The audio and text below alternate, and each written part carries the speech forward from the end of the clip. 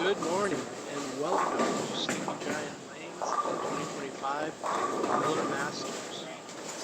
It is elimination day. These first matches, 16 matches. Winners will move on and the winner's bracket. Losers go to the elimination bracket. This is a double elimination tournament. Lose twice and you're out. These first matches are 2-game matches, total score to determine the winner.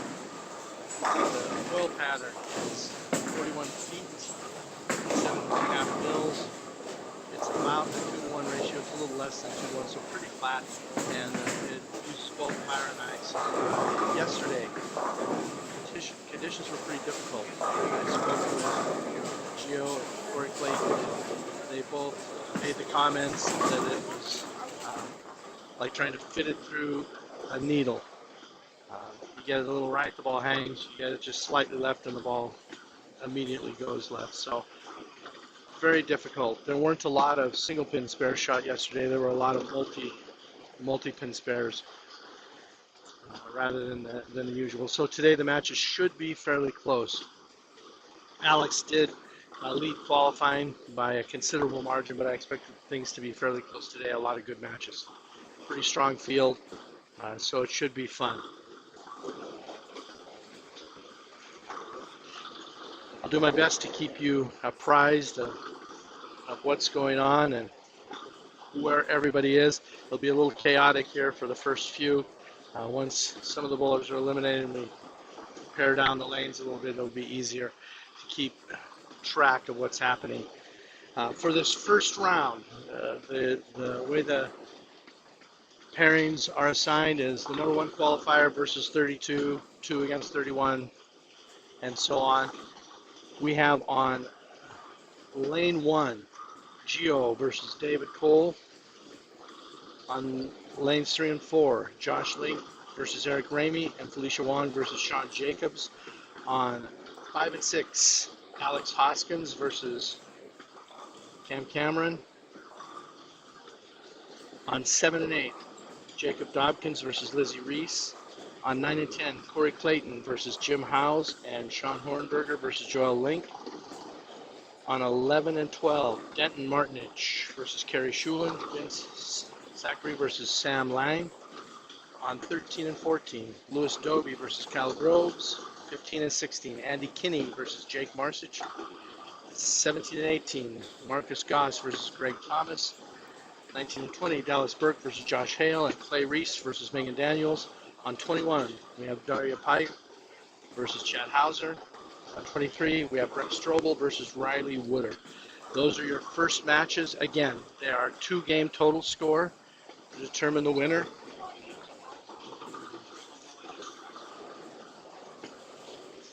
We'd like to thank the sponsors of this tournament: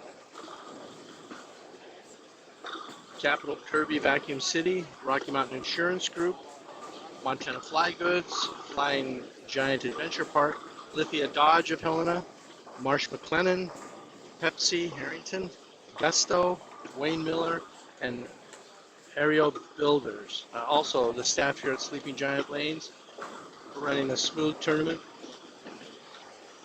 It's been an enjoyable weekend so far.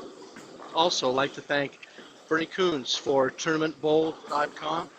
If you want to follow the scoring, watch the brackets, see what's happening, go to tournamentbowl.com, Miller Masters, Sleeping Giant. You'll be able to look at the winners brackets, and there's 2 elimination brackets, a losers 1 and losers 2. You can follow things there as well. So thank you to Bernie for that, and thank you to Tom Troskery for us streaming, bringing this to you so you can watch all of your friends. And thank you to all of you for tuning into 406 Streaming, watching your friends, colleagues out here bowl, cheering them on. I know we really appreciate that. And if you, here's the typical YouTube plug. If you have not subscribed, please do so. I know Tom, he's not into the whole how many subscribers can I get, but I know he does enjoy to see that subscription number to go up. So if you aren't subscribed, please do so. Hope you enjoy the bowling today. We'll be back with the start of this in just a couple of minutes. Thank you all.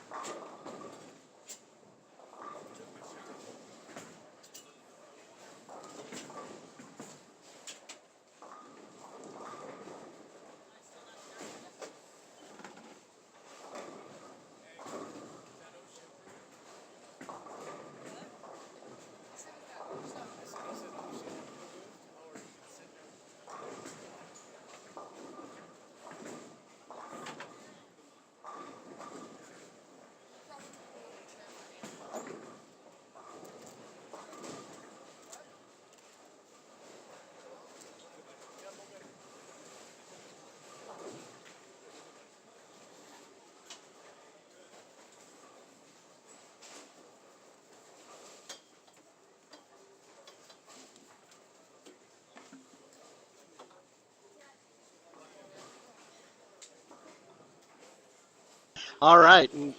We are about ready to get started here with the first matches. Again, two-game total scoring. Winners continue in the winners bracket. If you lose, you go into the elimination bracket. Lose two, and you are eliminated. So the first shot on 11 by Denton was exactly what we saw yesterday. Got the ball a little right, and it just hung out there, took out the 610. So you could see a bit of that today.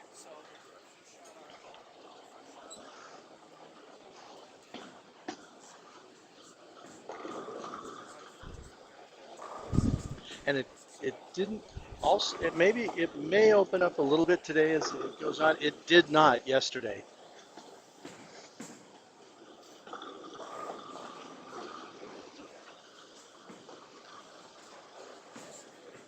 I know also guy to keep an eye on today, Josh Link. I spoke to him yesterday, and he said he wasn't feeling 100%, that his game was a little off. So he still bowled quite well. We'll see what he can do today. He's always a factor in these tournaments. Felicia also, I talked to her yesterday. She said the left side was very, very tight. Uh, Gio's comments about throwing it through a needle, she said it was that times 10 on the left side. So could be an interesting day. Felicia starts with a strike. Again, I will do my best to keep you apprised of where all the scoring is, what's happening, who's ahead in the matches.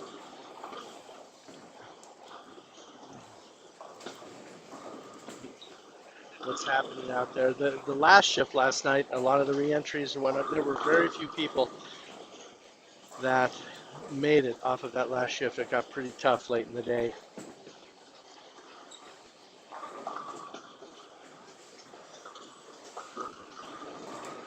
And we're seeing, right out of the gate today, splits, washouts. A lot of old Joel Link just left a 710 in the light in the pocket. So it's a continuation of what was happening yesterday.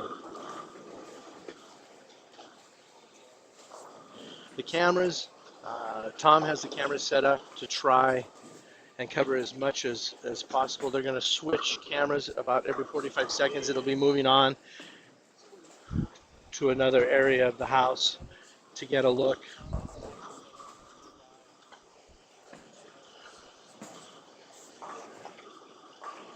And already early on in this, open frames popping up everywhere.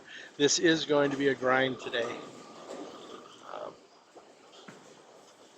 Executing is just at such a premium today.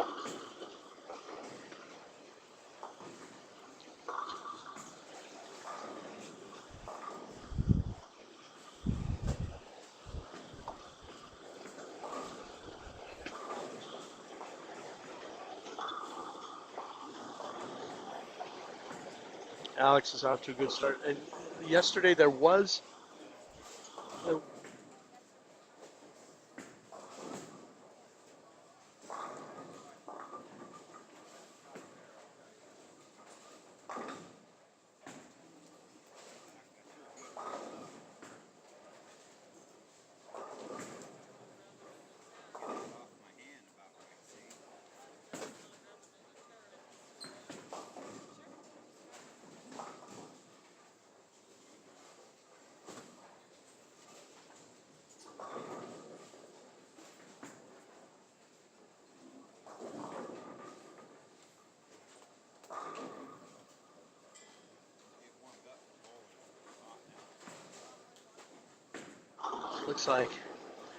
looks like Andy Kinney also maybe using urethane.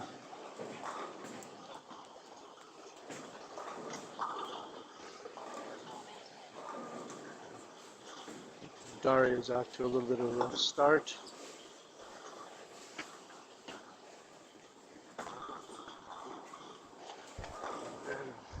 Larry Reese just struck a little high, but carried.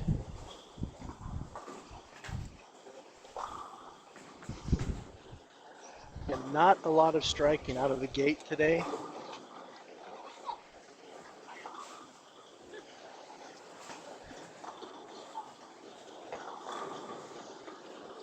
There are easily as many open frames out of the gate as there are strikes.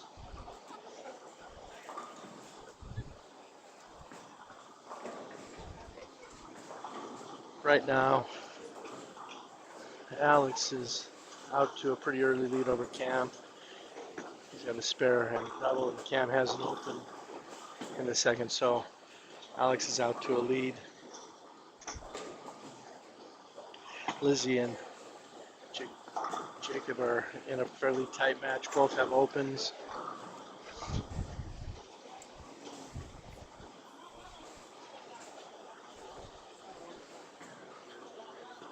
Gio's out to a little bit of an early lead.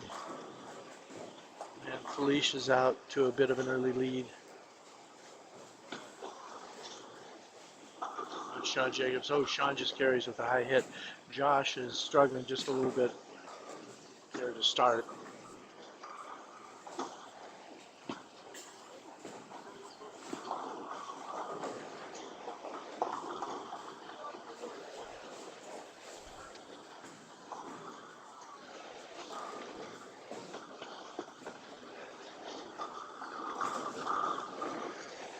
And early we have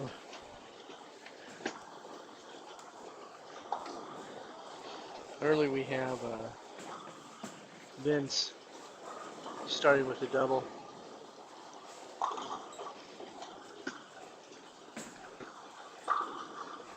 And he gets another. So he starts with a three-bagger. Vince has got a three-bagger. Sam is in a little bit of trouble. He struck the first frame, opened the second, and he's got a 1-2 to shoot at to win the third. Kerry Schuland is off to a good start in his match. That's one for the old guys.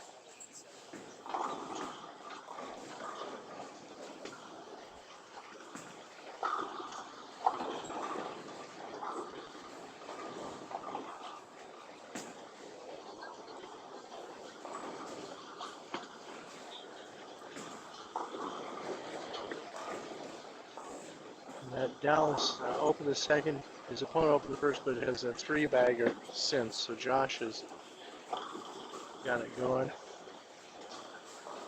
a little bit. And Clay is off to an early lead over Megan. He's doubled up in the second and third, and Megan has a split and open in the third. So he's got a little bit of a lead.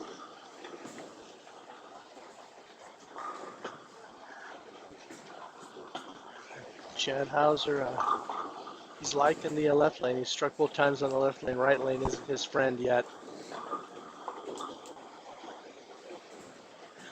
But Daria also has not struck yet in this match, so they still are fairly close.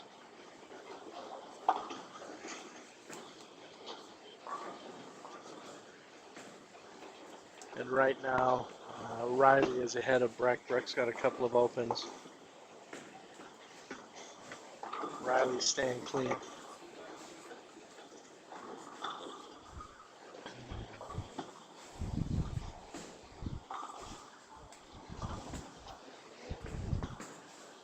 So most of the matches are tight.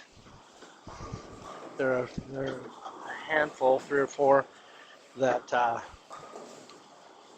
one person's jumped out to an early lead here in this first game. But for the most part, all of the matches are fairly tight halfway through this first game.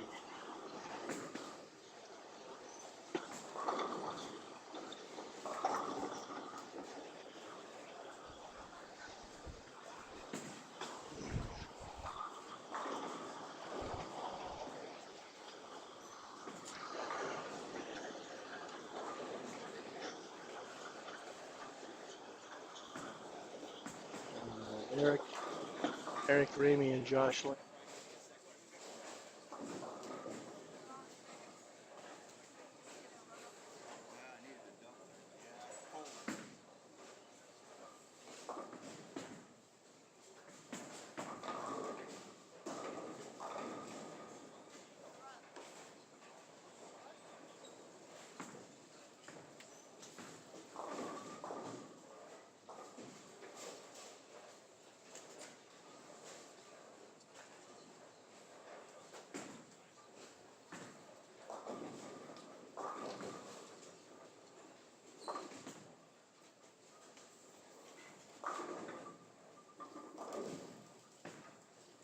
Shot's solid, and if I can get a strike, he really could use a double here to close it up against Gio. And Eric easily converts a single pin. So he's going to maintain, Eric will maintain a slight lead over Josh.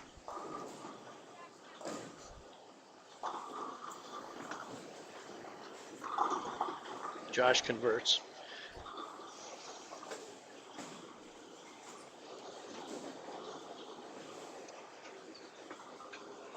And Felicia's off to a fairly hot start. She's got a 3-bagger to start the match and then a 9 spare in the 4th.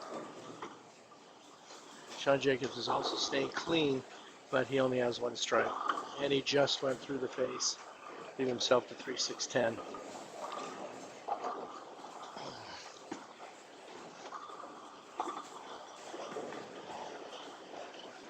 We have Jacob Dopkins and Lizzie Reese are in a very tight battle, but it's a grind. Lizzie's sitting with 54 in the 4th with his spare up, and Jacob's got 78 in the 5th. So that's a close match, but not a high-scoring match by any stretch.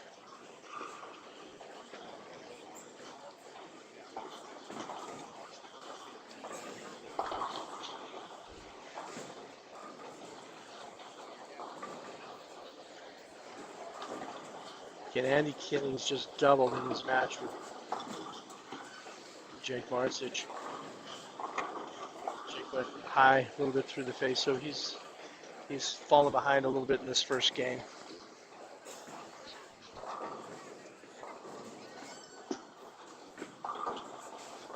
And Greg Thomas just doubles to put a little bit of pressure on Marcus.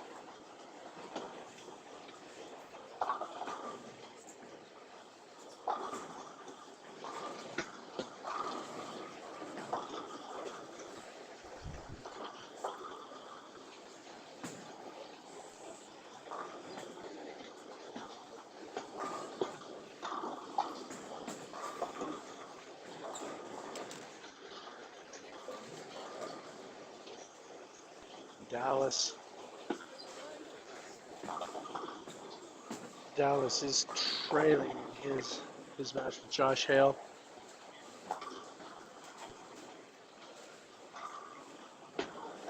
And Daria has fallen behind Chad. She's got 78 5th and a spare up, and Chad's got 67 in the 4th with a double up. So he's got a bit of a lead. Josh with a nice spare conversion. Clay Reese is remaining clean. Megan still has 1 open, so Clay has a little bit of an advantage in that match.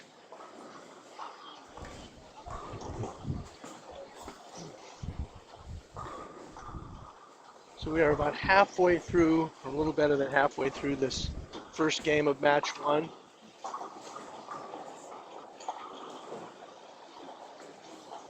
Kerry Shulin has now split 2 frames and has allowed Denton to pull even with him.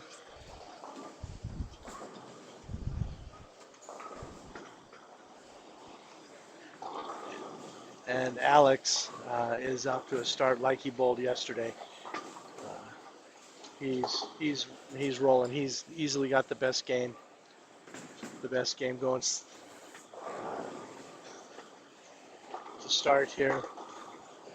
Cam, he's going to put Cam in quite a bit of a hole after this first game, it looks like.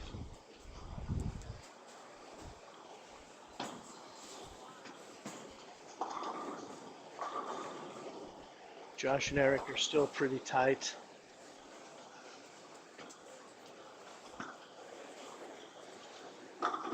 Oh, David Cole just flat 10. He had a strike up. He really needed that to close up on Gio. Gio split the 7, so he gave an opening to David. Josh with a strike, so he's doubled up. Eric's got the 310. He needs to convert that. That match is very close.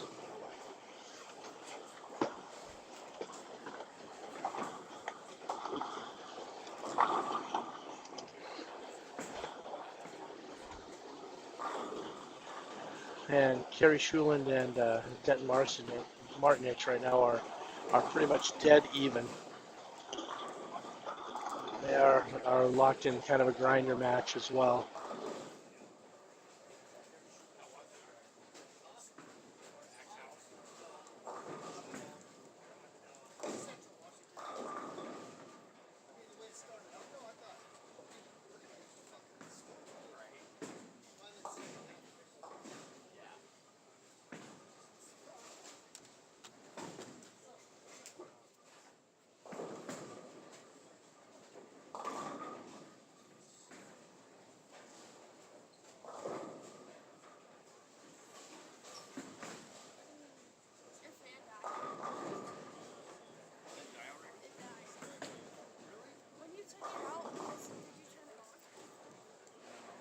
Sixth, Sam's got a strike up in the sixth, so if he doubles here, he will cut that deficit considerably.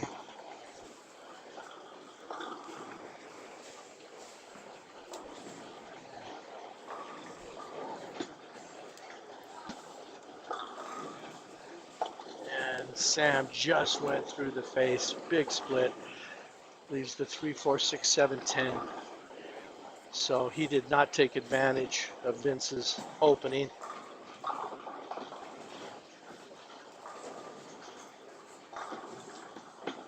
Clay has a strike up in the sixth and strikes in the seventh. Megan had doubled the fifth and sixth to help close in a little bit, and Clay has responded.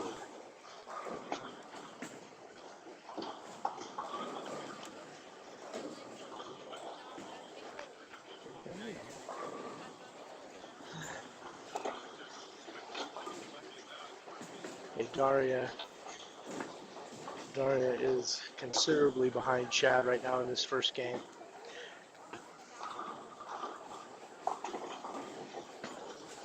She's got 126 in an open in the eighth. Chad has 134 in the seventh. Strike up in the eighth.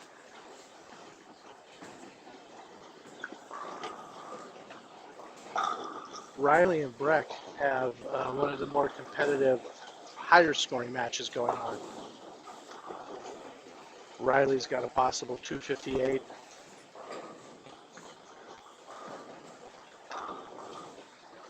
And Breck has a possible 213. So even with that 213, which across the house, Breck would be ahead of most everybody. He is not in this case.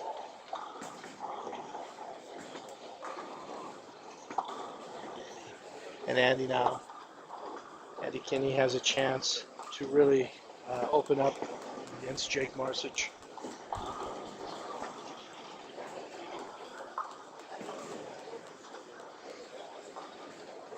And Kyle he's got a double up.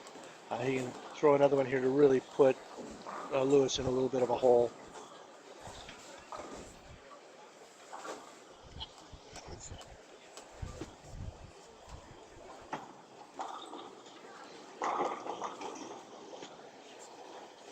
Joelle's starting to put together a little something and gaining ground.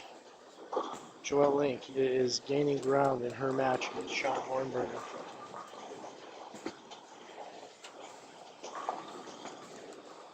And Corey Clayton is leading Jim Howe. But Jim Howe's just struck. He's got 146 in the seventh. Oh, I'm sorry. Wrong. I'm looking at the wrong score. He's got a possible 136 in the seventh. Corey Clayton will be in the 140s in the seventh. He strikes here and keep his advantage. Oh, and he goes through the face. So Jim's going to be able to close up a little bit on Corey.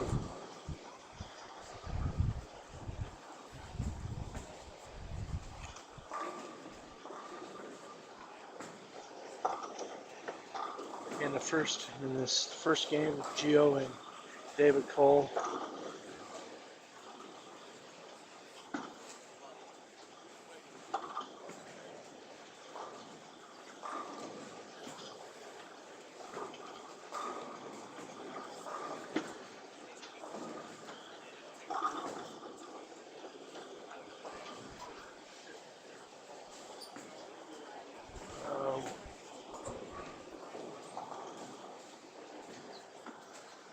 Gio is going to win this first match.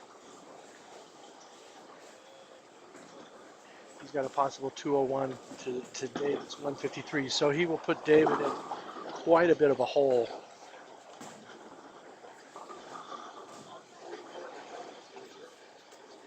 And Alex has Cam in quite a hole to start as well. Alex shoots 224 the first game, Cam shoots 160. Gio does shoot 201 to David's 153. So both of those, both Alex and Gio have put their opponent in a pretty deep hole going into this second game.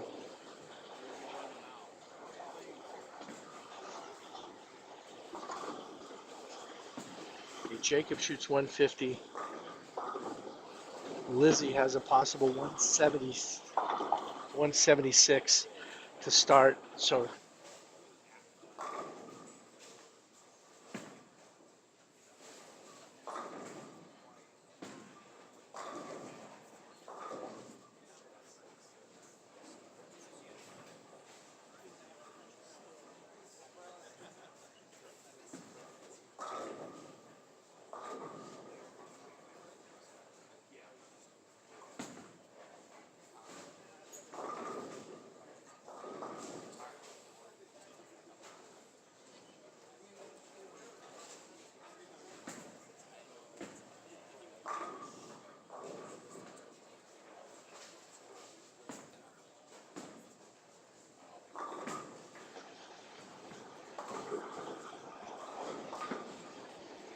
Chad Hauser shot 191. Daria has a possible 186. So she goes off the sheet. She can close up quite a bit of distance at the end of this first one.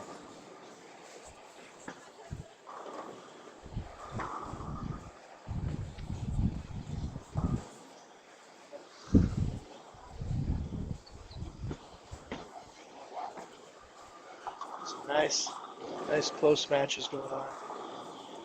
Carrie Schulen's doing one for the old guys.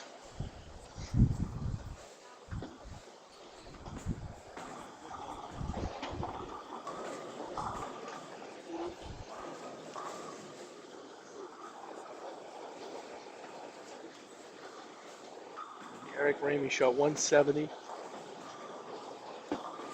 his first game. Oh, Josh.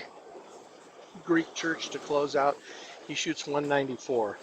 So he has a bit of an advantage going into game two.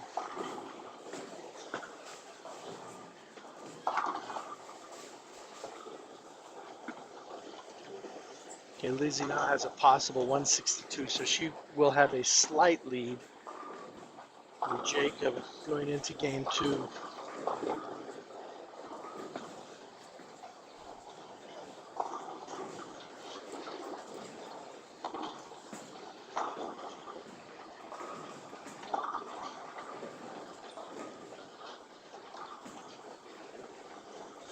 And Daria did go off the sheet, so she closed up quite a bit on Chad. So he shot 191, she shot 186. So there's just a 5-pin deficit for her going into game two. So that was pretty clutch shooting for Daria at the end of that.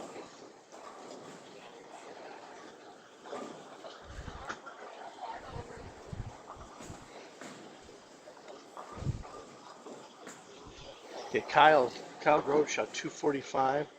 Best Louis Dobie can shoot is 180, so he's in a pretty deep hole to start.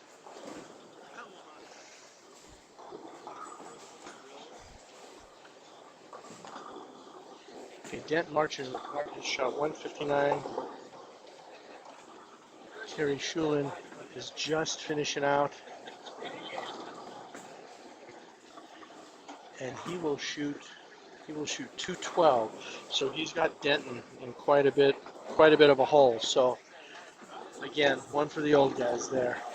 Lewis splits his first ball in the 10th, so he is going to be in a huge, he's going to be down by almost 100 to Kyle going into this second game.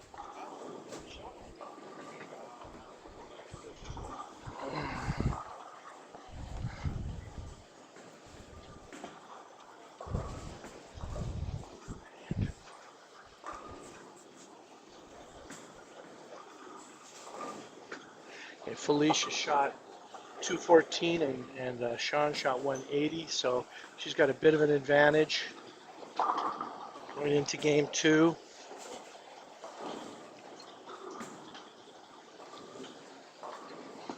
Jim House shot 170, and Corey opens the 10th for 189. So Jim is not at a huge deficit to Corey there.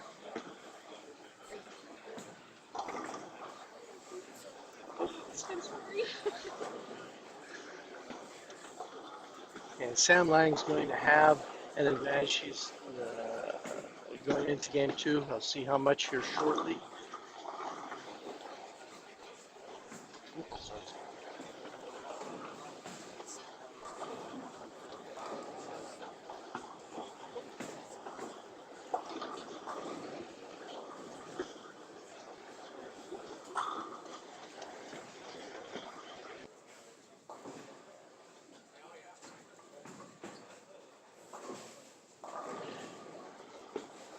And Josh Hale shot 187 and Dallasberg shot 162. So Josh has a bit of an advantage. Clay just split the 10th. He let baby split against Megan. Megan has a strikeout. She can shoot 206. Clay's already at 213, and Megan goes a little bit wide. She had a chance to close the deficit some more, but really she's not in a very deep hole.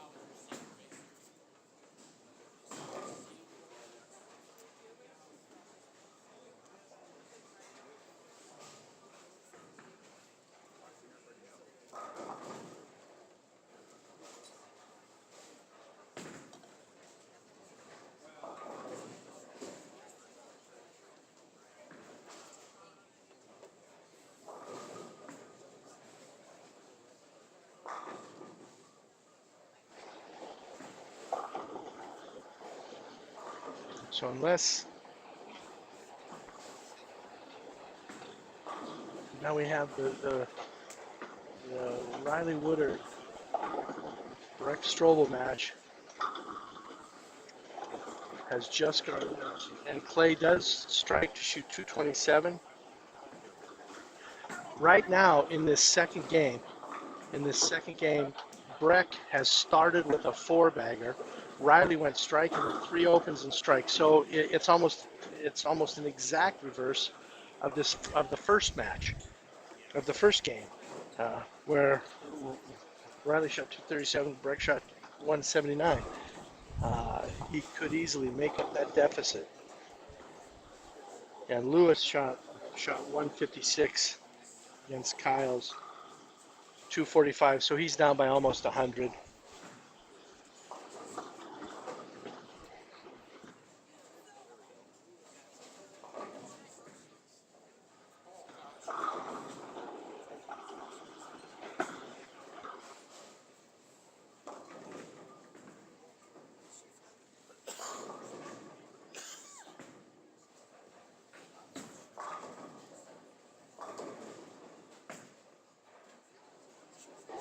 Okay, so Vince shot 189 to Sam's 164. So that one also is very close.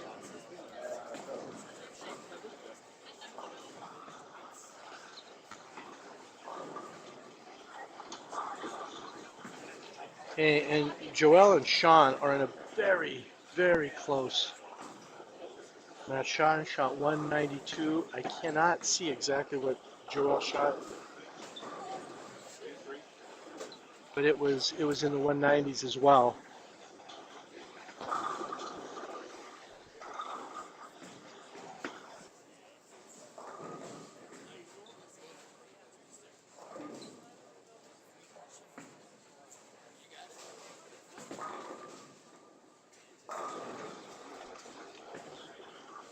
So Joel shot 199 to Sean's 192. So that's a very close match.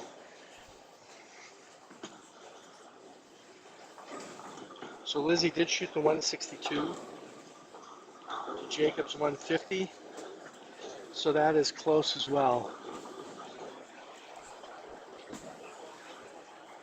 Let me pick up a score between Marcus and Gray. See what they did the first. So Marcus shot 170 and Gray shot 177. So that also is a tight match going into game 2.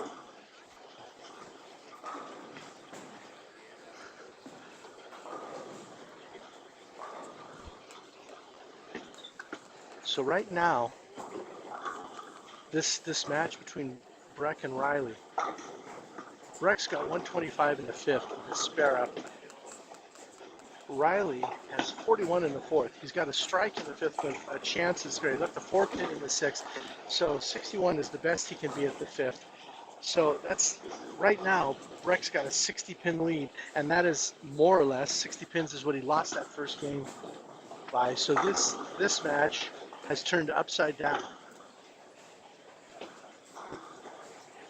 That huge lead of Riley's has disappeared, and now they are pretty even.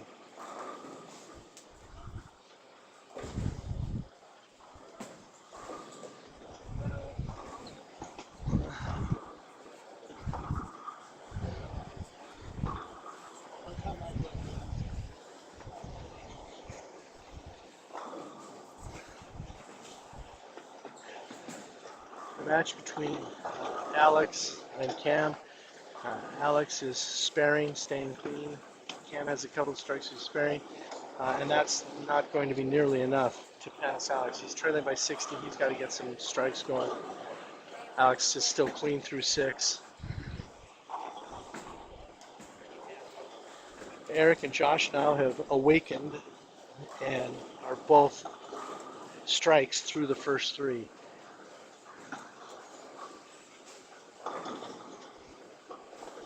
Josh just went through the face, left the 310. Eric has a chance to take advantage of that.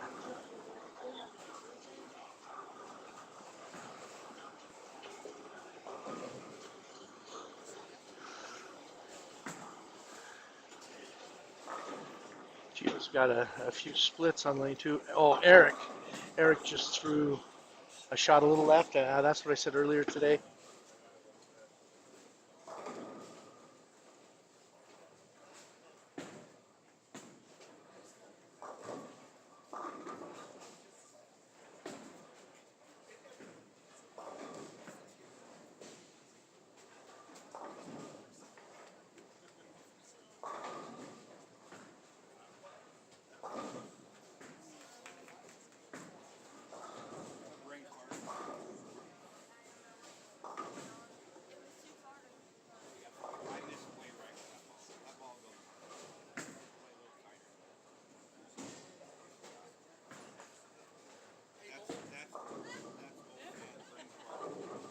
Chance here to strike and really almost put this one away.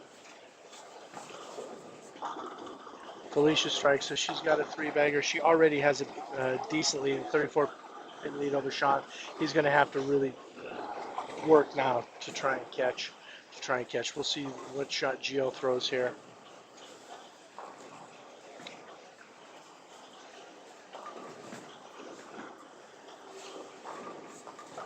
And he goes high, just leaves the 3 pin.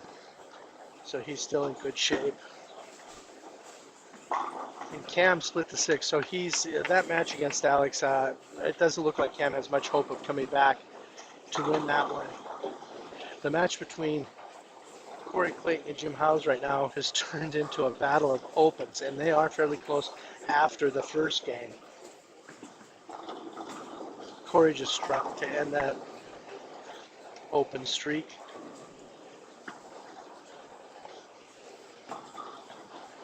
Denton just washes out, and he is trailing Carey by a reasonable margin. Carey's so far staying clean.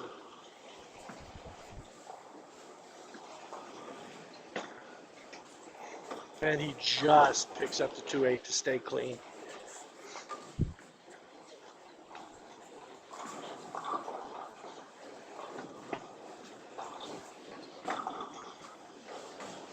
Marcus Goss got away with one a little bit left.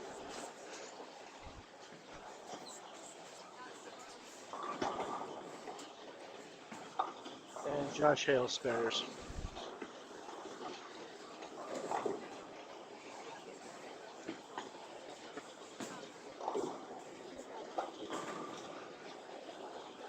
So he does not have a huge lead over Dallas, and Dallas has started with a 3-bagger, so things are changing there.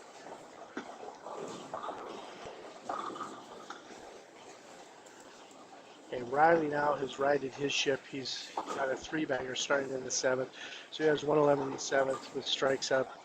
So he's got a possible 201. Breck did not strike in the 9th. If he converts this, he has a possible 232. So he's going to need some help from Riley now. Riley looks like responded well enough with that big lead he established in the first game. And Breck converts. So he has that possible 232. Riley possible 201. So Breck really needs to go off the sheet. He's got to get 3 here to stay alive.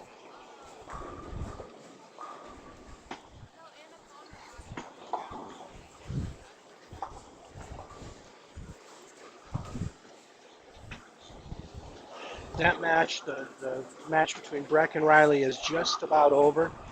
There are a lot of matches still that are early.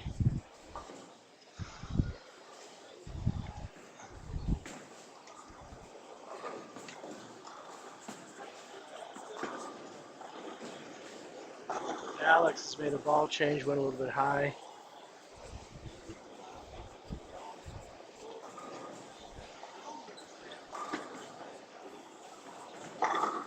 And Josh strikes. Let's see if Eric can do the same, respond with a double. Right now, Gio and David are even in this match, but Gio has almost a 50-pin lead, so David's really going to have to do something to catch Gio. And Eric goes through the face. So that gives Josh a decided advantage in their match. Alex converts, so that match is just about over.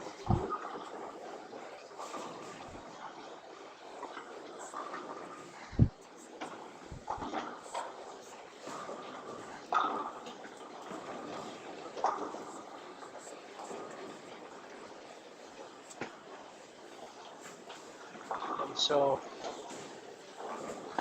Breck shot 207, and that is not going to be enough. That's not going to be enough, so Riley is going to win.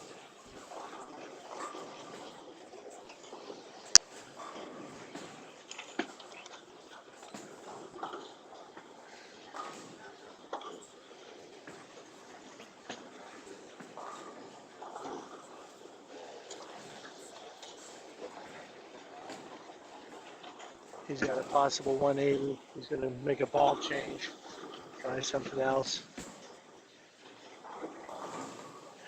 Chad and Daria are still close.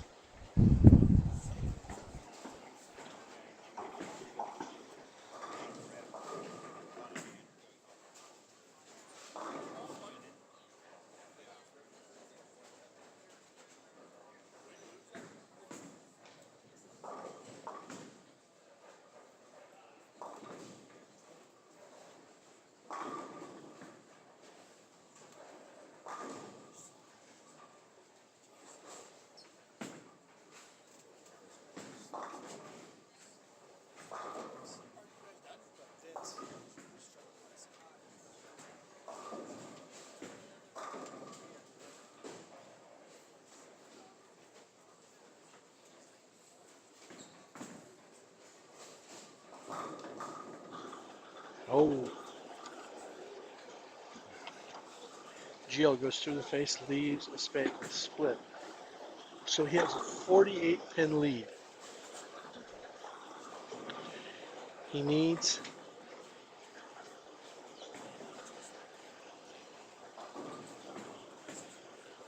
He needs one of these.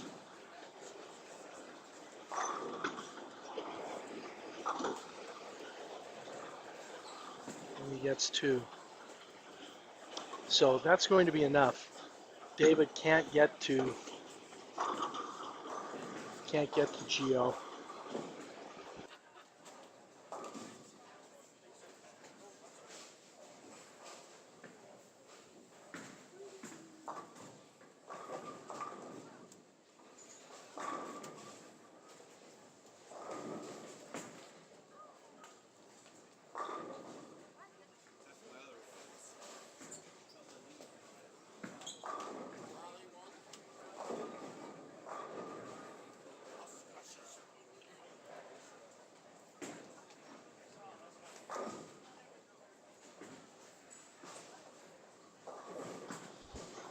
So Gio's going to win that match against David.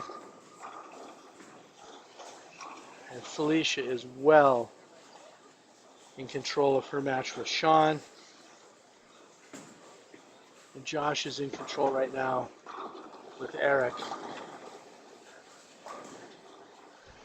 Alex is in control.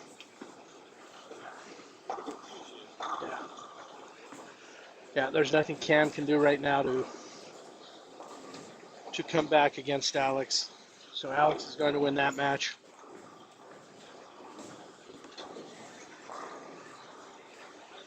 Lizzie is in control in her match, but that one still is a little bit close.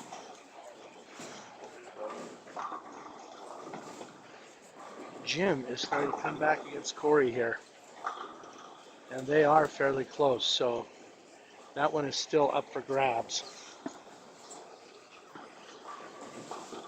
Corey misses the head pin right.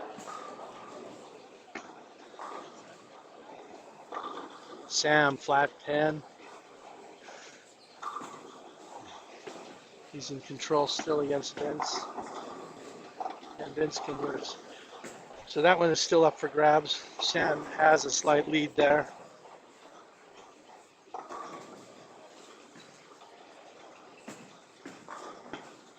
And McKinney is a little bit behind in this game against Jake. That match is still up for grabs.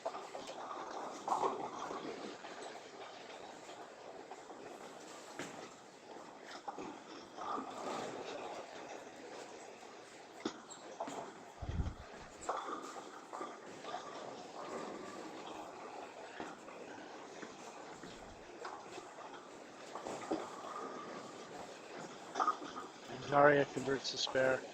She has 99 in the 7th, the spare up in the 8th. Chad has 96 in the 6th with the strike up in the 7th.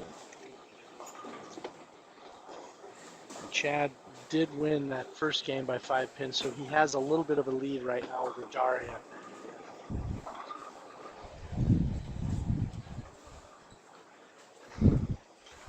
So if Chad just keeps pace, he will win that match. Lewis is trying to claw his way back against Kyle a little bit, but I think it's going to be a little too late. He just got too deep of a hole to dig out of. Strikes again, though. He's got a 3-bagger, 4-bagger.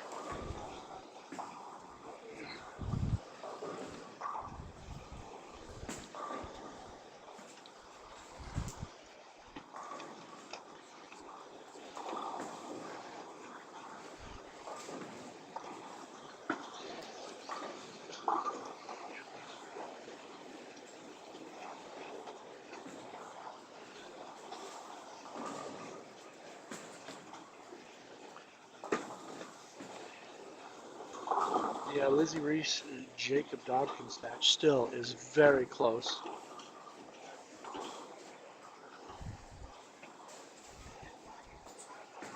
Josh Link now is taking control of his match with Eric. Eric was trailing going into this. If Josh strikes here, yeah, that one's over. Josh is going to beat Eric.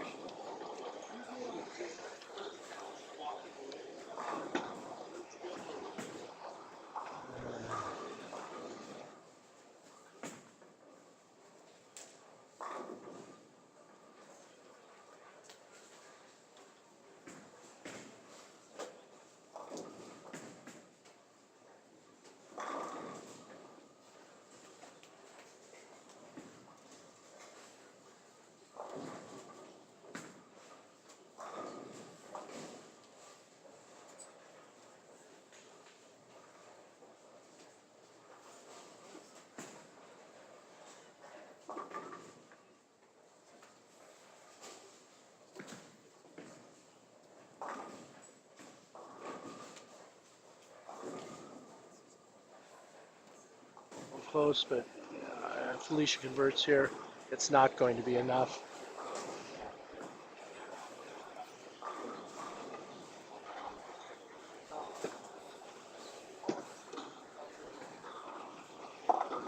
Corey just went through the face, Corey Clayton. He has a slight lead over Jim overall, but Jim is ahead in this match, so it is very close. This match is very close.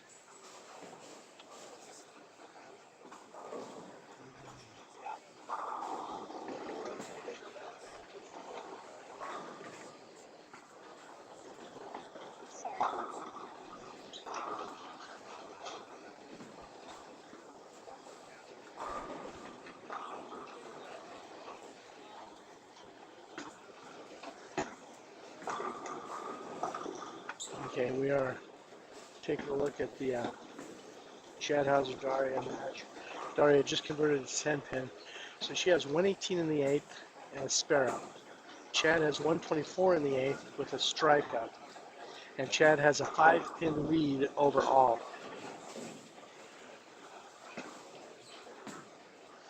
So Daria is going to have to go off the sheet here.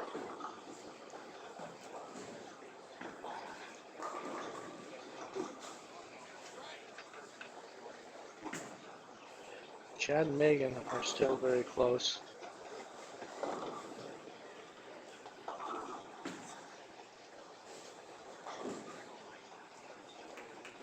Or Clay and Megan, I'm sorry. Still watching Chad and Daria. Josh misses, Josh Hale misses. And he did not, he had a 25 pin lead. Okay, Daria strikes. Josh had a 25 pin lead after one, but he is down by more than that to Dallas right now. Oh, and Clay just opened the 7th. So Clay has 101 in the 7th. Megan has 78 in the 5th with a strike up in the 6th. He really needs this double here. A double here will start to make some inroads on the deficit she has to Clay.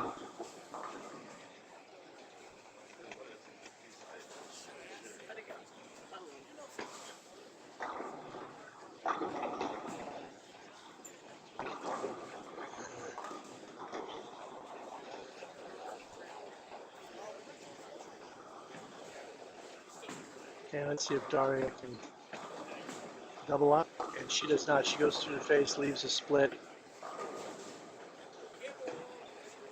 So 158 is the best she can shoot.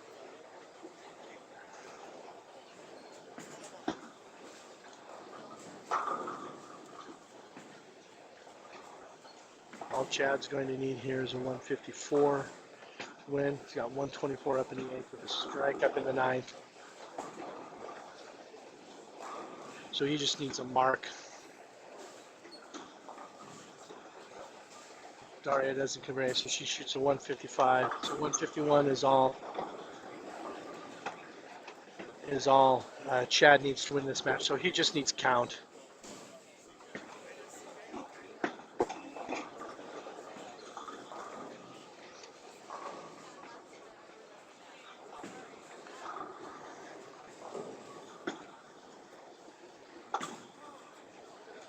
Let's see if Chad gets enough count that we can just declare him the winner here.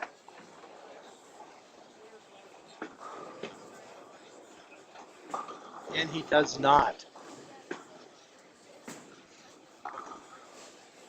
He gets 5 on his first ball. So he needs 4. He needs 4 of these. He needs 4 of these to win.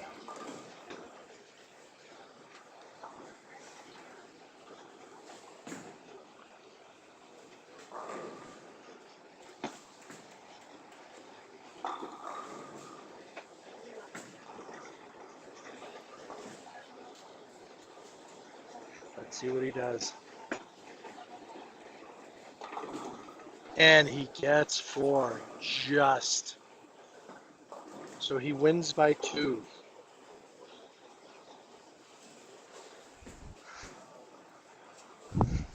So that was a close match. Closest match we've had here this morning.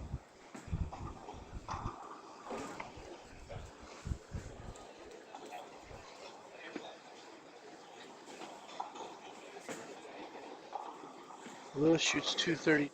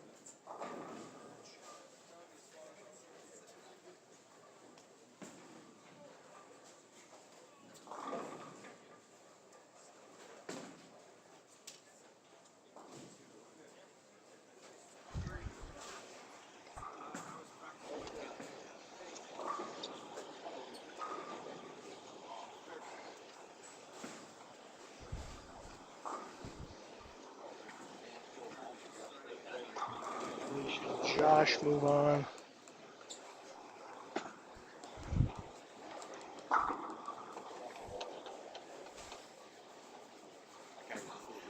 Lizzie also will move on. She defeated Jacob.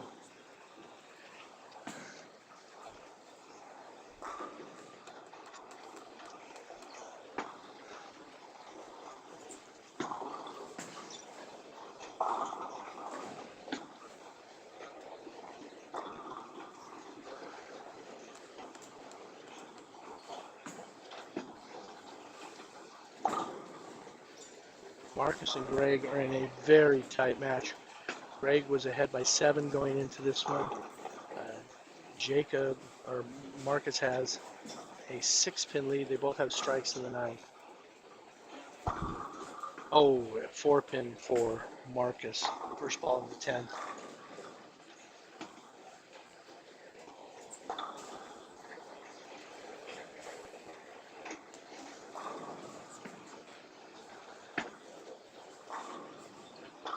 Andy Kinney strikes, so he's doubled up. He already has a lead. He was ahead by 13 going into this second game. And he now is pulled even. One more strike here, he can shut him out. Okay, now this is a big shot. This is a big shot for Clay.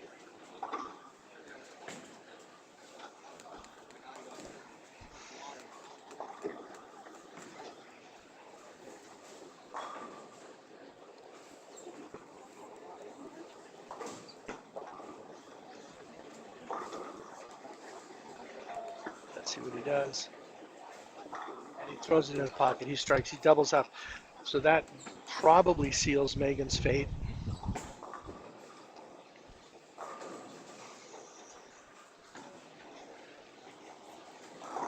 And he converts a spare here. That gives him a possible 190. So he cannot be shut out.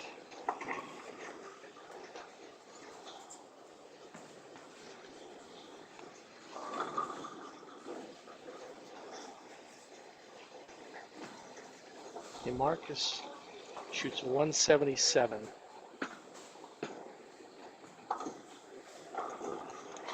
And he does spare, so he can't be shut out by Jake. 177 by Marcus. So Greg needs a 171. He's on that pace. If he goes spare strike, he's in good shape. If he strikes here the first ball in the 10th, he will shut out. He will shut out Jake. Or Marcus, I'm sorry.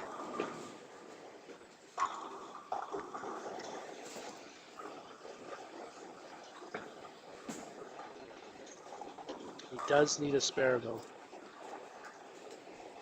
And some sort of mark.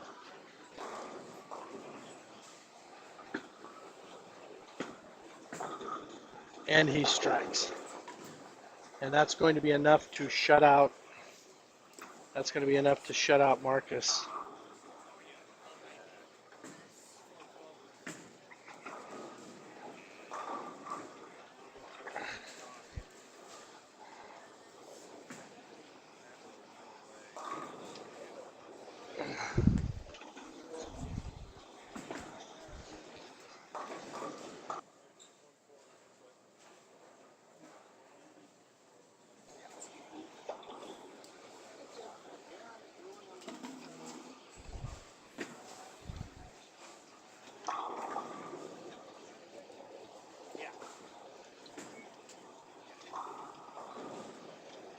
Okay, so Corey Clayton wins his match.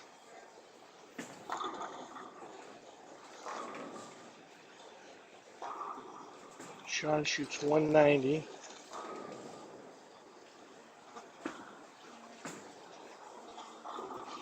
Joel already has enough, so Joel is going to win that match and beat Sean.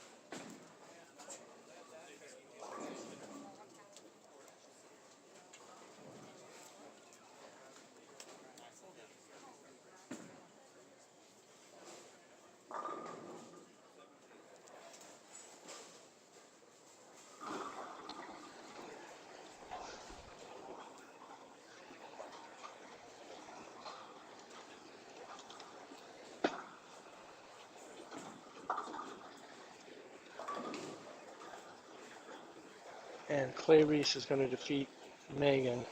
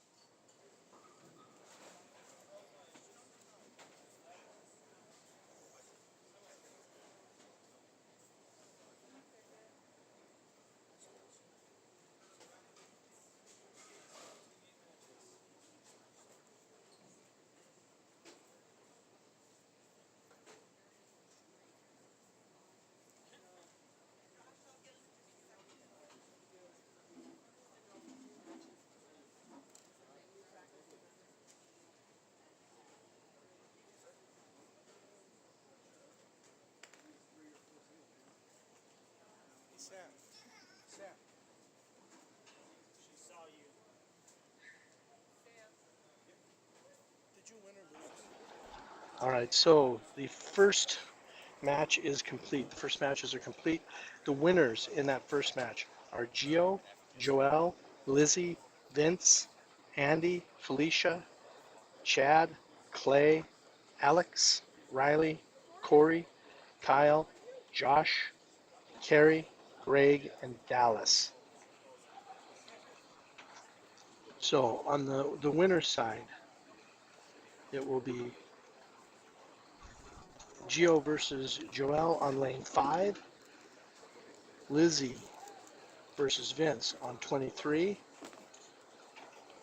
Andy versus Felicia on 11, Chad versus Clay on 17,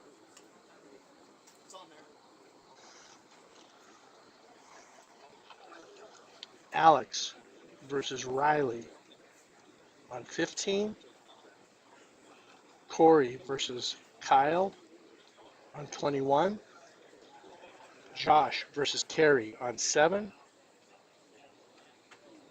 Greg versus Dallas on 1. So those are the people on the winner side. On the elimination side,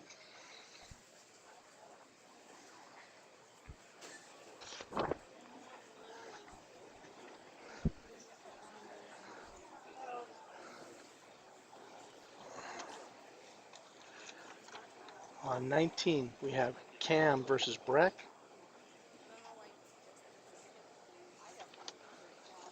On 23, we have Jim versus Lewis.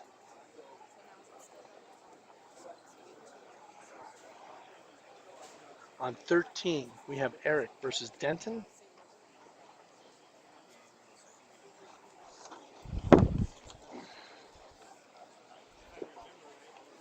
On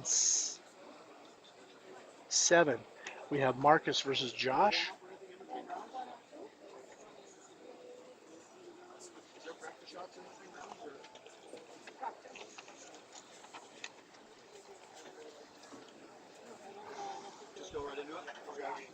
On 3, we have David versus Sean. On 9, we have Jacob versus Sam.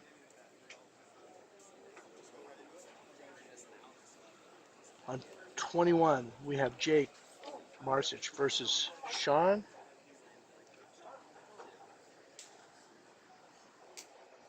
And on lane 1, we have Daria versus Megan. So those are your matches for round 2.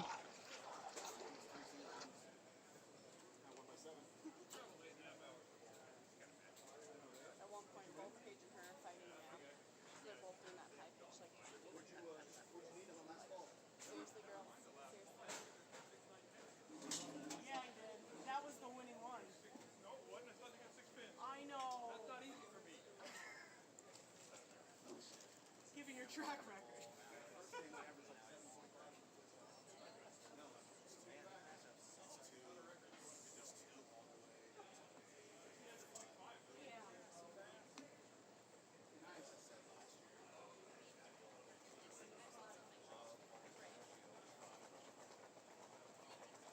We're in that point where people could go away. It is total pinfall over 2 games. I'd like to thank the sponsors for this tournament: Capital Kirby Vacuum City, Rocky Mountain Insurance Group, Montana Fly Goods, Flying Giant Adventure Park, Lithia Dodge of Helena, Marsh McLennan, Pepsi Harrington, Gusto, Wayne Miller, and Ariel Builders. There are tournaments upcoming for those of you that are interested. Next week, the 12th through the 14th Championship Bowling Masters at Spare Time Lanes down there in Roy, Utah. 27th and 28th of September is the Martinich Ladies Tournament in Butte, Star Lanes. October 4th and 5th is the John Willie in Great Falls. October 10th through the 12th, it's the Bowler's Edge Shootout at Fireside Lanes in Billings. November 7th through the 9th, the Junior Ring and 10 at Star Lanes in Butte. November 15th and 16th, the Ladies Scratch at Little's Lanes in Great Falls. December 5 through 7 is the 406 Open at Little's Lanes in Great Falls. January 3rd and 4th, the 4090 at Little's Lanes. January 17th is a youth tournament, the Masterettes at SGL. January 30th, February 1st is the Carly and Sonia Dane tournament at Alley Cat and Shoto. That's a great tournament. Good old time bowling, small house, a lot of fun. Well run. Paul does a great job up there. February 13th through the 15th, the Scratch Tournament at Lucky Strike Lanes in Ronan. Again, another great Scratch Tournament, small house. Tim Corbett, Lisa Corbett do a great job. March 8th, USA Bowling, the Mountain Division Regional at Sleeping Giant. March 14th through 15th, the Gerhardt in Bozeman at the Bowl. The 20th and 20th through 22nd, Ring and 10 at Star Lanes in Butte. The 25th and 26th is the Women's Open at Lucky Strike Lanes in Ronan. So we're just getting started here on the second go-round. Gio just said the first one hurts, and I got to say to Gio, you know, I'm old. For me, the first 2 or 3 games hurt.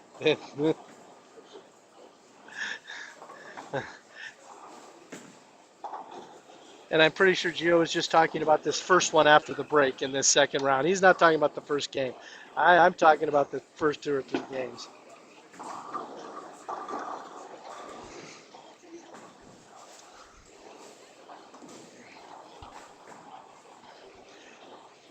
So match 2 is underway. Again, if you want to follow the scoring, you can go to tournamentbowl.com. It's the Miller Masters at Sleeping Giant. The brackets are there, the winner's bracket, and then there are 2 elimination brackets, the loser 1 and loser 2. You can follow to take a look at what's happening there scoring-wise. Remember, this is a 2-game total pinfall that will determine the winner of the match. While we're thanking people too, I'd like to thank the staff here at Sleeping Giant Lanes, putting on a great tournament. Everything is run very smooth. Thank Bernie Coons for running Tournament Bowl, keeping all the scores updated, keeping everybody in line. That's his job. And Tom Croskery for 406 Streaming, setting all of this up so you can watch your friends, neighbors. And thank you to all of you for tuning in. And Tom would appreciate it. If you haven't subscribed, please do so. He's not chasing a dollar or anything, but he likes to see those numbers go up. It makes him feel good when he knows people are watching and subscribing to the stream. It makes it kind of worthwhile for everything he does. So please do that.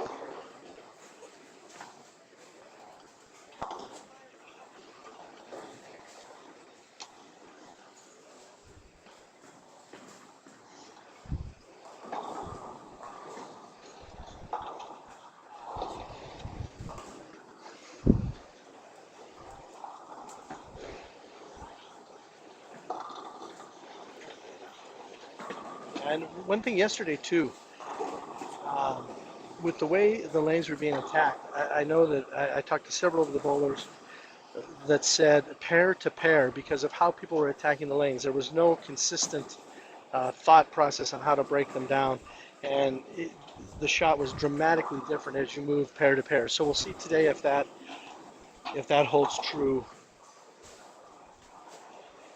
That adds just another little wrinkle of difficulty into the whole thing.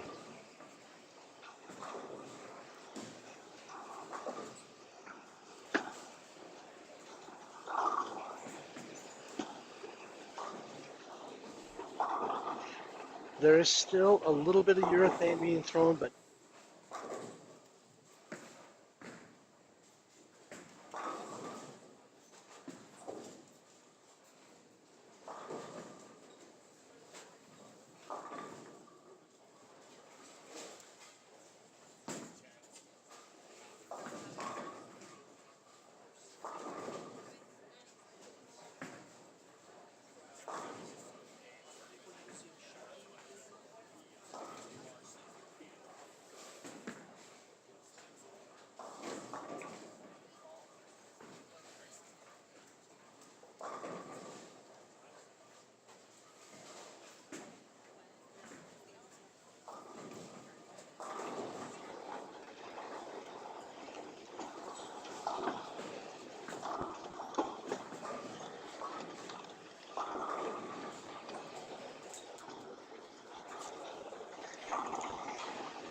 not a lot of strikes out of the gate in match 2.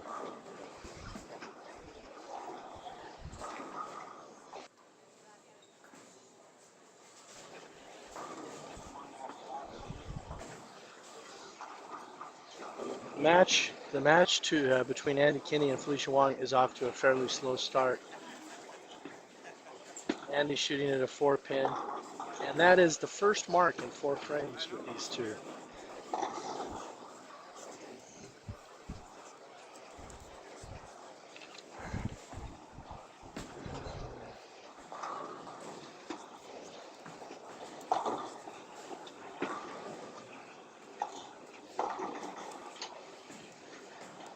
The Jocelyn Carey Schuler match could be interesting. You've got the old man stroker versus the power king out here, so that'll be one to keep an eye on.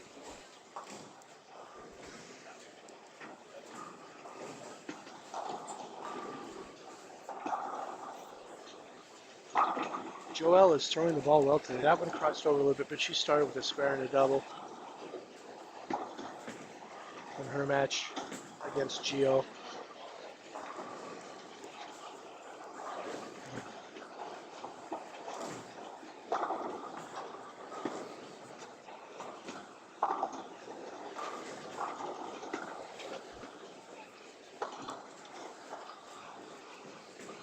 So we will have some bowlers eliminated after this. Oh my gosh, Joel just missed a single pin, missed a 3-pin. Not something you really want to do today. It's tough enough.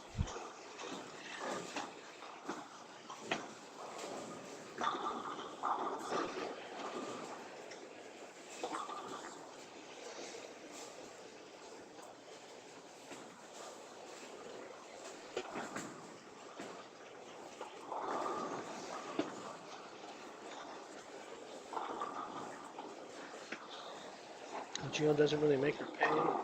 Felicia solid right in the pocket. So after 2 opens to start this match, Felicia strikes.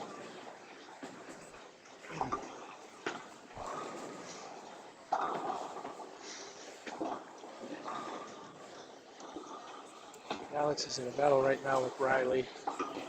They are very close. The match between Clay Reese and Chad Hauser. Chad Hauser has opened the first 3. Clay opened the first 2 and struck in the third. So Clay and Chad are at a bit of a grind.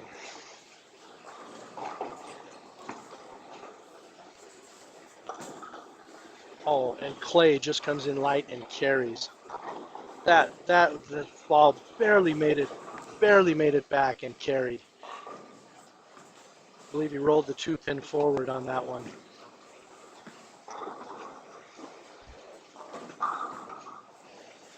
Riley with a strike, so he's taken a bit of an advantage over Alex in this first match.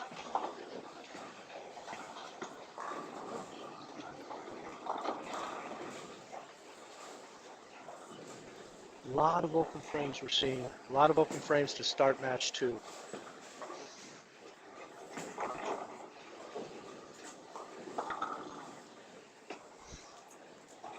This is going to be a grind today.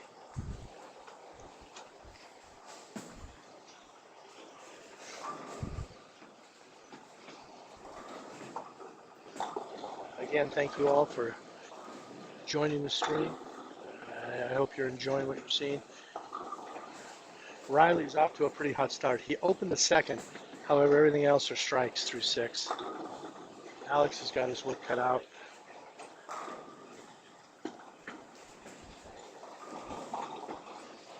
And Andy's off to a slow start against Felicia. Felicia started slowly, but doubled after that slow start.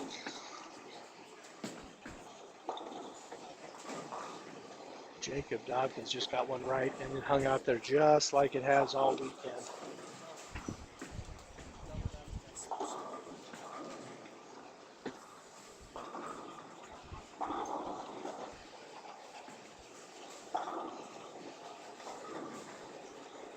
And we'll see how Joel comes back after that single pin miss. Gio did open the 5th.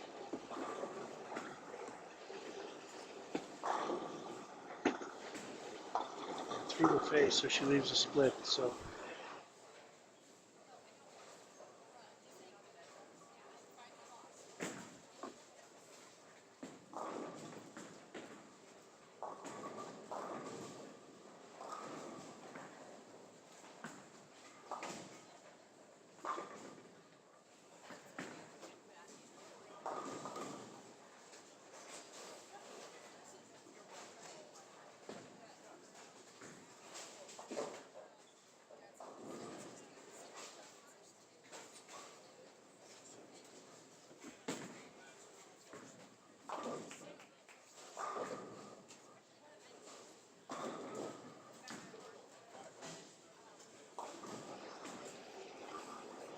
she has a slight lead over Daria.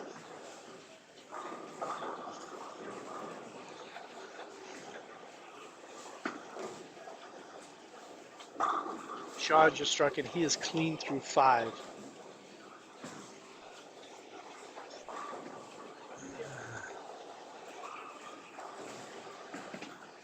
Okay. Daria converts the spare. See what Joel can do after 2 opens.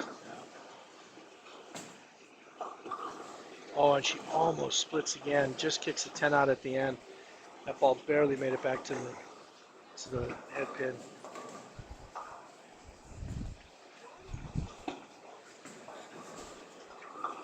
Megan. The ball does not come up, washes out. So she has a slight lead over Daria, but it will go away if she doesn't convert this washout. And Sean doubles. So he draws first blood pretty much in his match against David.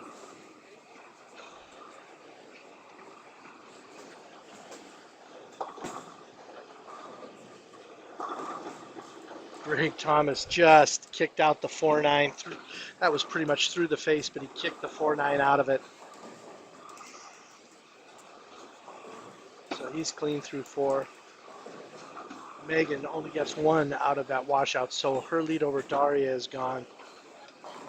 And Sam got one right, and David got one right, and it did not come back. So Sean has control of that match right now in this first game. And Kerry Schulen right now is in control of his match with Josh. Josh has a split here to shoot at, and he converts it. So he keeps from falling. He keeps from falling any deeper. So in this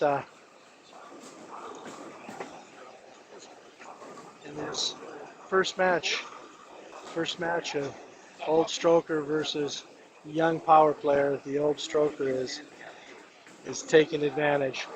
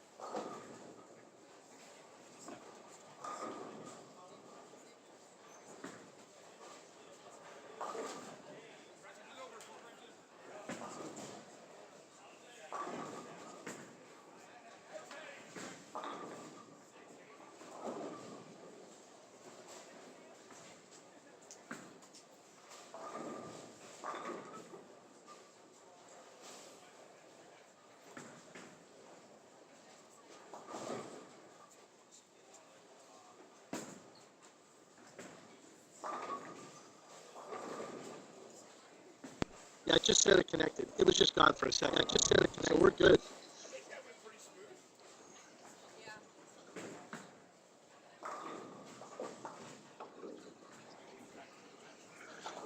So Daria and Megan are in a very close match. Greg has control of his match against Dallas.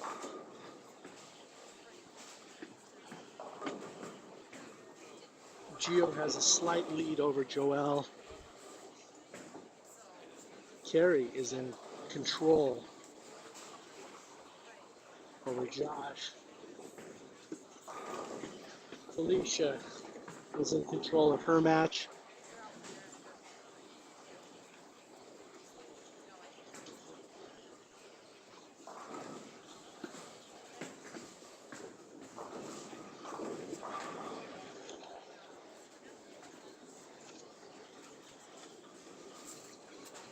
On 13 and 14 here, this match between Denton and Eric.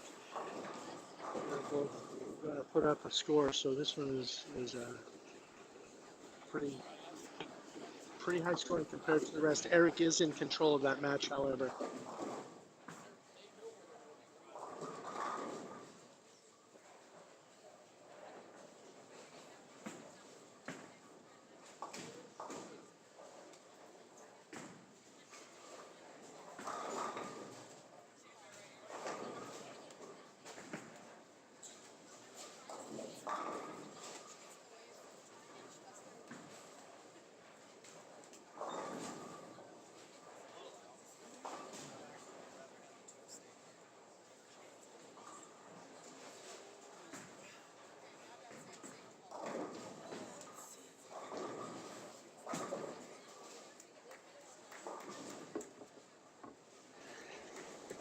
Lizzie and Vince are in a fairly close match.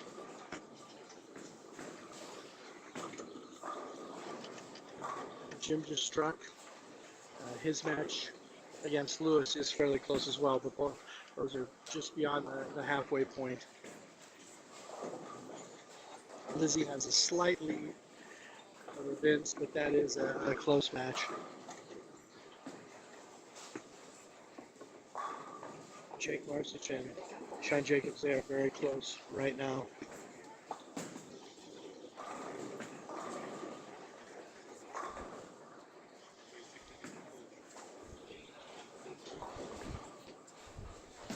Riley can go off the sheet for 247. Best Alex can shoot is 209.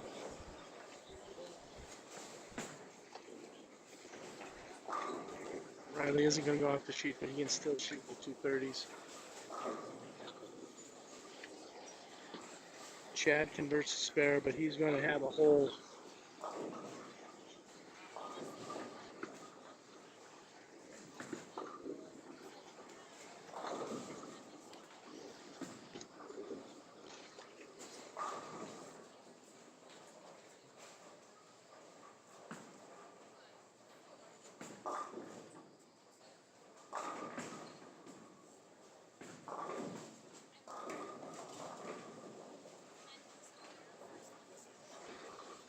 Okay, so Eric shot 209 and Denton shot 195 the first match. So Eric has a bit of a lead going into game two.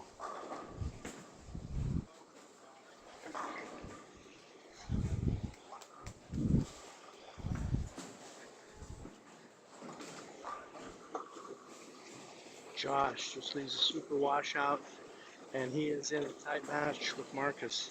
That's expensive.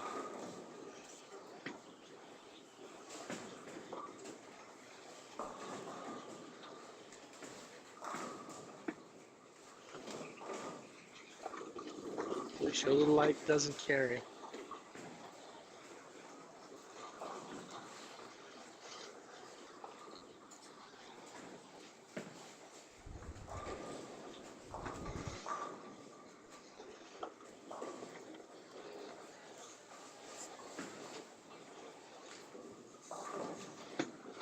So Riley shoots 236. To start, Alex still has 209 possible. Does not carry. So he's got 198 possible, so that's going to give Riley almost a 40-pin cushion going into number two, game number two. Cam has finally struck 8th frame, first strike of this game. Clay does not convert a washout on the 10th, but shoots 216.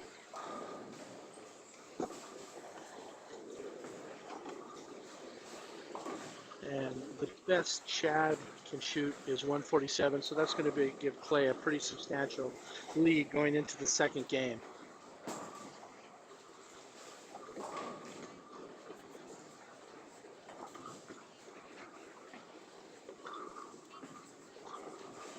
Breck is in a tight match.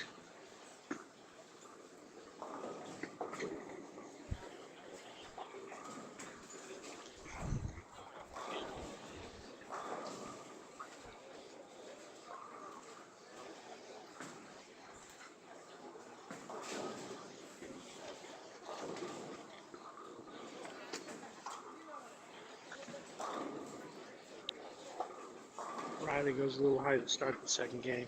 He is in control of his match with Alex. Felicia's got a 205 possible.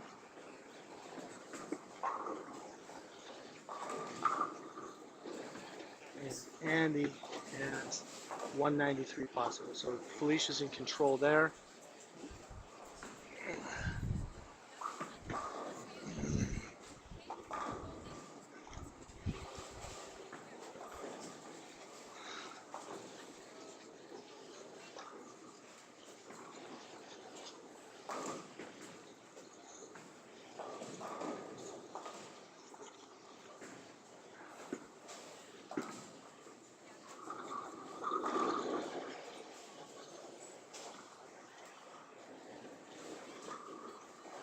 Sean is in a tight one with David.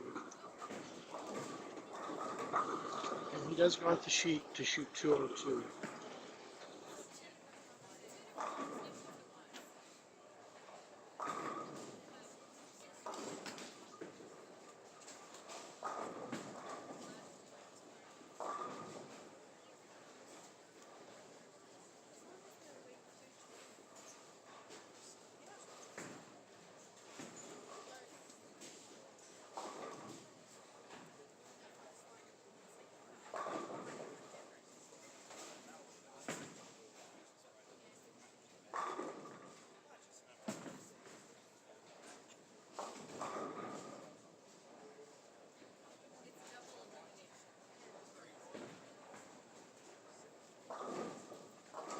173. So Felicia's going to have Andy in a little bit of a hole.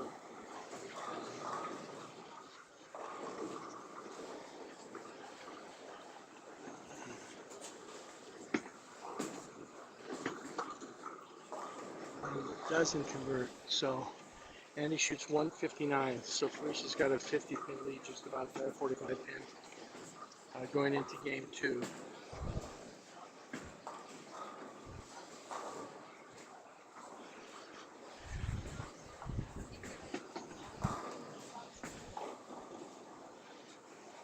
Joel shot 190 against Gio. Gio has 189 possible, so that match is very close with one game to play.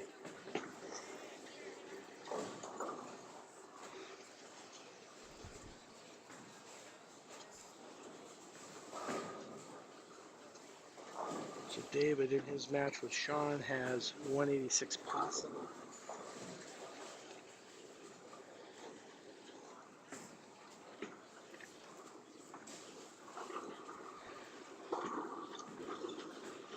Throws it into the dish. So 176.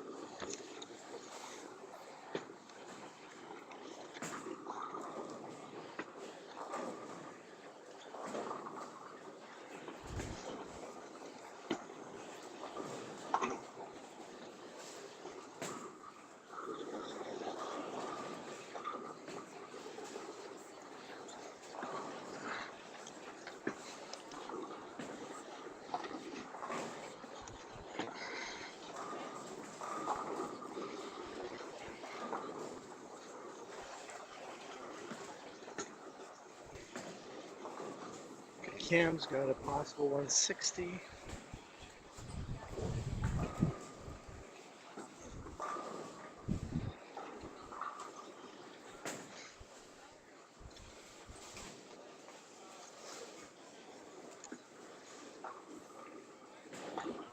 Fair. Okay, Sam Lang shot 204. He's going to have a lead over Jacob.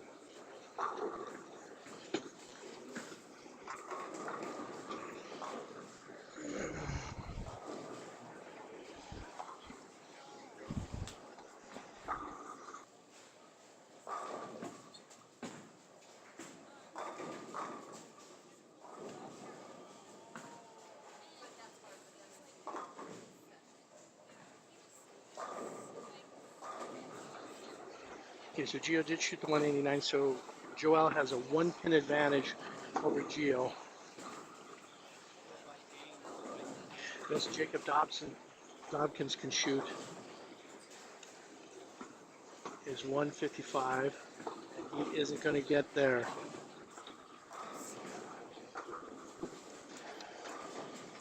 He shoots 151, so Sam's got a 50 pin lead.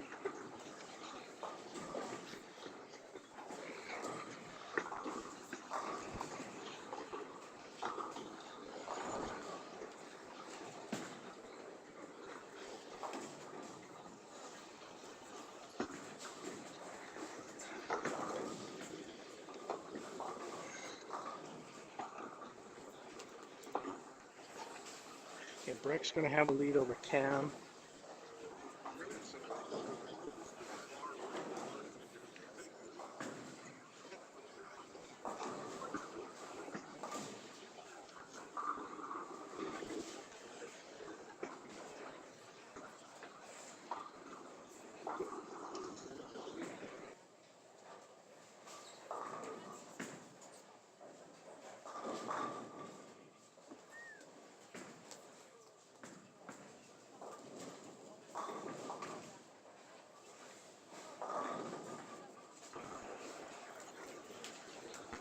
Cal and Corey Clayton are in a pretty tough one.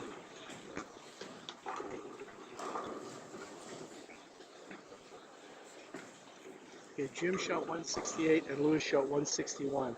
So that match is still very close with one game to go in there. Shootout.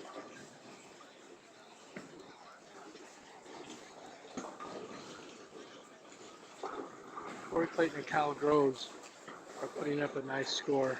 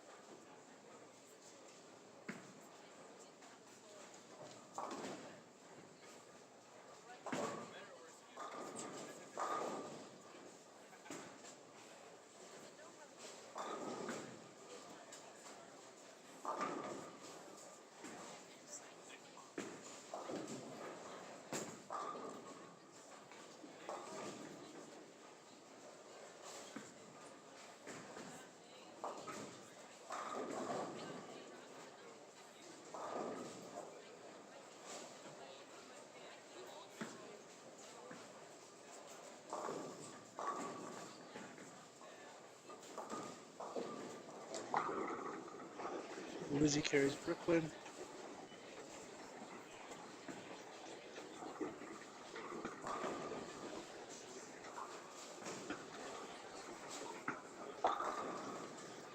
Cal carries, so he shoots 236.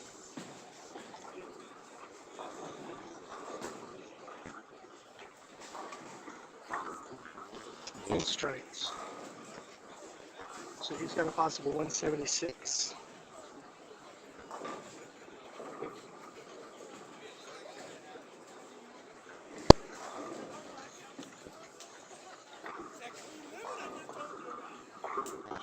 Lizzie gets 8.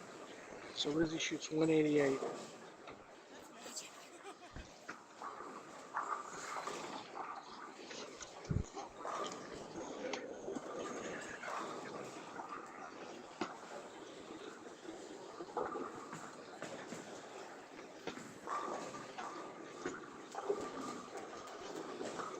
And Vince does not strike. So he shoots 175. So Lizzie has an advantage in that match.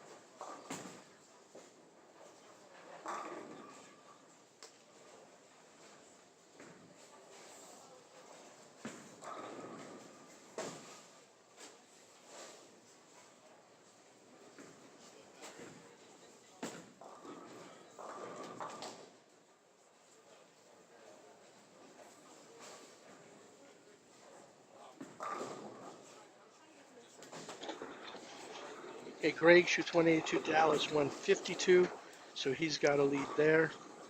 Megan shoots 194 to Daria's 162, so she has the lead in that match.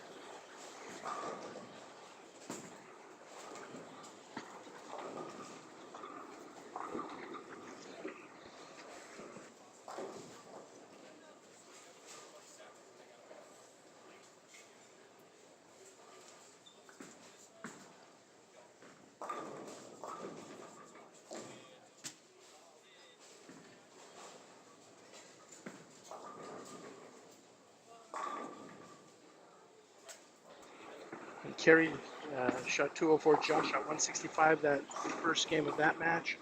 So Kerry has the lead there.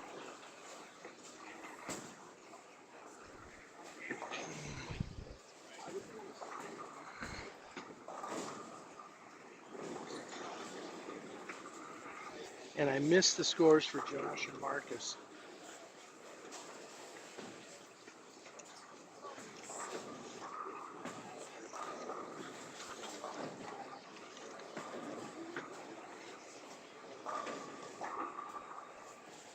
And Joel has jumped out to a lead over Gio.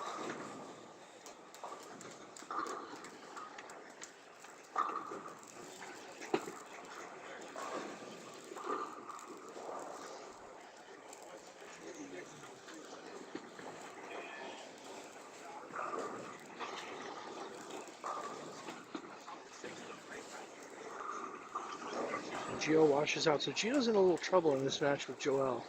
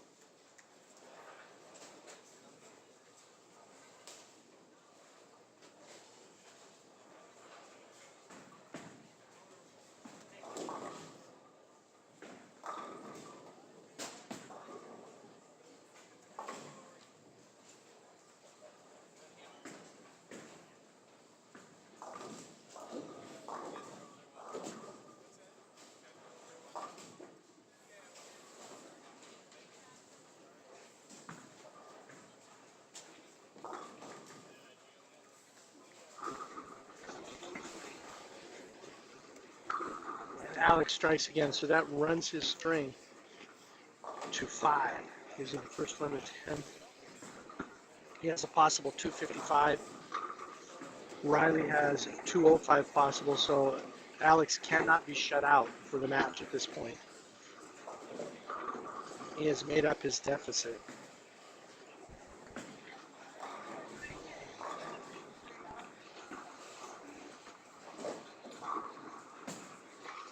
With 1 frame to go, Eric is holding a lead over Denton, and he did score better that first game, so he's in control with 1 frame to go.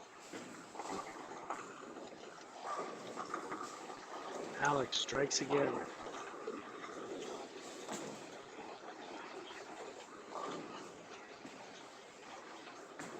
So Alex, with that strike, has shut out Riley.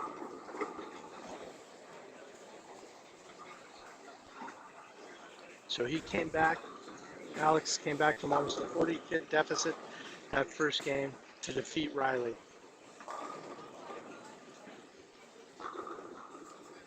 So he shoots 244, Alex shoots 244.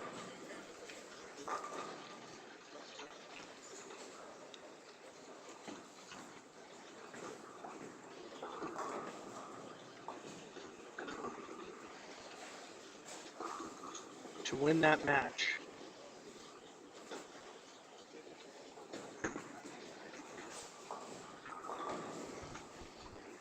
Eric is throwing strikes. He's got a possible 189. Denton has a possible 182. So Eric will shut out Denton.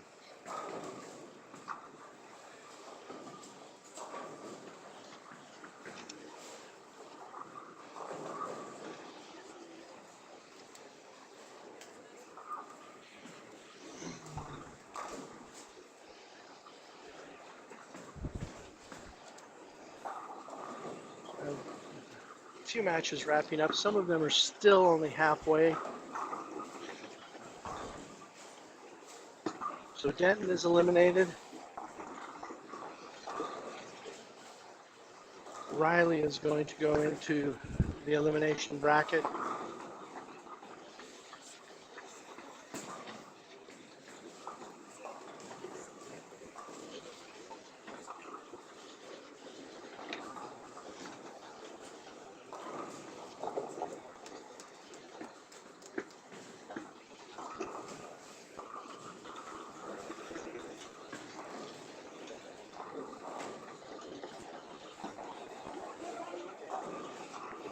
Clay is well ahead of Chad.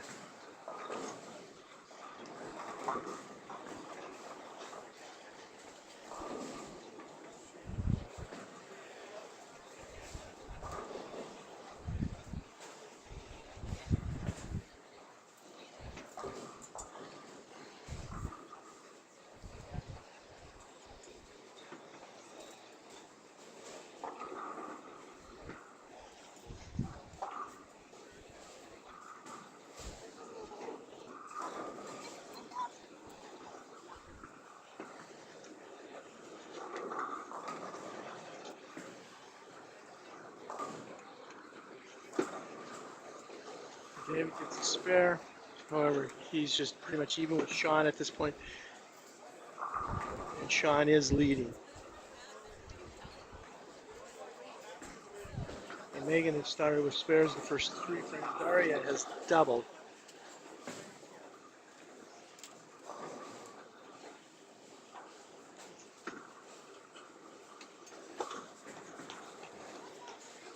And Dallas has opened the first 2.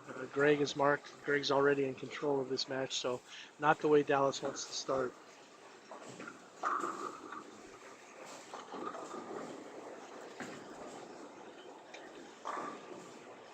David strikes. So David and Sean are close, but Sean has a lead there. Terry and Josh both start with 3 baggers.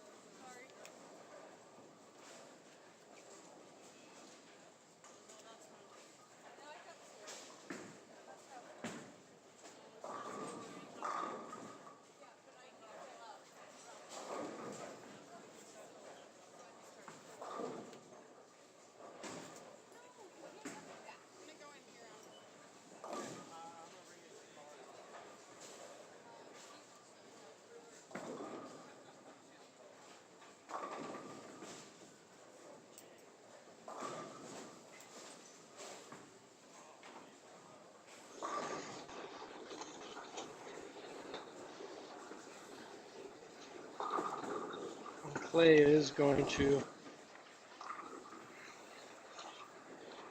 defeat Chad.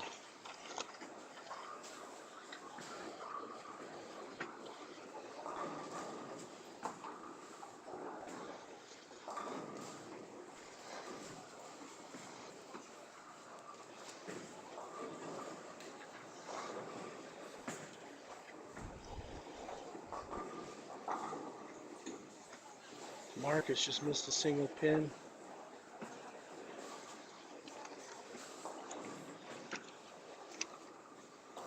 Josh is off to lots of strikes. Sam is in a little bit of trouble in his match against Jacob.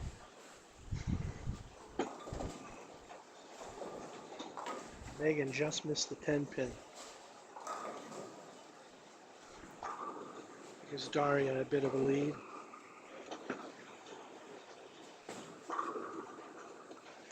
David strikes. So he has a possible 230. Sean has a possible 230. Sean does have a lead in that. match after game. Gio just lost one right. So he is in trouble against Joel. Gio is in trouble.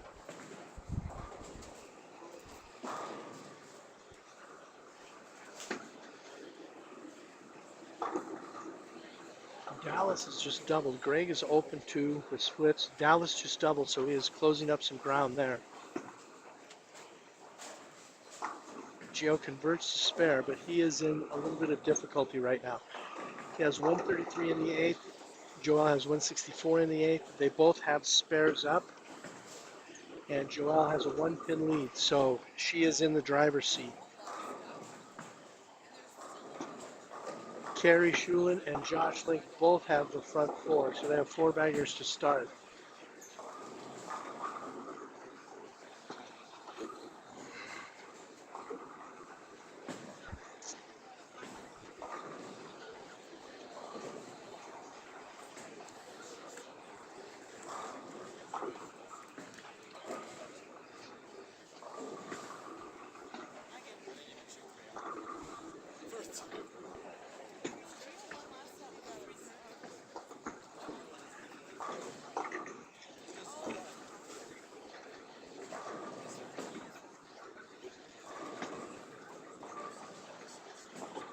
Corey is in front of Kyle, but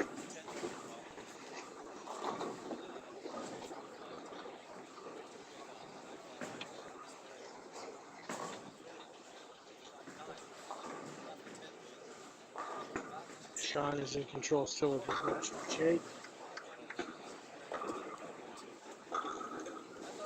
Almost carries to Brooklyn.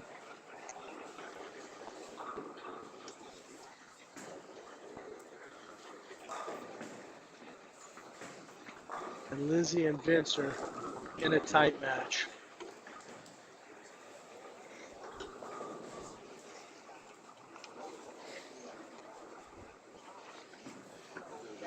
Breck is in control over Chad,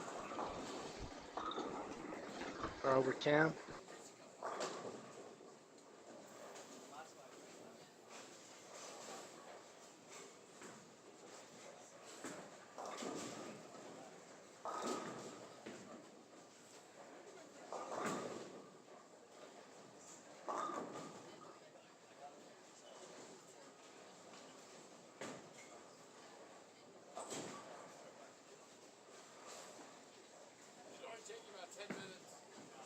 Breck is in control over Cam right now.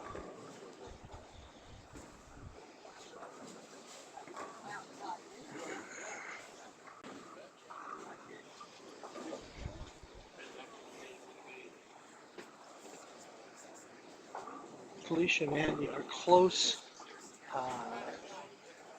this game, but Felicia has the lead, so. Oh, but she goes through the face.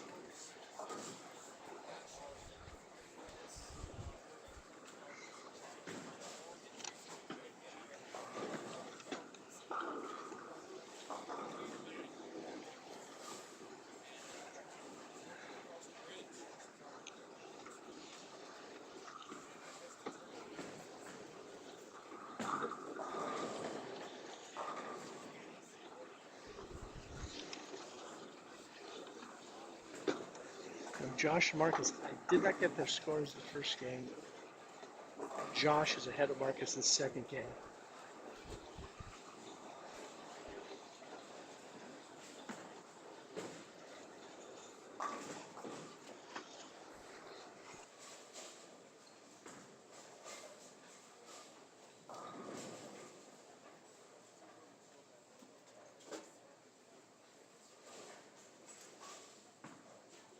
So Joel did defeat Gio. So Gio goes to the elimination bracket and Joel stays in the winner's bracket. Josh just missed a single pin.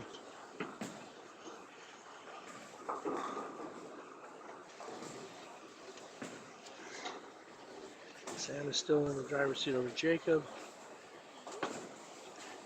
Okay, Andy can shoot 193. Felicia can shoot 196. Felicia has a 50-pin lead. So that match is over, although Andy did strike, but Felicia's going to win.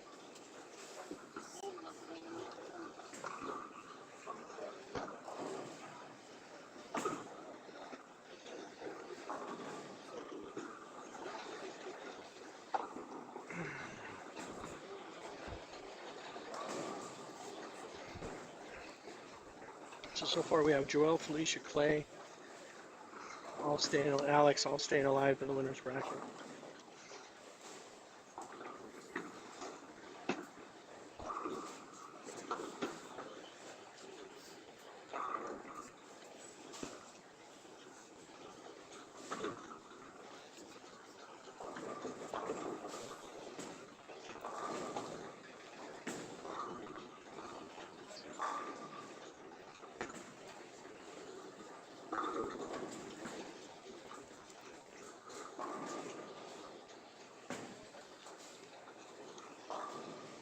Kyle is in control of Corey.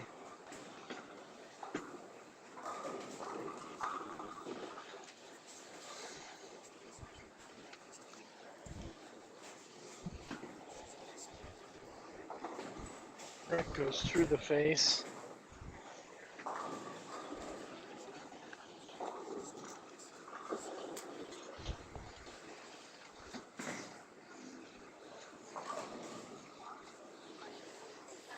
But he is in control over Cam.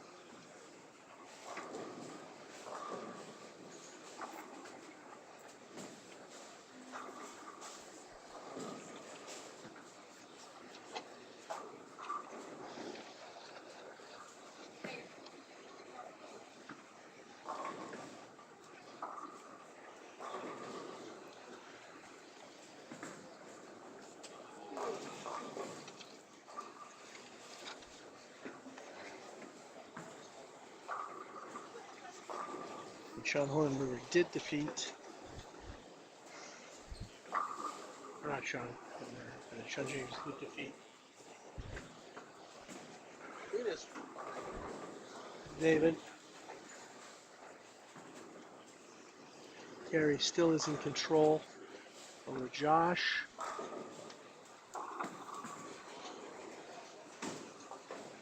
Daria has control over Megan right now. Marcus whiffs entirely. So Josh is leading that match.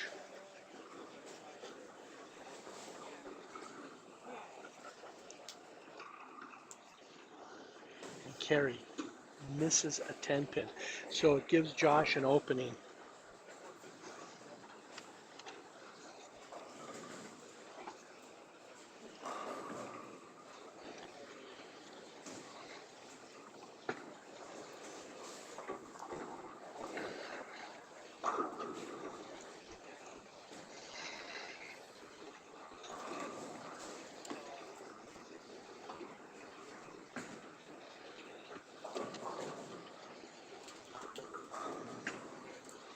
And Breck will defeat Cam, so Cam will be eliminated.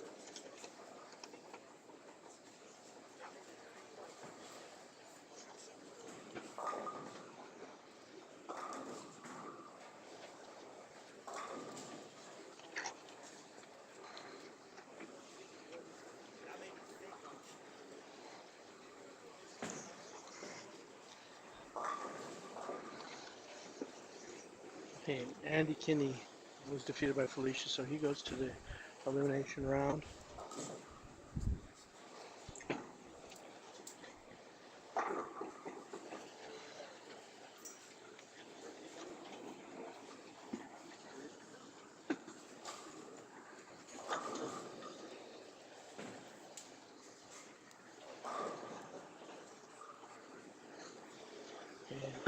Josh split the same frame that Kerry missed the 10 pin. So that gives Josh a 12 pin lead with 3 frames to play in this particular game. Kerry has a 40 pin lead on him. So Josh really needs to strike here. And he doesn't. It's a flat 10.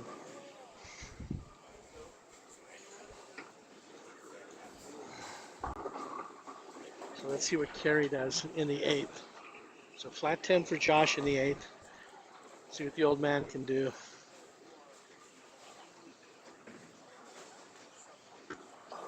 Shot looks a little right, and it does not come back. You lose it right, and it isn't going to come back. So he misses the head pin, leaves 2.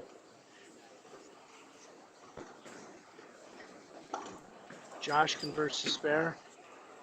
So if Kerry converts this, Josh will have a 12 pin lead in this game going into the 9th.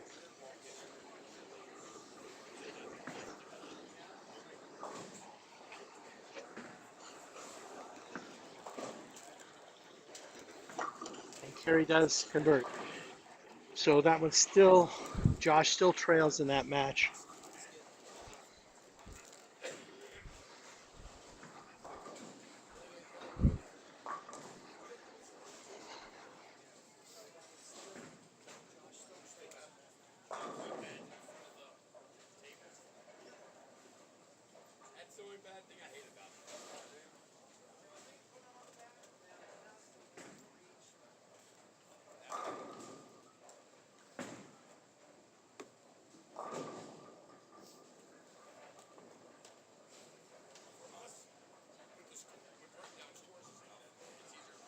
This 97 is the best Corey can shoot now. Kyle can cruise from here on out.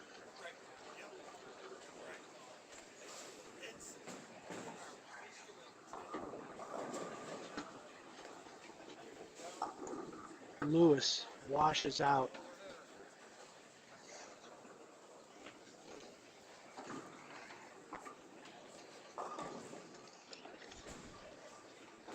Is trailing Jim just a little bit. He does have a lead in this particular match, but he washes out. Jim does convert the spare, so Jim does have a lead, and he also leads the overall.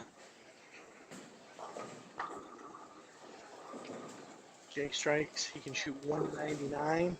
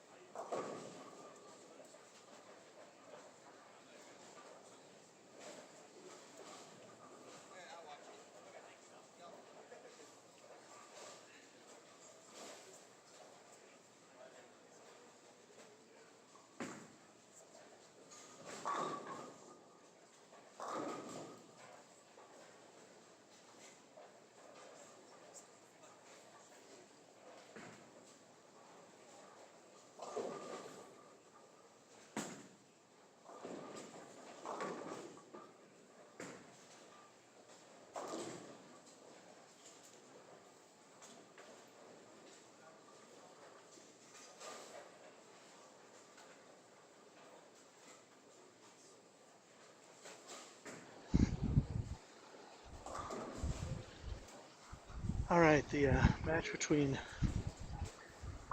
Megan and Daria is over, and Megan has been defeated by Daria.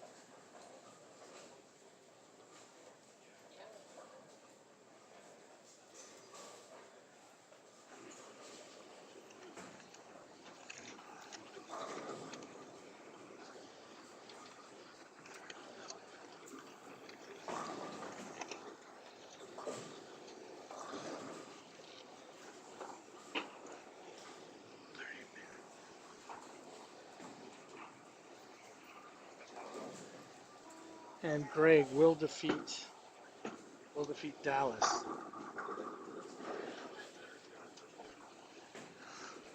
Dallas did make a run back at it, but Greg will win that.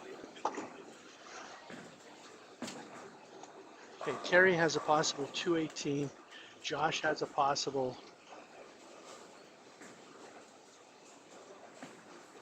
243.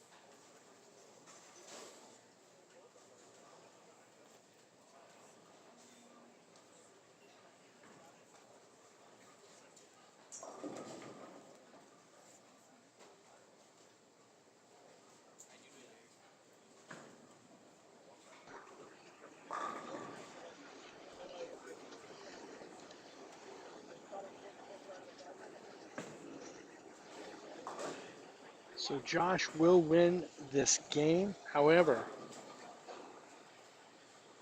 Terry will defeat Josh.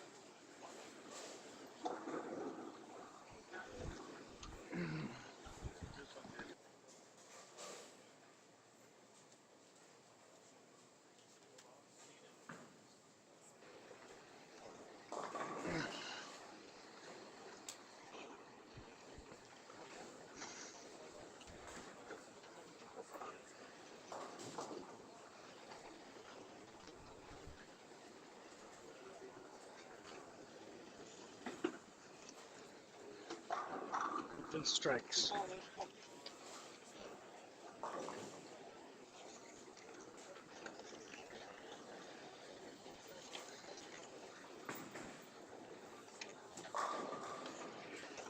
So Lizzie had a 13 pin. Vince can shoot 188. Liz has 175 possible. So if Lizzie strikes here, that will force Vince to strike to tie.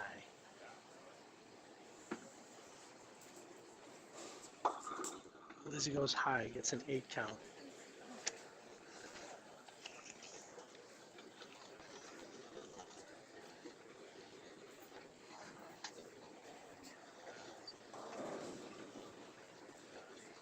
So Lizzie shoots 173.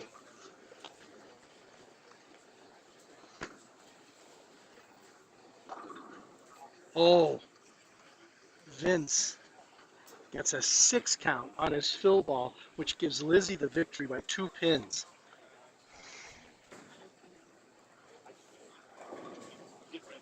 He needed 8. He needed 8 to tie. 8 to tie, 9 to win. He gets a 6 count, and Lizzie comes out victorious by 2 pins.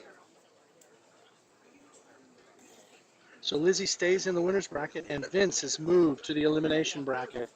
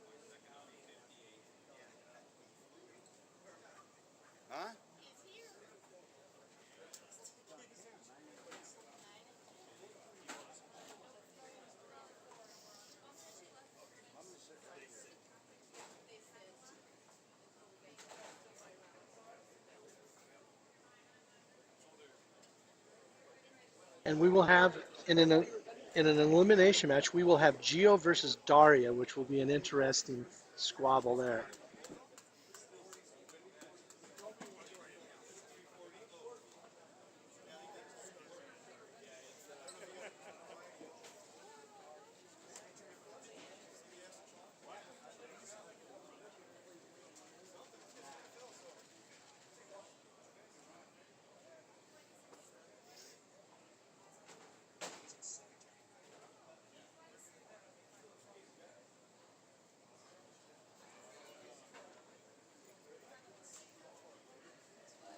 All right, bowlers, we're going into round 3. Those who lost that, unfortunately, lost that second match. Okay, you have the I will winners have your checks ready for them bracket in a few minutes. individuals are We are sitting round this match. 3, so we'll Those begin with individuals are the Alex, winners bracket. Kyle, They're sitting out this time. Carrie, Greg, Guys can get going. Joelle, Get Lizzie, time. Felicia, and Clay. Those people are still in the winners bracket. They get a break. In the elimination bracket, on lane 21, you have Dallas versus Breck. On lane 3, Josh versus Jim. On lane 19, Corey versus Eric. On lane 5, Riley versus Josh. On lane 7, Chad versus Sean. Lane 17, Andy versus Sam. 9, Vince versus Sean Jacobs. And on 15, the match of the day, Gio versus Daria. So we'll focus a little attention on the Gio versus Daria match.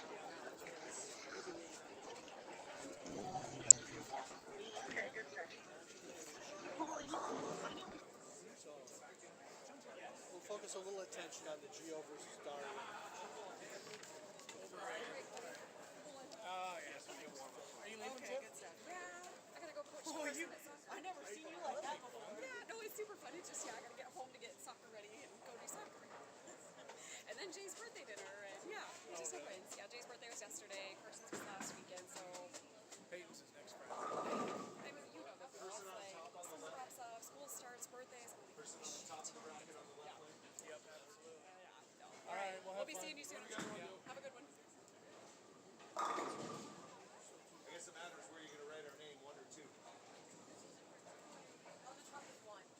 Top is 1. Let's go top is 1. Yeah, top is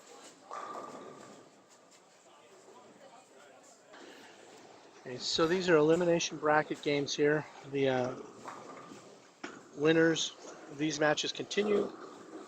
The losers depart. So as we're just getting started here in this, I'd like to again thank sponsors of this tournament here at Sleeping Giant Lanes in Helena, 2025 Miller Masters. We have Capital Kirby Vacuum City, Rocky Mountain Insurance Group, Montana Fly Goods, Flying Giant Adventure Park, Lithia Dodge of Helena, Marsh McLennan, Pepsi, Harrington Gusto, Wayne Miller, and Aereo Builders. Also, the staff here at Sleeping Giant Lanes, huge thank you for keeping things running smoothly. Thanks to Bernie Coons for running the tournament bowl and keeping all the scoring updated and keep everybody in line. And thanks to Tom Croskrey for streaming this so all of you get a chance to look at your colleagues, friends, neighbors. And thanks to all of you for tuning in and supporting 406 Streaming. Please subscribe. There's my returning plug for that. Hope you're enjoying the matches today. We've had some very good matches, and I'm sure that will continue. These again are 2-game total pin.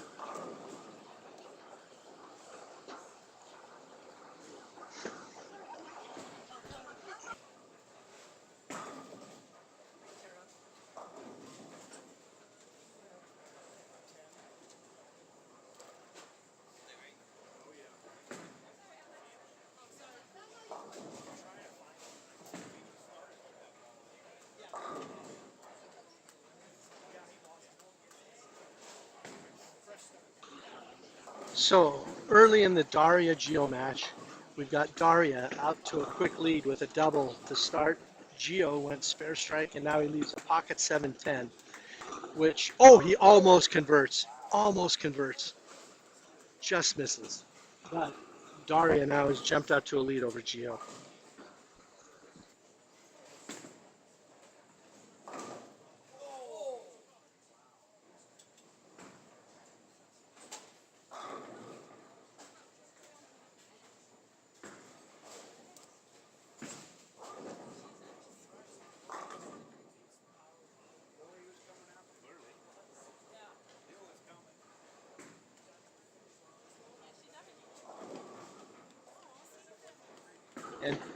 and Daria has a 3-bagger to start, and she's put Gio in an early hole.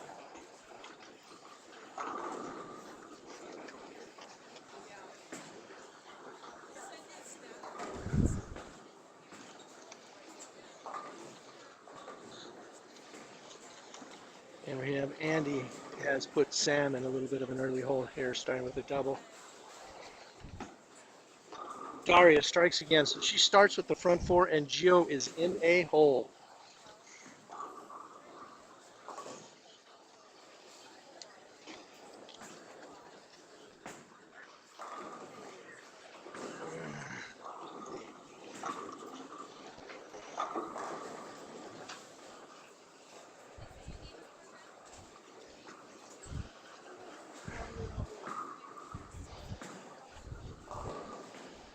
And we have Josh Link seems to have found his rhythm.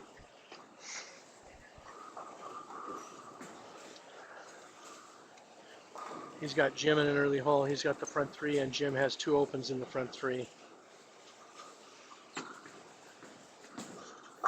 He made a ball change mid-match against Kerry and lit it up from there on out, but it was a little too late. But he's found the zone now.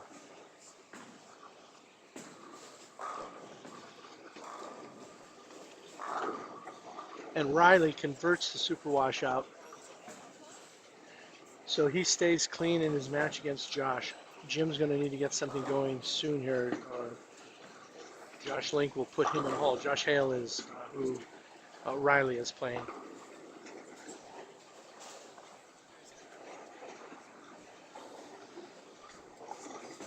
Sean Hornberger is clean through 3 against Chad. Goes through the face there, though, and leaves a 6-7-10. So that will probably end.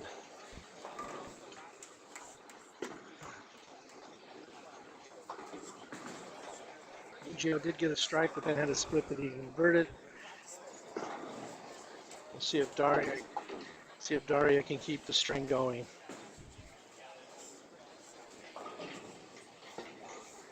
Andy's off to a strong start in his match against Sam.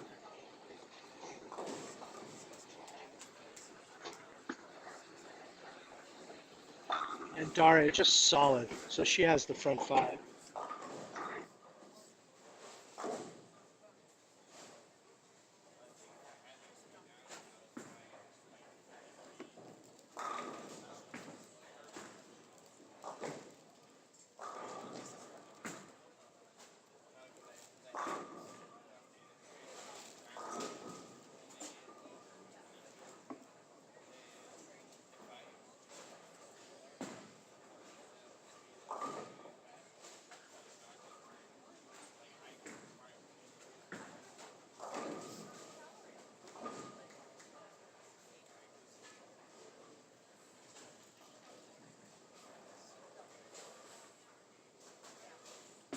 Has a few strikes, but he's got a little bit of garbage in between.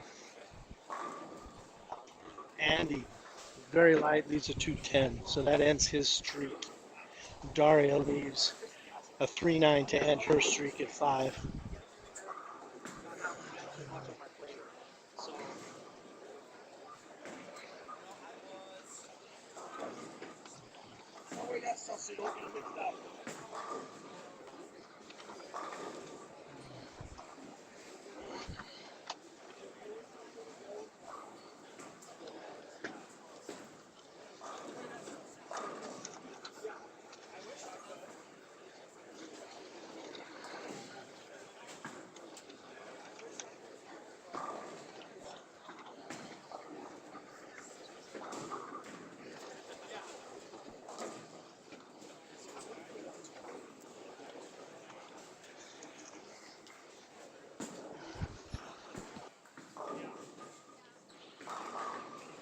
We are about halfway through most of these matches. Daria did not convert that spare.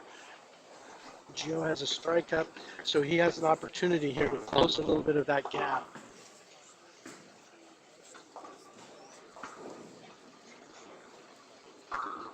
And he has a flat 10. Ball was a little lazy. Corey Clayton just got one right and took the 6-10 out of 7 off maybe with it. Garbage. But Sam leads 7-10.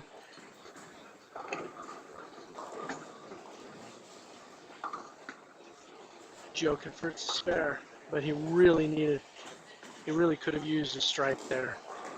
So he trails by 38 halfway through this match.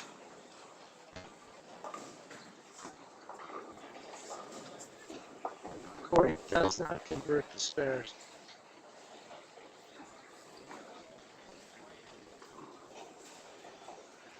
Breck has a strike up and really could use a strike here.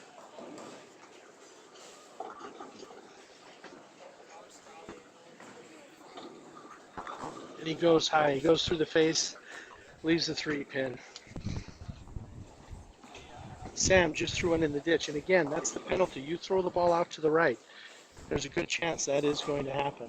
And Dario went high and let the 3-6-10. So the door is cracked for Gio just a little bit.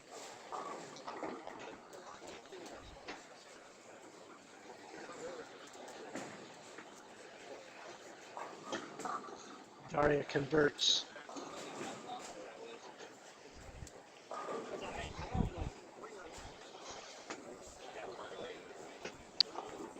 Vince, a little light, doesn't carry, but he's starting to find some strikes.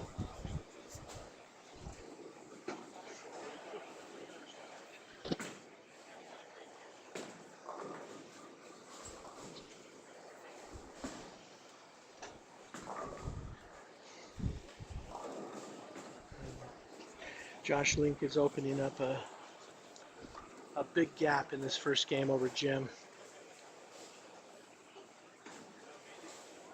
Jim's having trouble putting marks together. And he goes through the face there.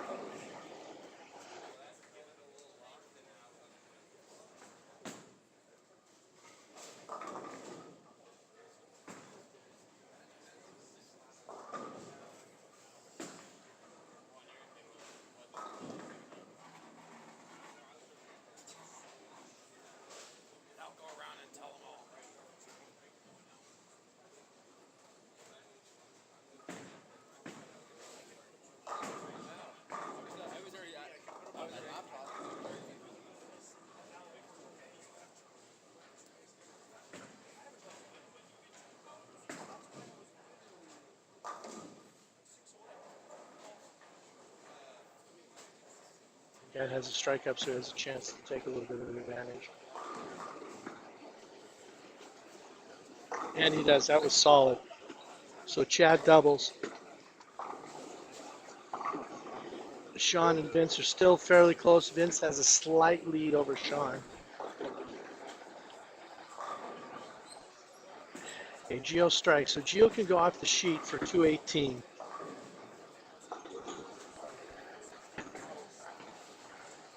Daria can still shoot 244. Gio really needs to strike here. He needs to keep this deficit from growing too large.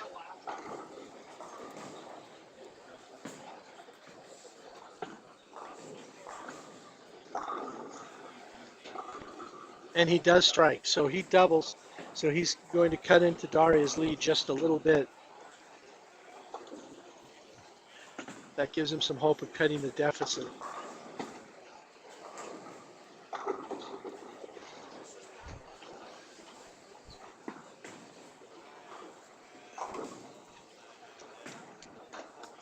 Corey and Eric are in a grind.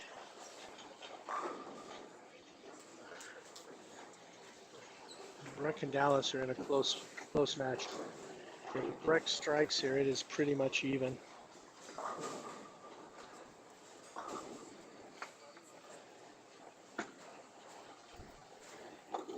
And Breck does not. Leaves an ugly split. 4-8-10.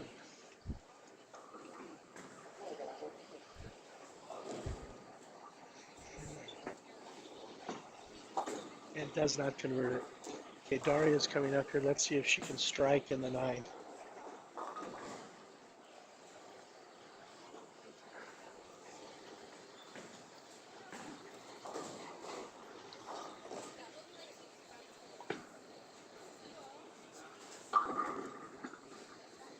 cuts away, and it is solid. She does strike. So she still has 240 possible. Gio with 210 possible.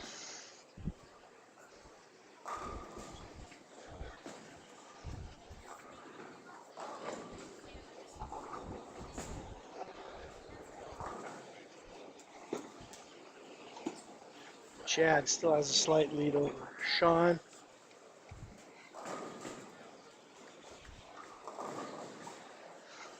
Josh has a huge lead over Jim. Even though he opened the eighth, Josh has 172 in the eighth. Jim has 99 in the eighth.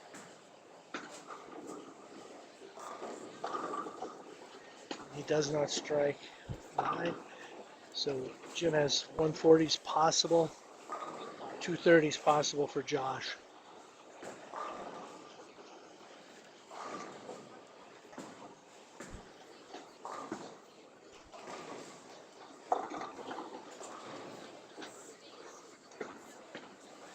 Daria did strike the first ball in the 10th.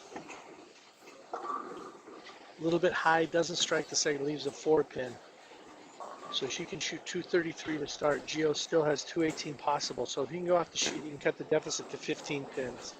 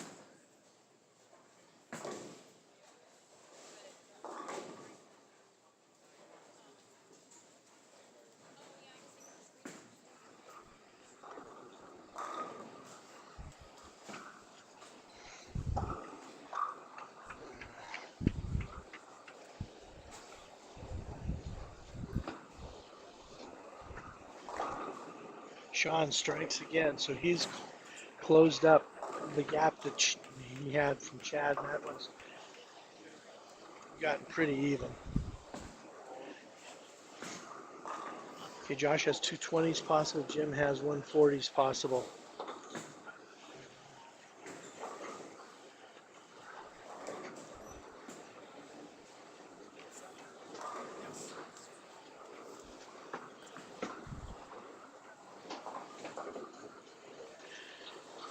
Okay, Gio did strike the second ball in the 10th, so if he can strike here, that'll get him to 218, and he will only have a gap of 15, which is remarkable after the start to this match.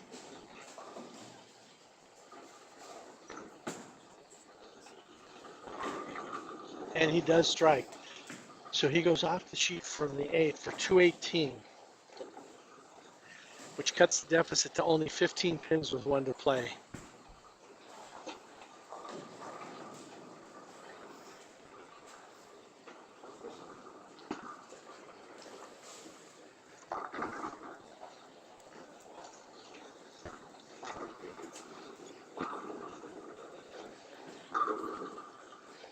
Dallas shoots 169 the first game. Breck has a possible 197, so he has the advantage in this match.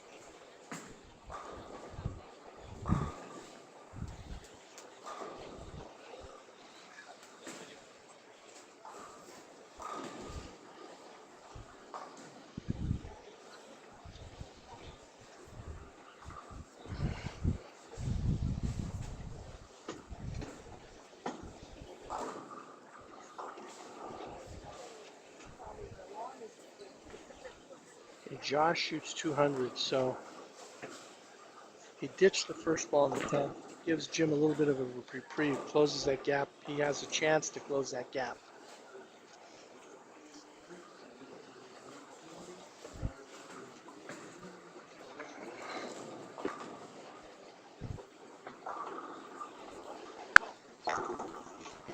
Daria starts game 2 with a strike. Okay, Breck shoots 185. So he has a 16 pin advantage going into game 2.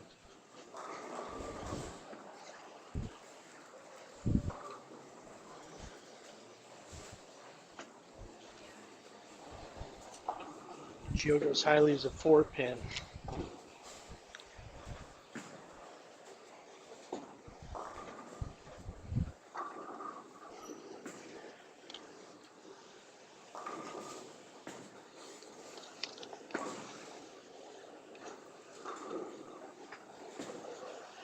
So Sean shoots 194. Chad has a chance, an opportunity to shoot 188.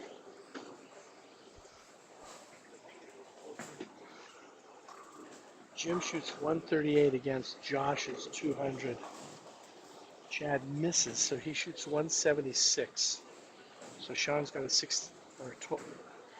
18 pin lead, sorry, in that match.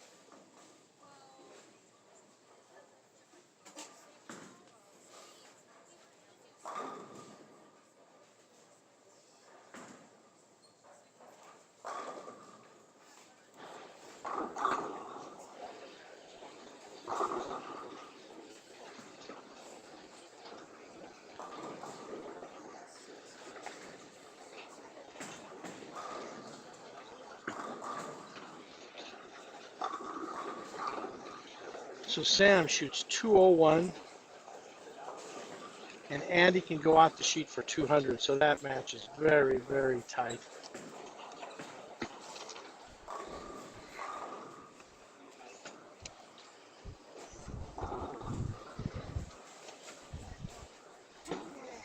And Sean strikes, so he still has 196 possible.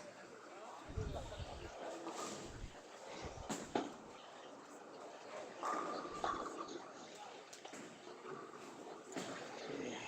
So Josh shoots 183.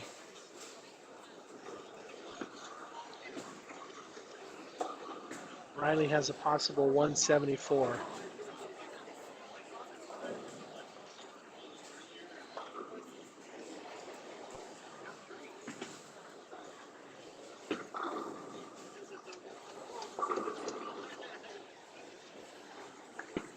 Oh, I left the frame out of Sean Jacobs' score. He has a possible 226. So he's got a good lead here.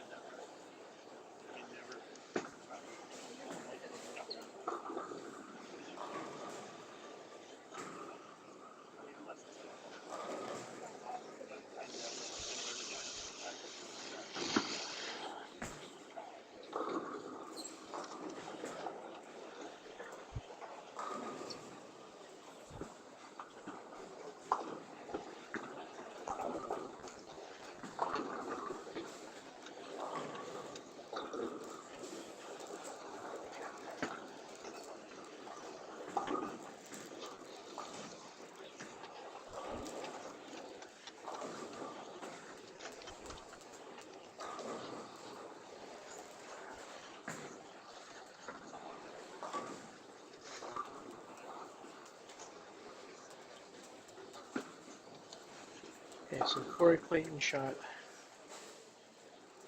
201. Eric has a possible 157.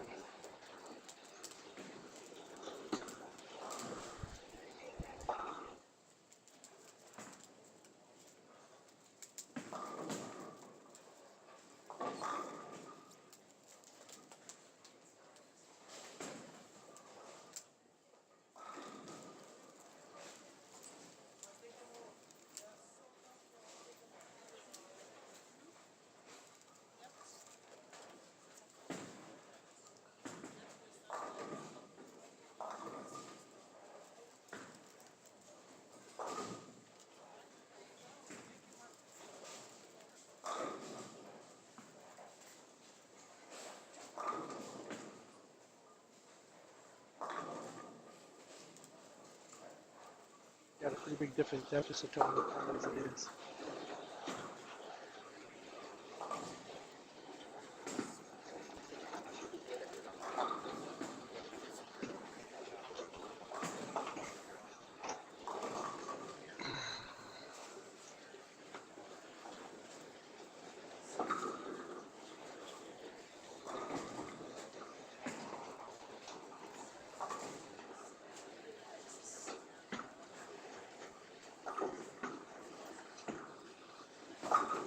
And he crosses over in the first frame to get a strike.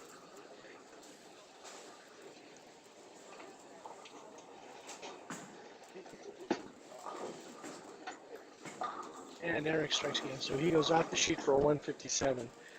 He needed that. He's 40 pins down.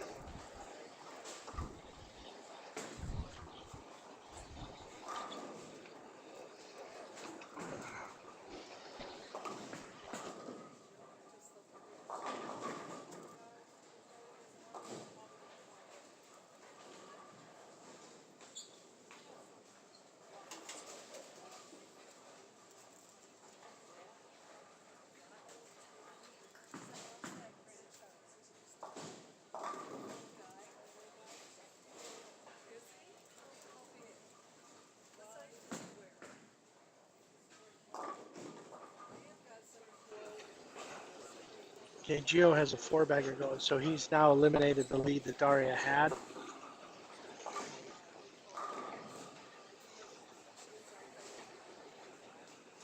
And it's taken an advantage in that match.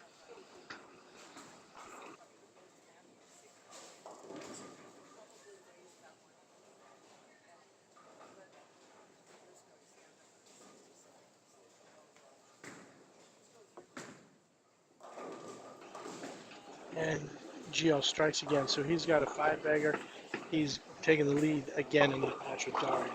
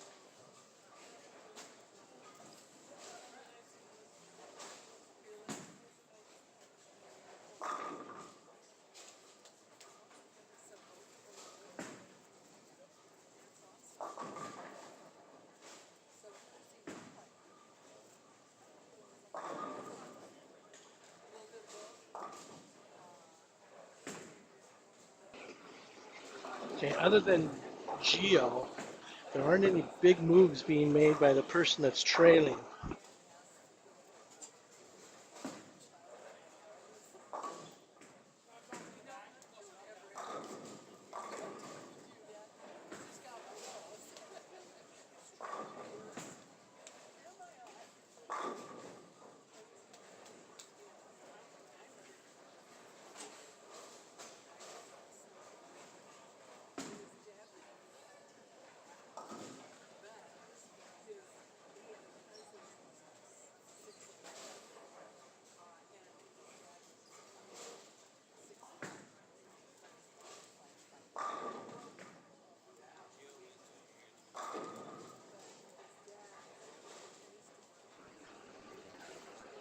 This match between Dallas and Breck is fairly close right now.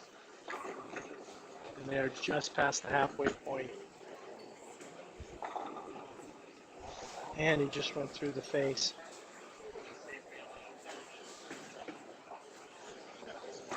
In that match, Andy and Sam, it's close this game, and it's close in the overall.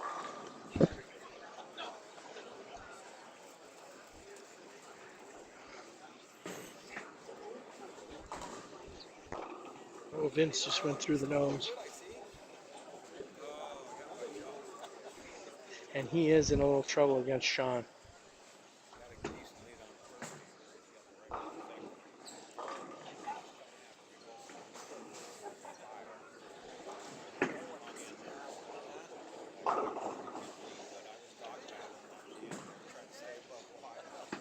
Chad's making ground up against Sean.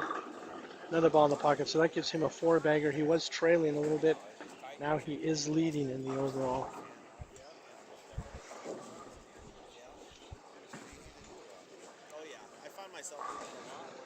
Josh and Jim are pretty even in this match, but Josh has a huge lead. So at this point, I think he can just cruise on out.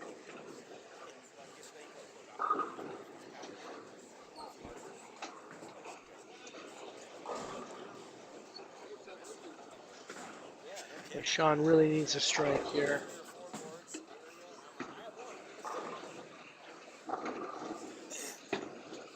And he gets it.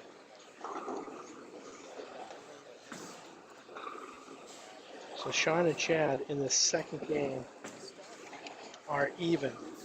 Sean has a lead from the first game.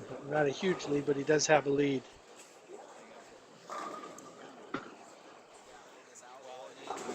Oh, Sean Jacobs loses 210.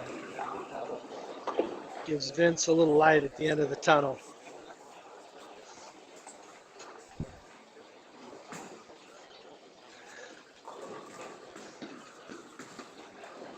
Gio up in the 7th. Oh, pocket almost 7-10. Kicks out the 7. The 10 doesn't go.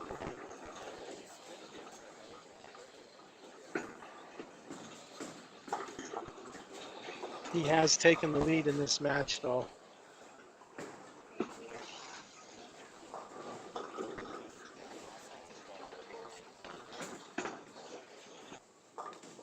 And Gio gets the spare.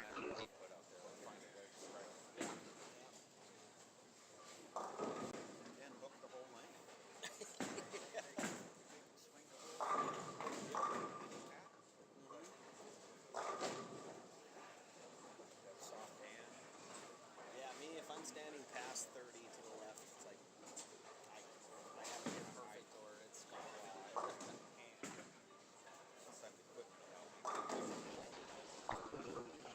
wild. Okay, let's see what Gio does in the 8th.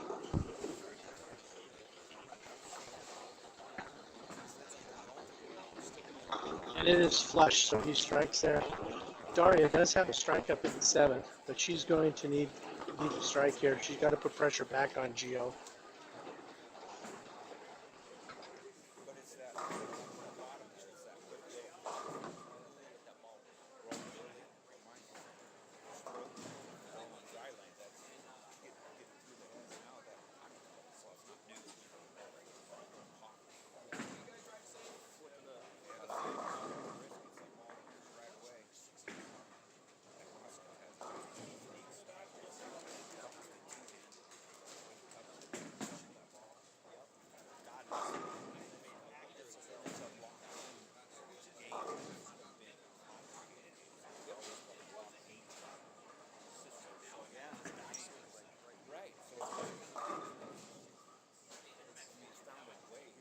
Andy Kinney's having a little bit of a struggle right now. Okay, Daria did strike in the 8th. He's going to need another one here in the 9th to keep the pressure on Gio. The end, the way Gio closed that first game was huge. To cut that deficit to just 15 points with this play. And Daria comes in light and carries. She carries the light hit to give her a 3-bagger, going into the 10th. So she has 225 possible. Gio still has 269 possible.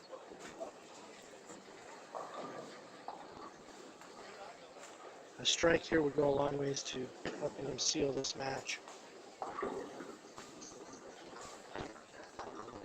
He's like, when he doesn't get the break Daria did, he does not carry, he leaves the 2-8, so he really needs to convert this. If he converts this, it still leaves the 240s possible for him, and then he can't be shut out.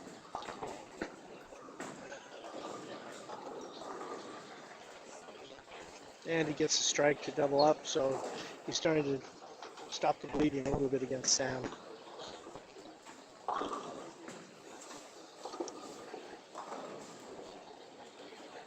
That match, Sam has a 1-pin lead in the overall.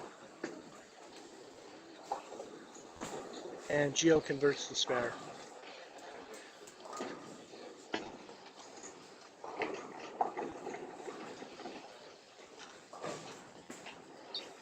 So if Gio doubles in the 10th, he will shut Daria out.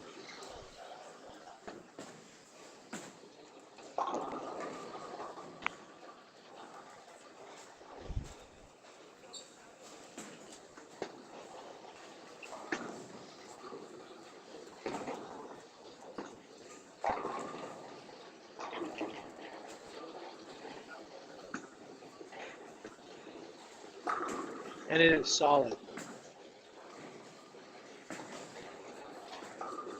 So he still has 240 possible. A strike here.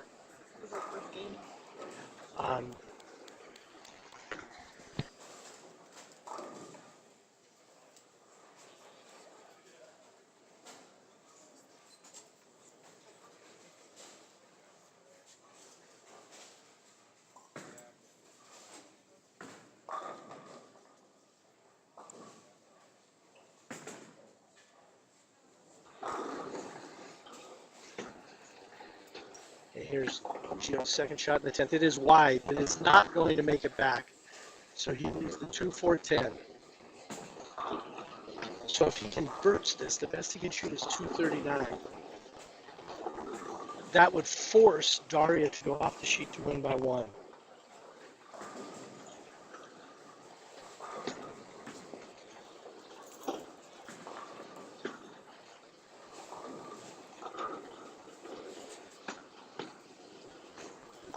And he does not convert, so he shoots 238. So Daria has to get a double and 9 to win. If Daria does not strike on the first ball, then Gio's the winner.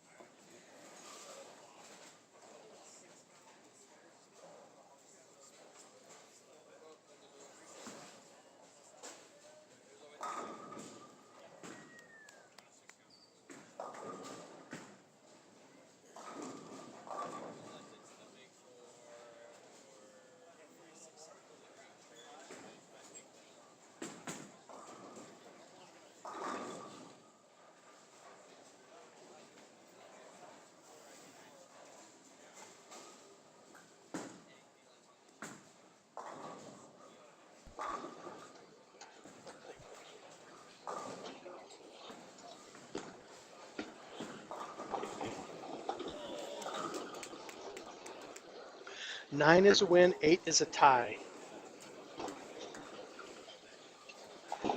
That ball went through the face. She was very lucky to carry.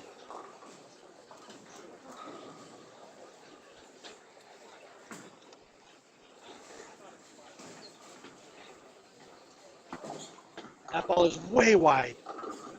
And she gets 8. It is a tie. This match is tied.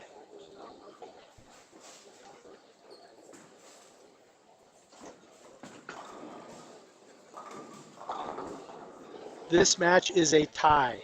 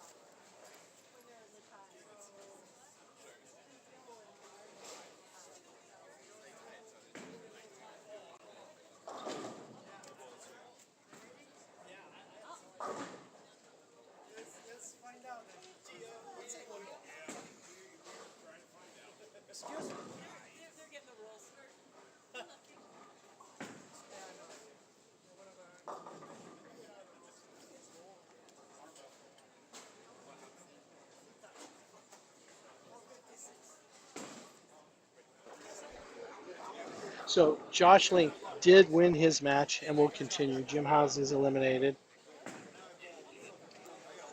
I was too involved in the Daria Gio match and have not paid enough attention to the rest of these.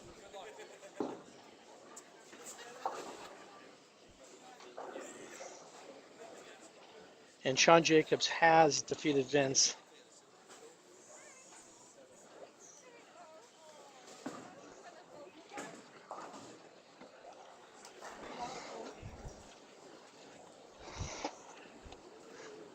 So we have to break this tie between. So the the tiebreaker for this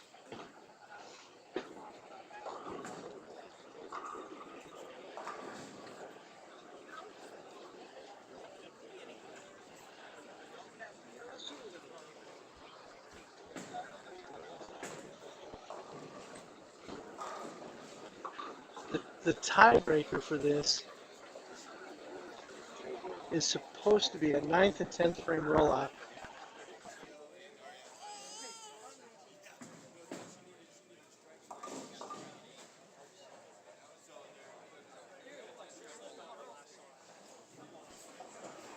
Okay, the roll off would have been a 9th and 10th frame. However, Daria has chosen to withdraw, so Gio is going to move on, and Daria is eliminated.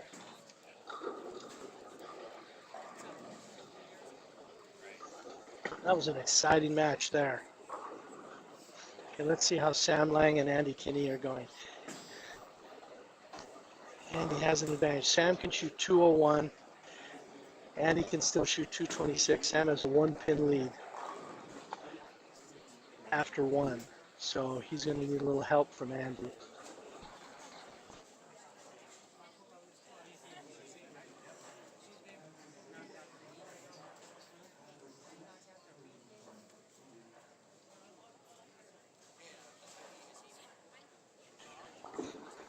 So Andy blocks. He needs a strike here. A strike here will.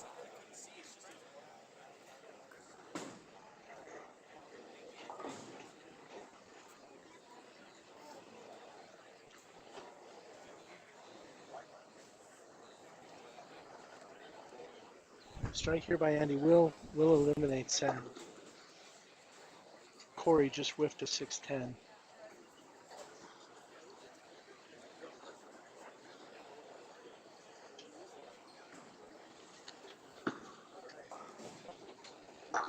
Oh, it carries. It was a little light, but it did carry.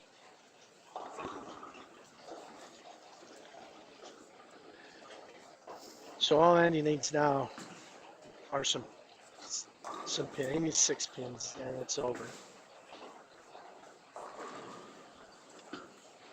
It doesn't even need 6. It needs 3.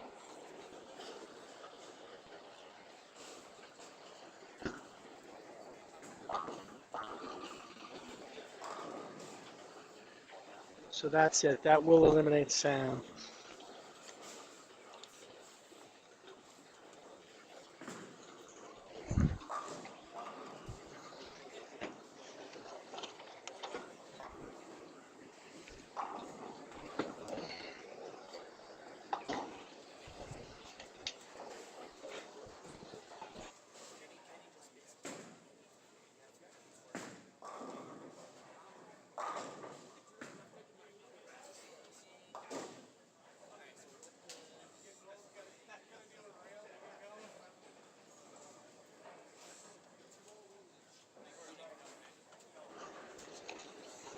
And Dallas did defeat Breck.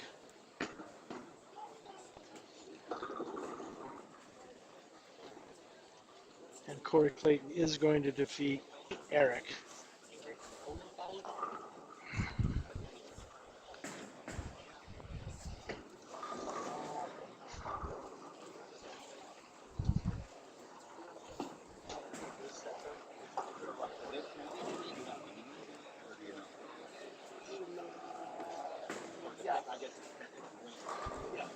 When you And Sean did defeat Chad.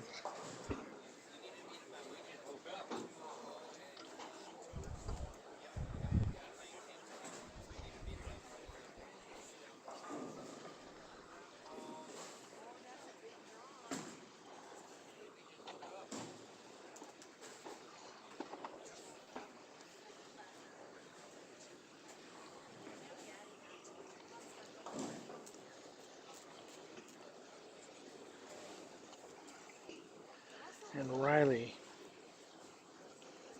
came back to defeat Josh.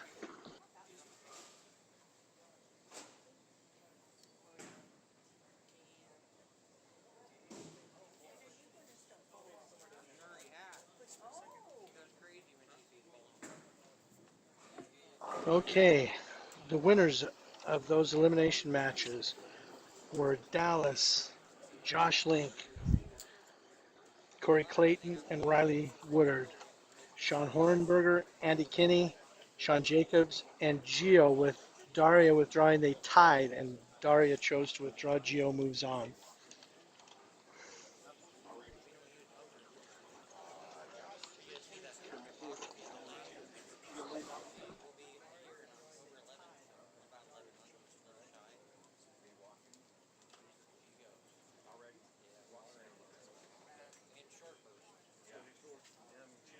Your lanes I was just on? You go left or right? Like I warned my daughter, my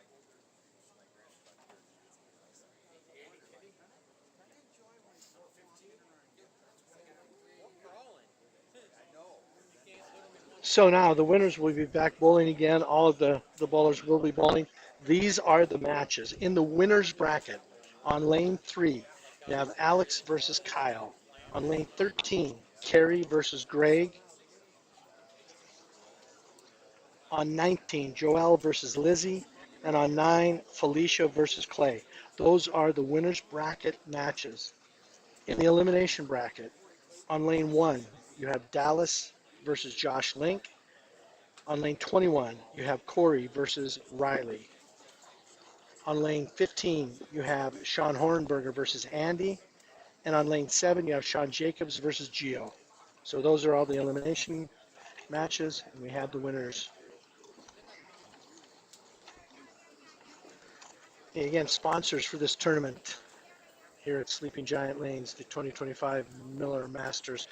We have Capital Kirby Vacuum City, Rocky Mountain Insurance Group, Montana Fly Goods, Flying Giant Adventure Park, Lithia Dodge of Helena, Marsh McLennan, Pepsi Harrington, Gusto, Wayne Miller, and Aereo Builders.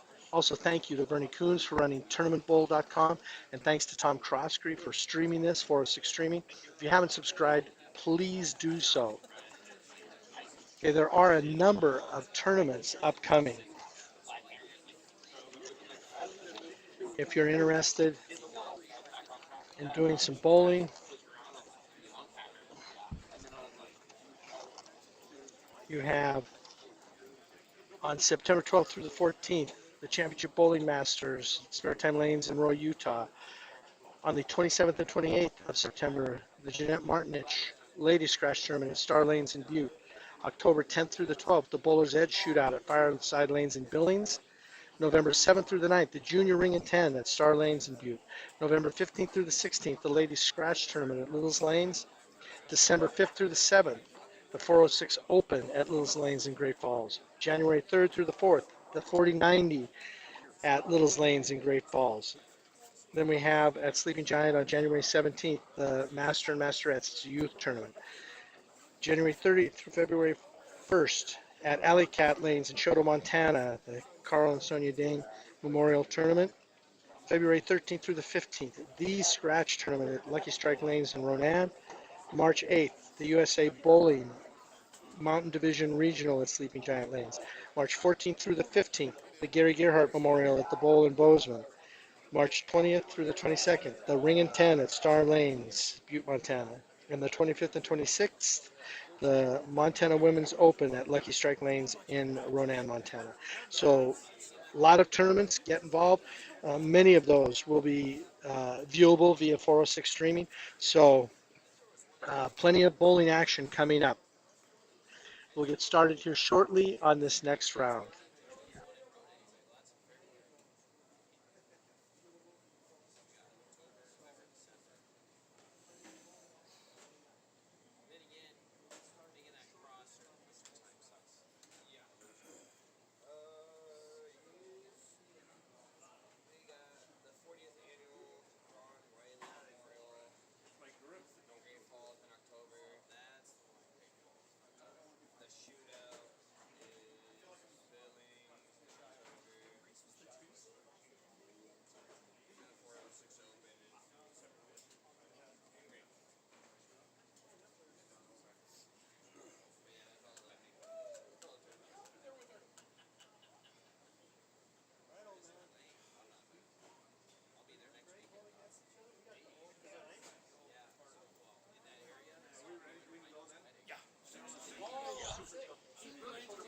All right, we're getting a little bit of warm up for the winners bracket bowlers. They haven't played, they've been sitting, so they get a little bit of warm up, and then we'll get started.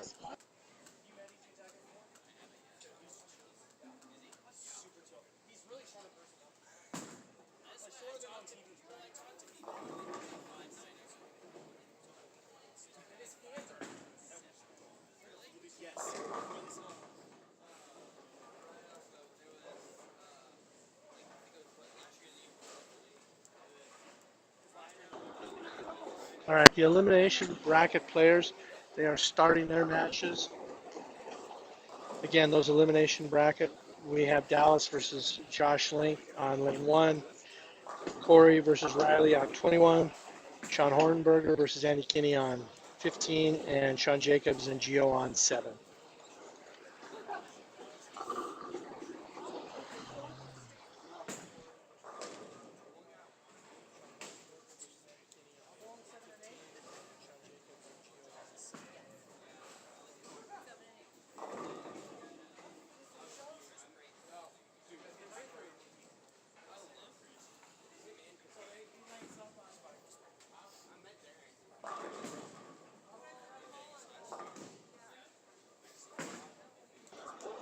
All right, we're about ready to start the winners bracket play.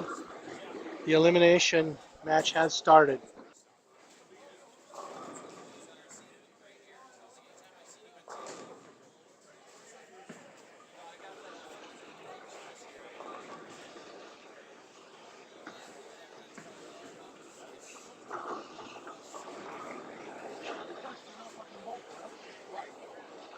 All right, so we're getting down to it.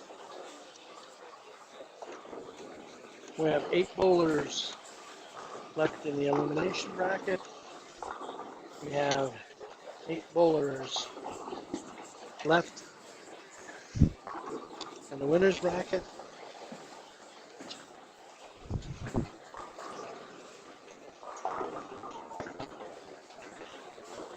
And we are off.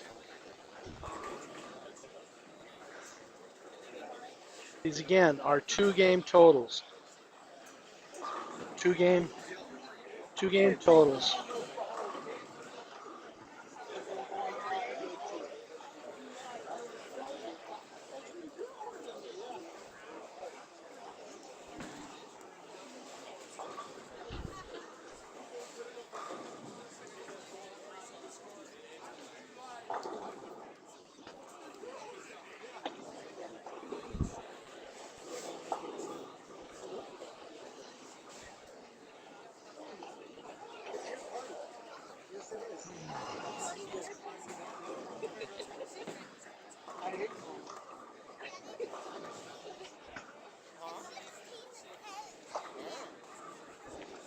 All right.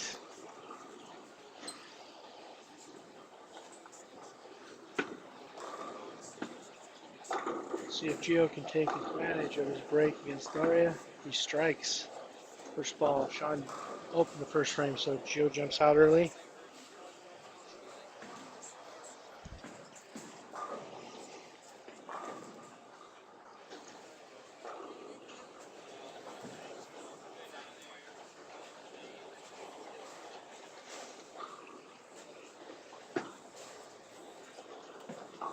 Josh Link went through the face.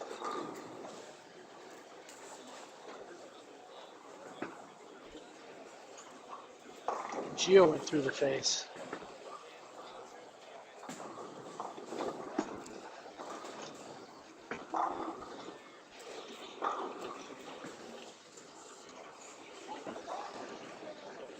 Felicia and Clay are off to a good start. And he just missed a single pin. Oh no, sorry. He had a split. My mistake. But he did open. Oh no, I'm sorry. Yes, he did open. And Carey is off to a rough start versus Greg.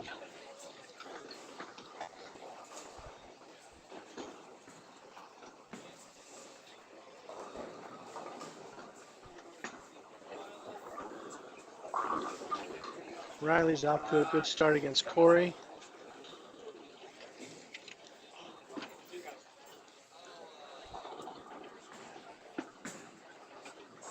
And Joelle whiffs a 10 or a 6 pin to start in her match against Lizzie.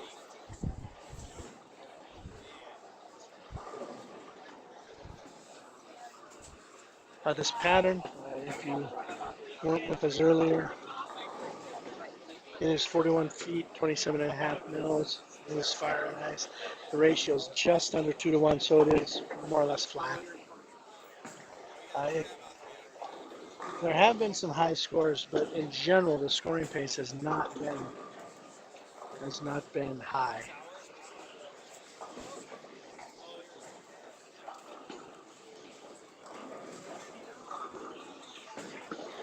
Greg crosses over and strikes, so he starts with a double against Carey. Carey has an open.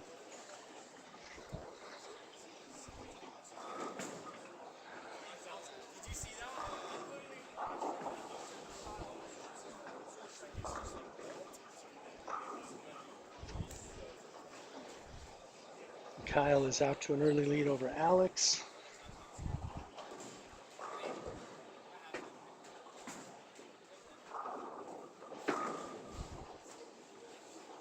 Dallas goes through the face.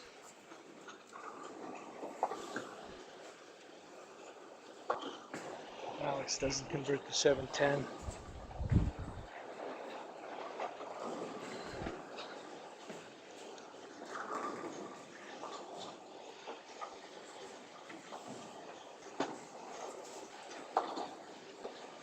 Sean doesn't convert the 2-8-10. Let's see if Kyle can keep his streak going against Alex.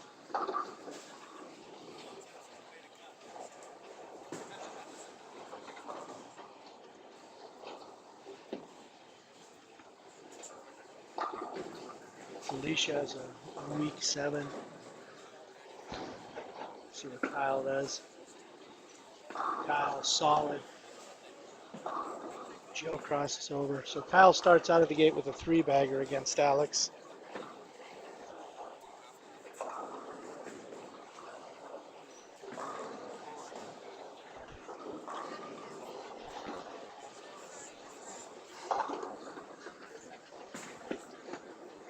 Felicia converts the 7-pin. Carey. Open strike open and not great count.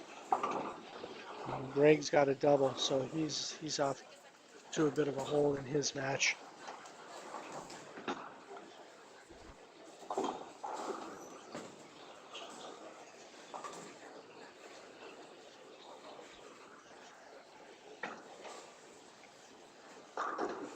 Let's see what Clay can do here.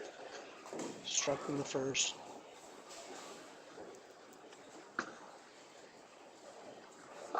And it's light mix as he gets the strike, so he has a double. Greg has double to start. Let's see, he's up in the third.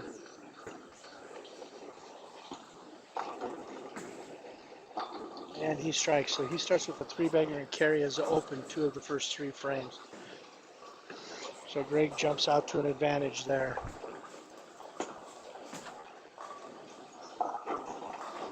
Sean goes high, gets a break, leaves just a 6-10.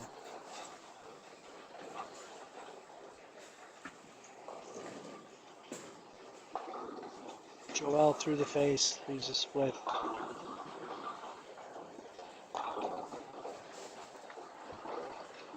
And Corey Clayton's in a little bit of a hole against Josh.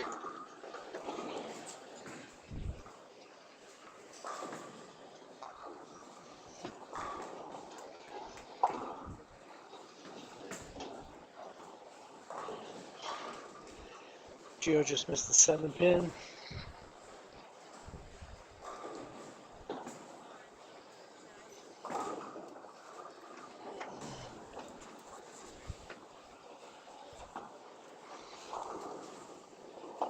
Alex goes high, goes through the face, just leaves the 6-10. He's going to have to get something going pretty soon, or he will be facing a big deficit going into the second game. Josh converts the single pin, but he is still in a deficit. Alex converts.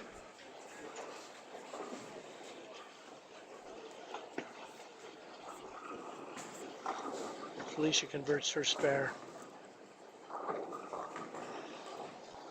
But she is at a deficit now. Clay has the first 3.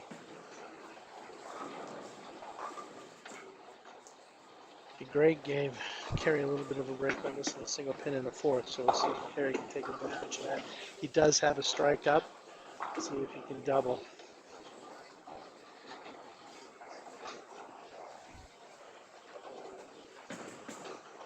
Riley is out to a quick lead over Corey.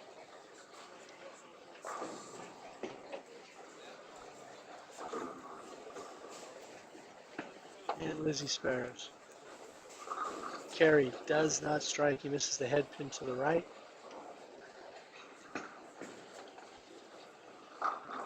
And McKinney crosses, leaves a 5 pin. So he's trailing in his match with Sean. Riley strikes again. He doubles up.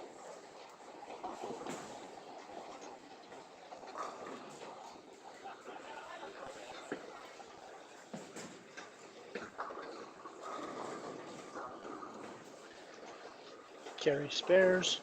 He's still trailing Greg Harley. Lizzie flush. So she's got a bit of a lead over Joelle.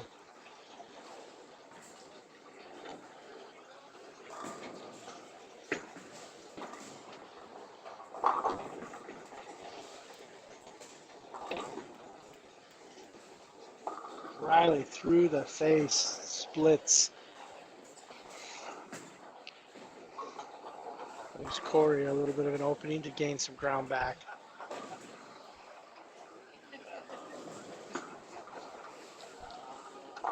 Andy crosses, leaves a 5 pin. Okay, so after that open frame, Greg strikes. Let's see if he can double it up.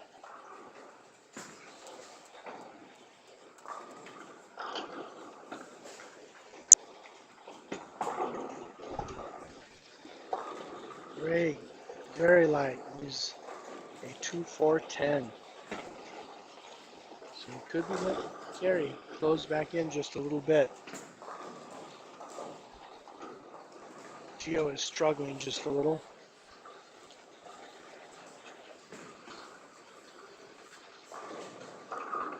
Alex is still struggling.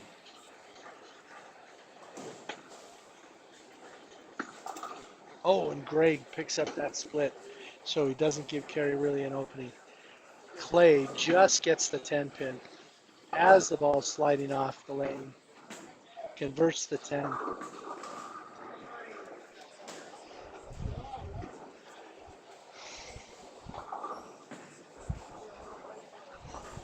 So Kyle's string of strikes was broken, but he still has a considerable advantage over Alex in this first game.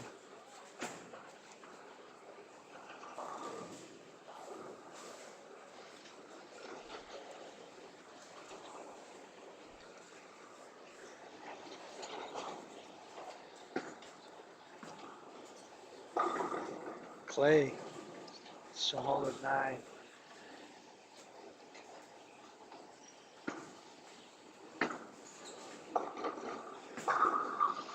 Dallas with a strike.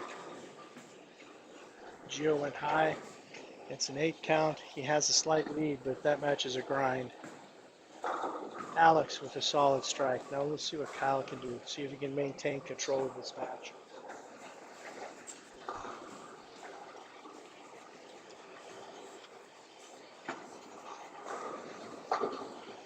Gio converts to spare. Maintains a slight lead over Sean.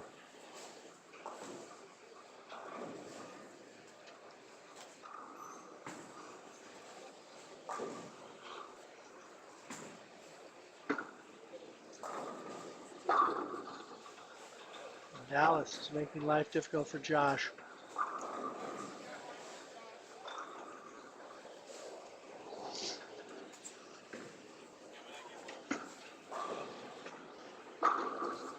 Kyle strikes again.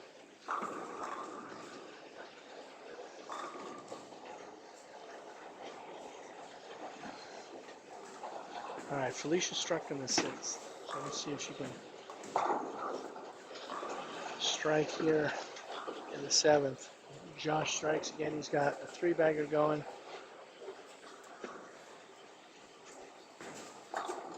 Oh, Felicia flat 7.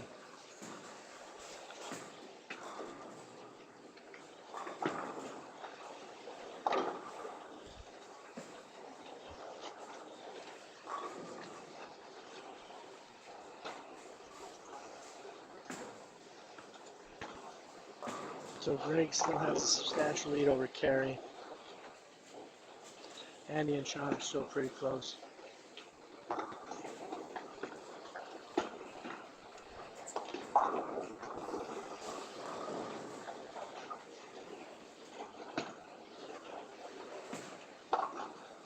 Riley has a lead over Corey, but he has a chance. Corey has a chance to cut into it here in the 8th.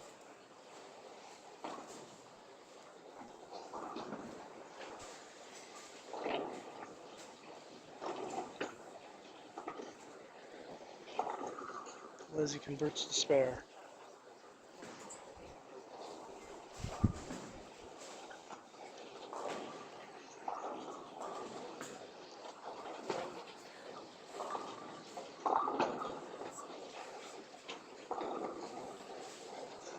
And he does not strike. And he is trailing slightly. And Joel really needs a strike here.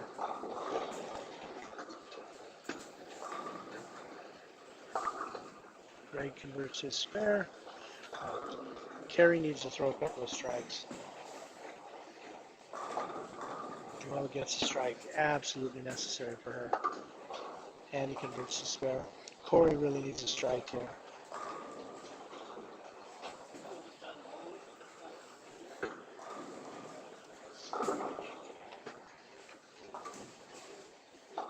Oh, and Corey goes through the face. Riley is in the driver's seat in that match.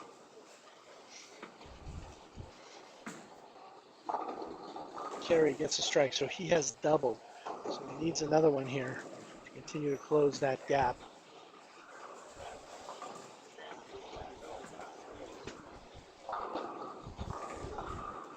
Clay is still in control over Felicia.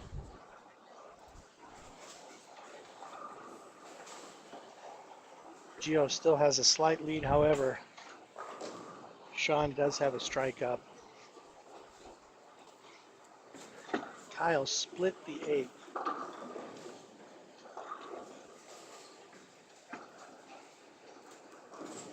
He still maintains a 40-pin lead over Alex. Oh, Gio goes a little high, leaves a 4-pin.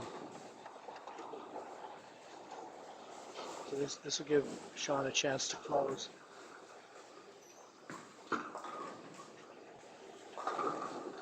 Josh through the face leaves the 4-7.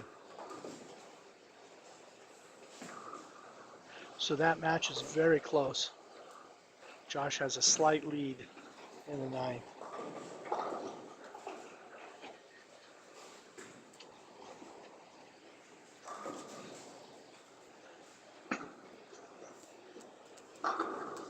Kyle strikes in the 9th, so he has a potential 244.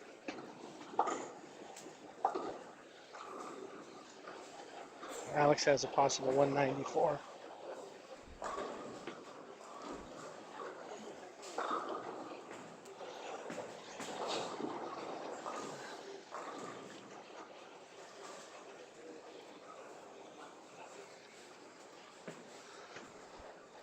Josh did not mark in the ninth, so he's at a deficit now. He does strike the first ball in the 10th. So Josh has a potential 204. Dallas has a potential 212.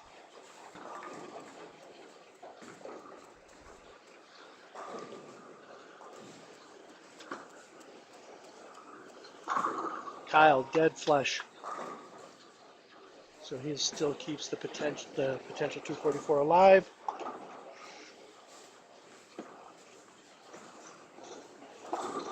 Alicia crosses, leaves just a 4-pin. She still trails play.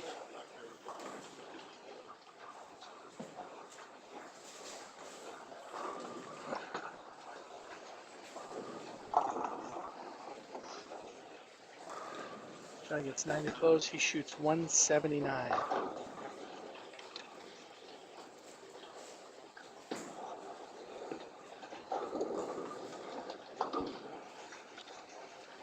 Andy has 176 possible.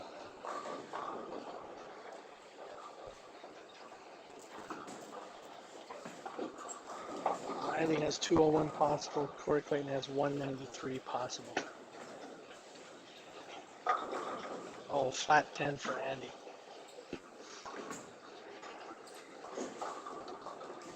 Oh, Joel does not carry. So she is still trailing pretty substantially to Lizzie right now.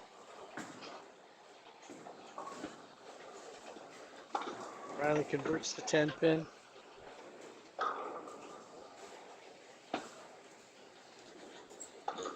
And he converts, he has a possible 165, so he will trail after one.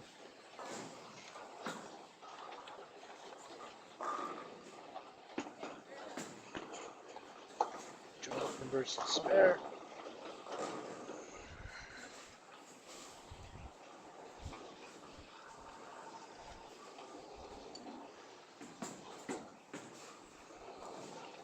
And so Greg opens the 10.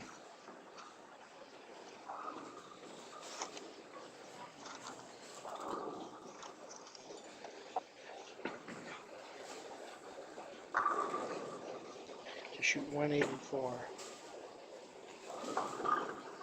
Gary has a possible 187.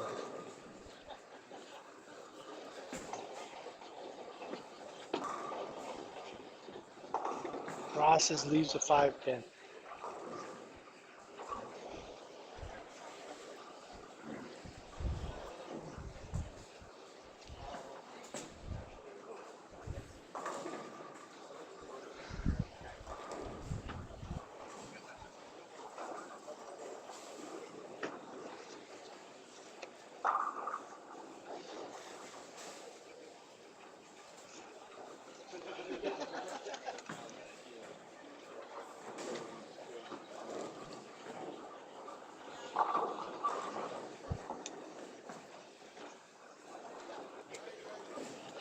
So Kyle shoots 243, Alex shoots 183. So Kyle has a 60 pin lead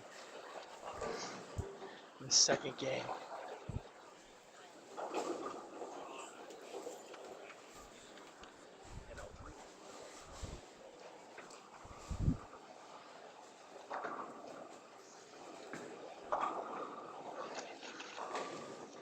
Dallas shoots 210, so he leads Josh 210 to 193.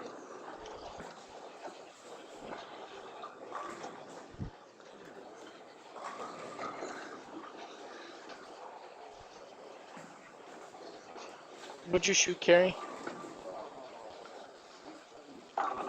Oh, sorry, 173, yeah. I looked at the wrong score.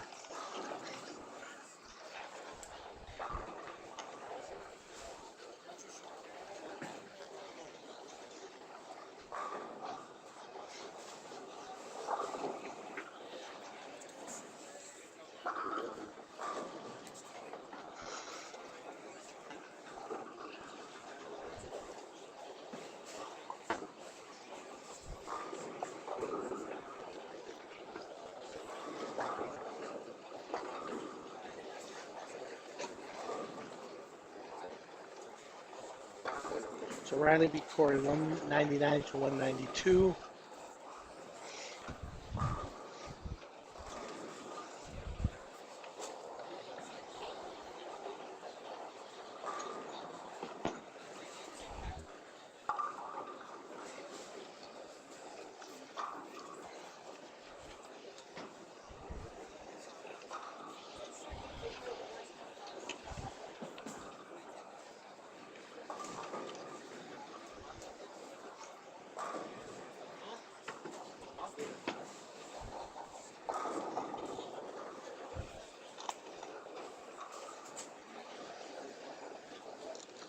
So Gio shoots 181.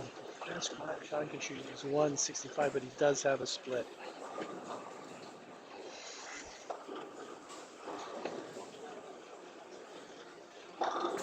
Felicia shoots 205. Clay has a possible 210.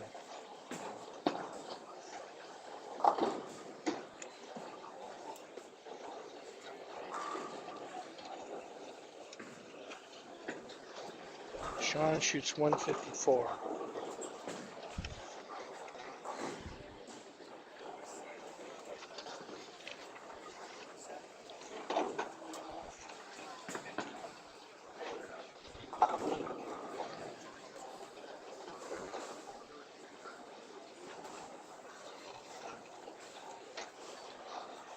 Lizzie shoots 215.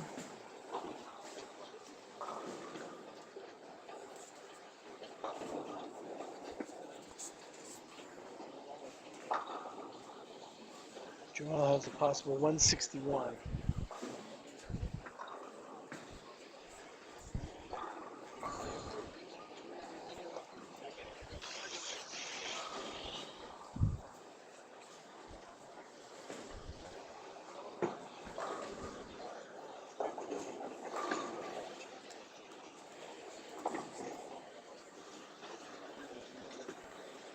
So Clay shoots 189.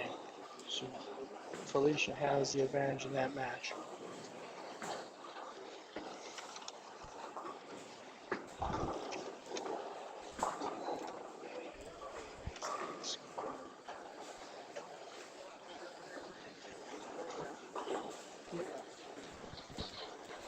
What did you shoot that first game? 165.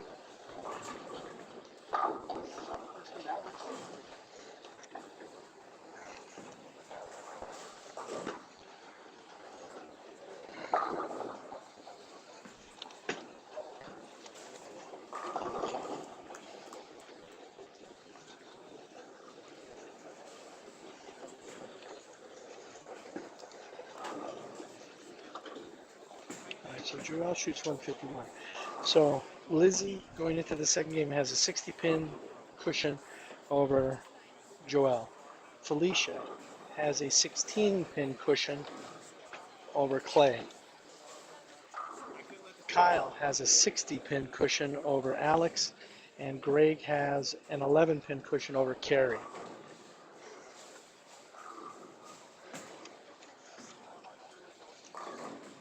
Dallas has 17 pins over Josh.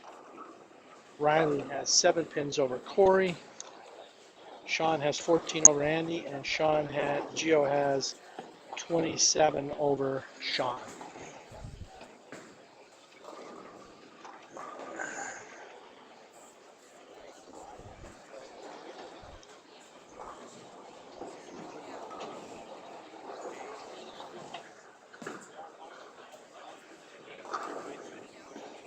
All right, so here we are, coming down the stretch.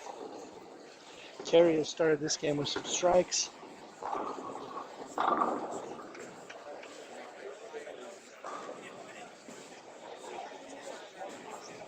And Gio also has started with some strikes, so he's in much better shape.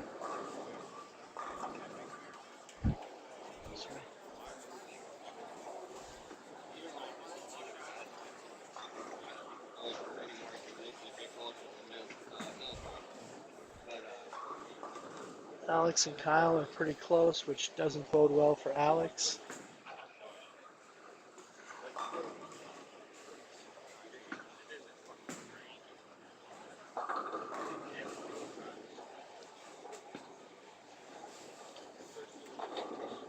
And Gio starts with a 3-bagger in his match against Sean.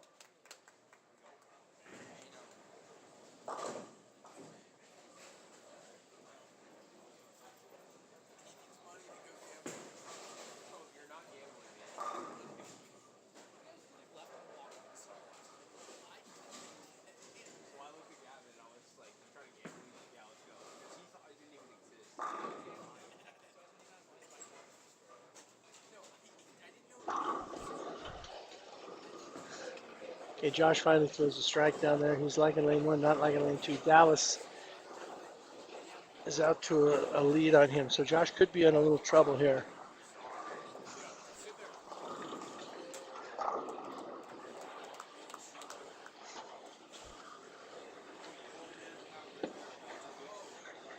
Felicia's crossing, not carrying.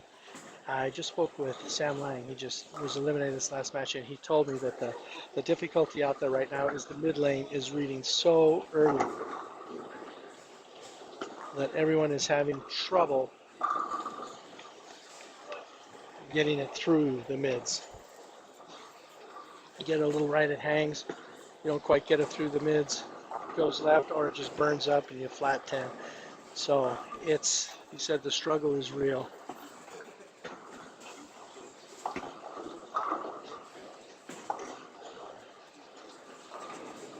Andy has come alive after shooting that 165 the first game.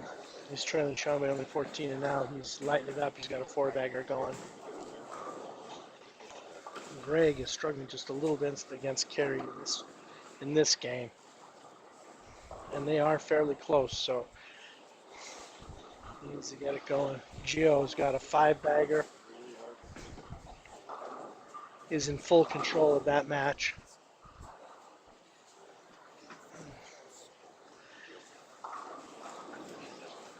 Alex is not putting it up together. There almost aren't enough frames left for Alex now. It's 60-pin deficit.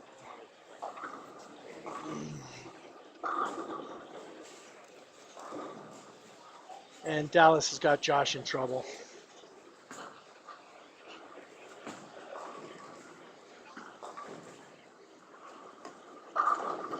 There's a strike. So Alex has 233 possible. So if he goes off the sheet, all Kyle needs to shoot is 170s to win.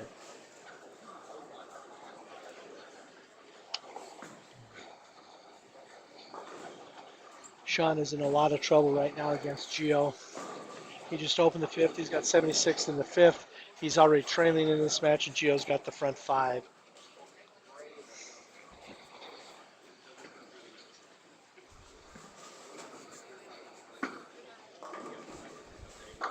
Kyle strikes, so he doubles up. He doubles up. He's leading Alex this match. He's already got this game. He's already got a 60-pin lead in the match. Alex is in trouble. Clay strikes.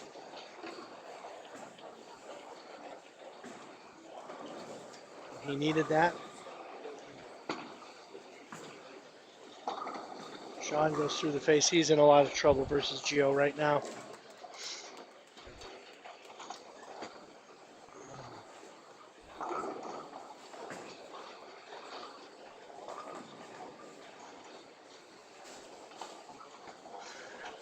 Sean's plugging away, but he doesn't have a huge lead over Andy, and Andy's kind of got it going right now.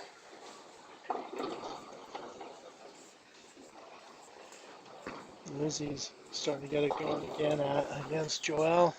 She already has a pretty substantial lead. Carey loses one right. Not great count. He has a lead over Greg.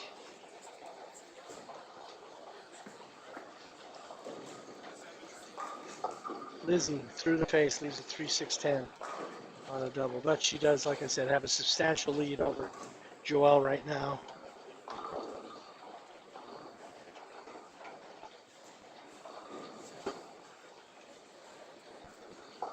Corey is in a little trouble versus Riley. He's trailing after the first game and trailing in this one. And Carey misses that spare. That gives Greg a huge opening. And he carries a Brooklyn hit to extend his string to 6.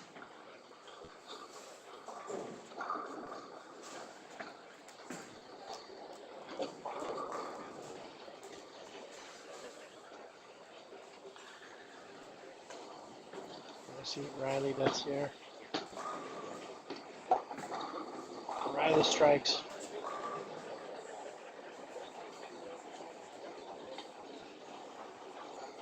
So he is definitely in the driver's seat.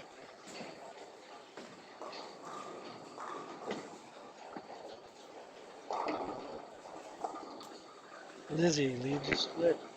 So she may be opening the door for Joelle here. Andy strikes again, runs his string to 7. This one is getting close to all but over.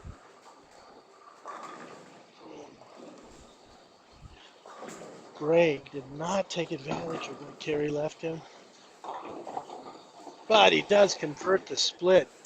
Huge conversion for Greg. That was huge for Greg. He really needed that to stay in touch with Kerry. Clay and Felicia are still close. Gio's got the front 7.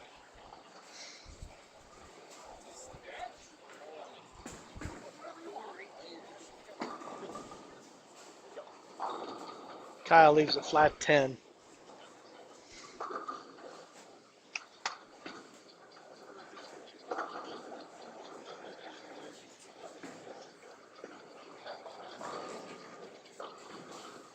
So still 230 possible, 233 possible for Alex.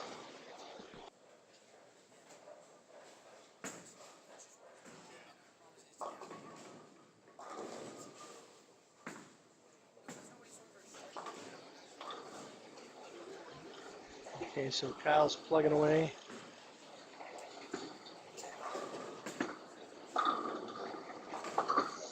Gio's got the front 8.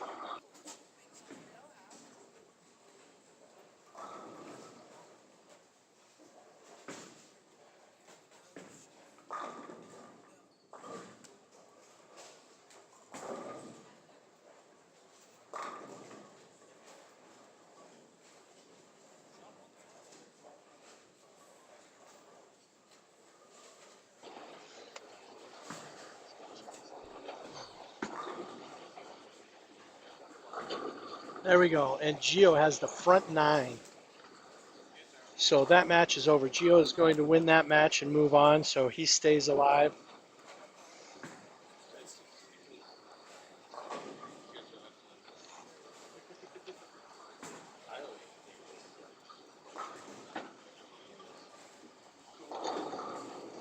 Kyle strikes. So now it is over. So he has Alex shut out. He just needs count now in the 10th. So Kyle is going to move Alex to the loser's bracket.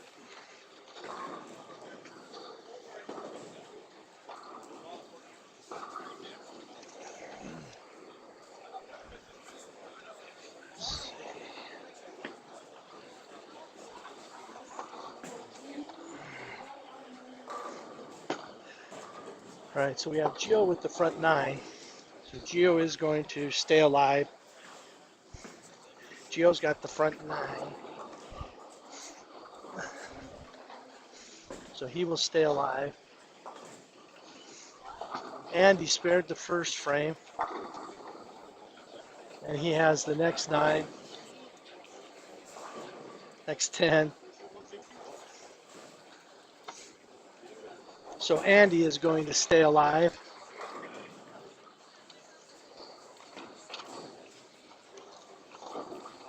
Andy will live to fight another day.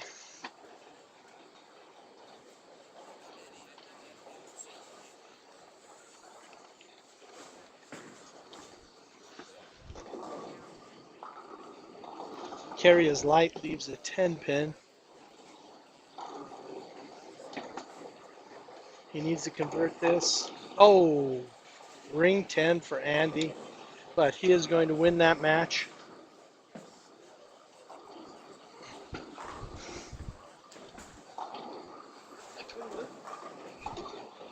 Felicia and Clay are still in a fairly close battle.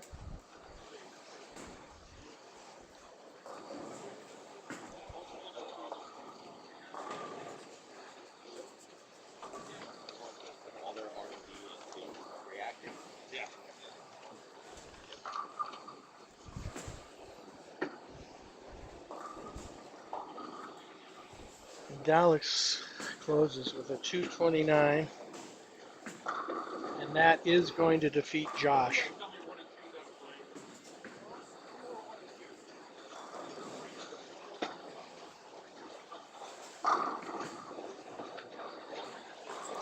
So Josh is eliminated. All right, Gio, front 9, up in the 10th. That ball looks a little right. It comes back. He got away with that one. That ball was right. That ball was right off his hand, and he did get a reaction.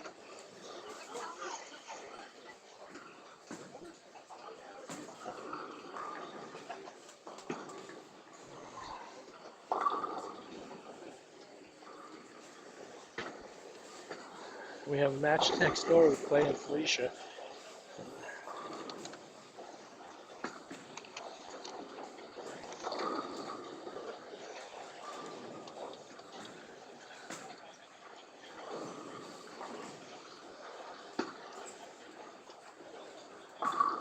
Oh, he leaves the 4-pin a little bit high.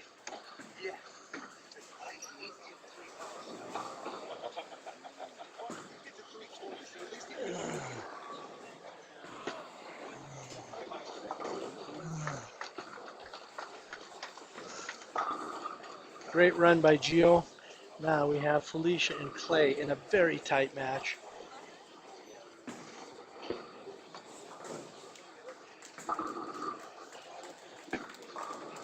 Oh, and Felicia carries. Felicia carries the 6-pin late. The 6-pin goes late.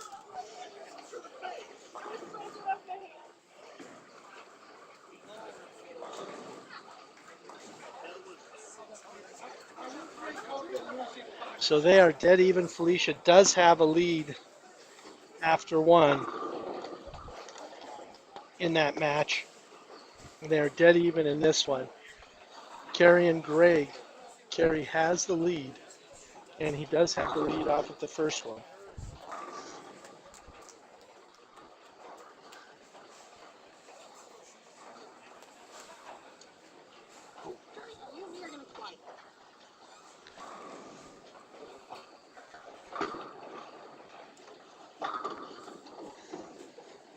And Riley has defeated Corey.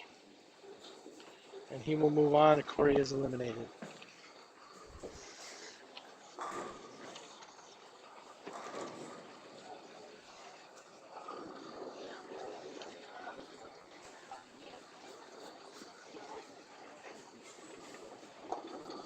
Lizzie goes a little wide, no trouble.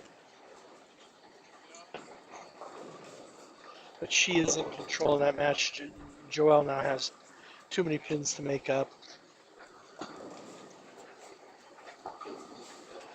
Best Joelle can shoot is 225.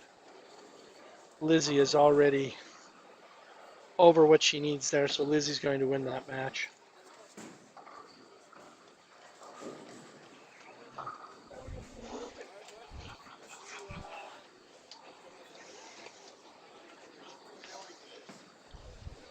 Carrie's got a possible 193.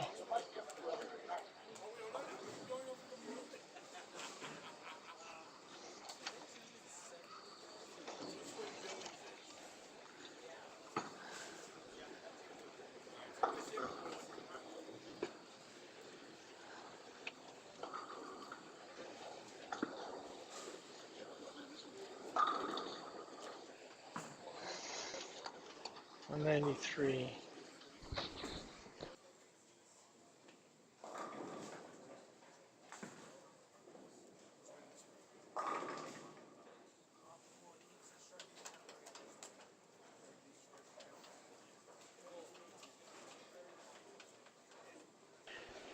All right, Greg needs a strike here, first ball.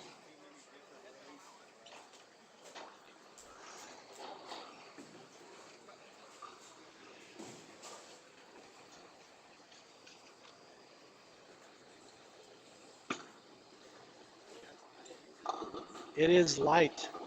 So the best he can shoot is 172, so Kerry will win this match.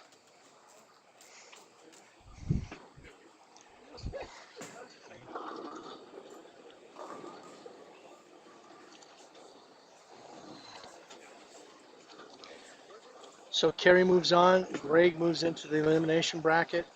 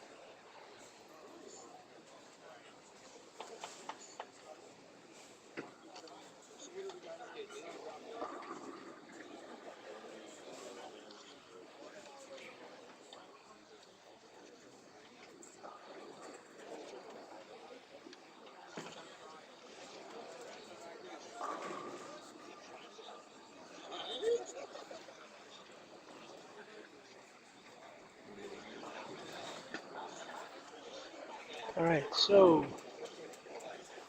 Felicia. Felicia.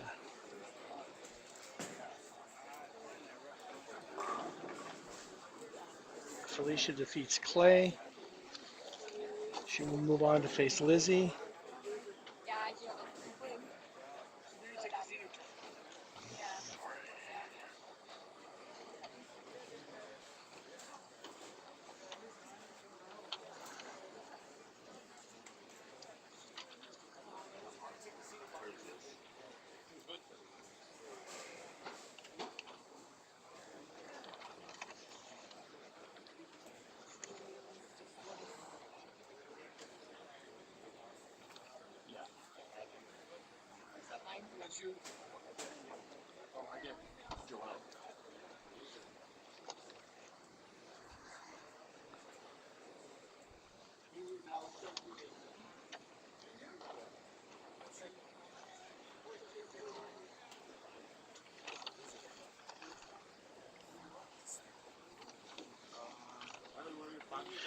All right, so we're going to get ready to move on. 4 left in the winner side of things. Kyle versus Carrie.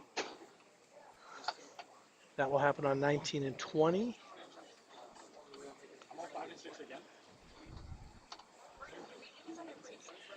And we will have Felicia versus Lizzie.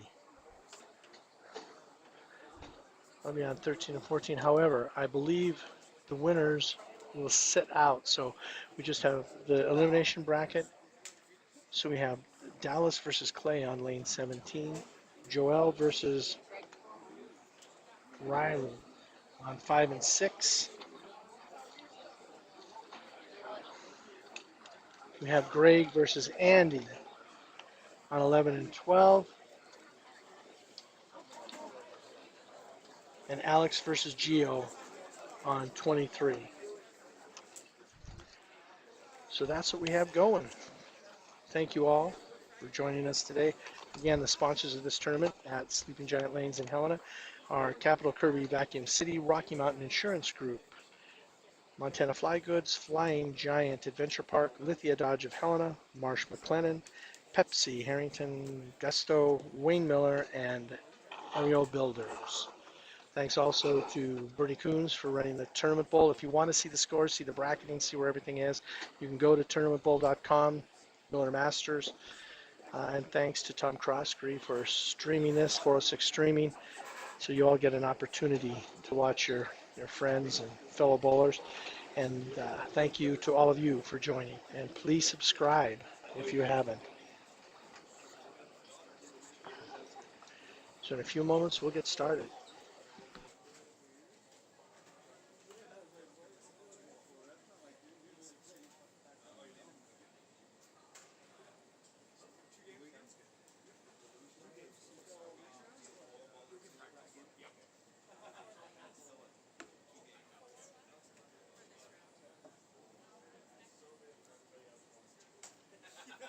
Especially you, right? That's the part.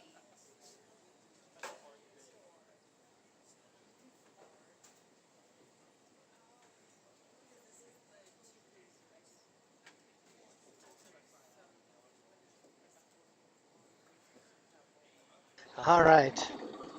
We are getting started here in the next round of matches. These also are two-game matches, two-game totals. These are all elimination games, so the losers of these matches will be eliminated today.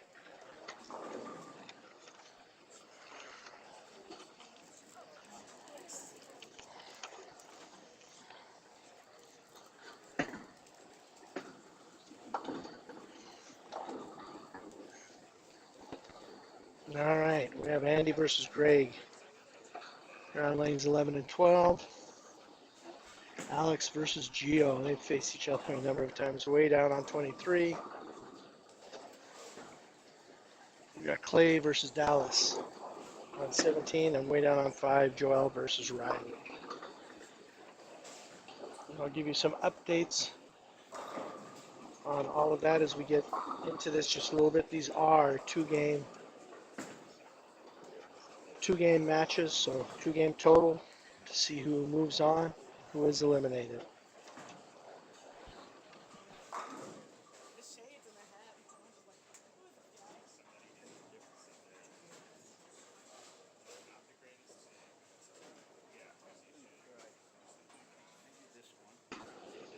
Greg continues to convert splits and washouts today. He's converted a number of those.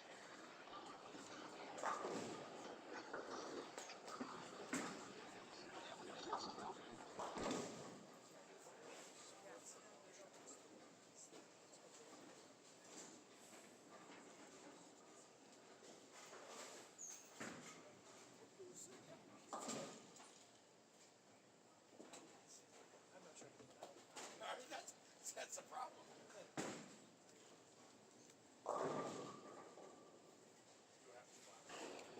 The cut for this tournament was 92 under, so it wasn't an incredible scoring pace. The conditions were fairly difficult.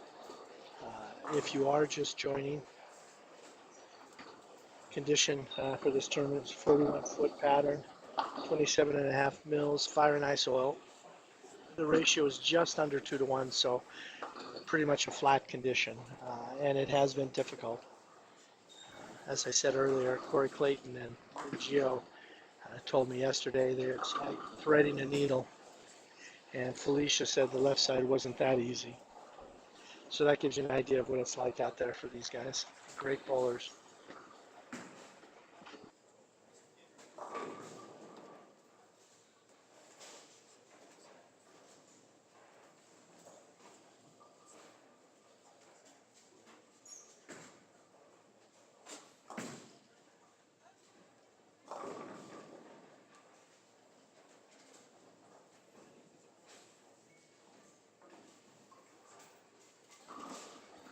I mean, it'll be interesting to see how Gio does today. You know, he's coming off that victory just a short time ago in the Trillium Mortgage tournament in Utah. He got knocked into the elimination bracket early today, but he's been solid since. So we'll see how he fares against Alex.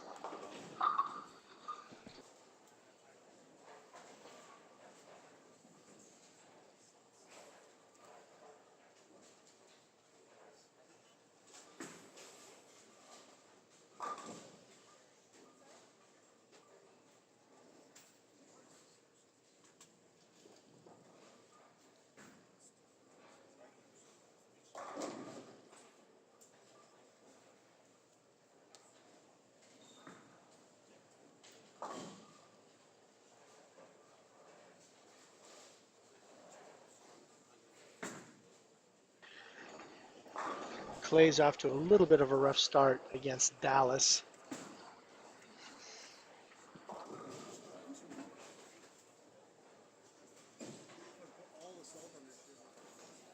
I told him you wanted extra salt.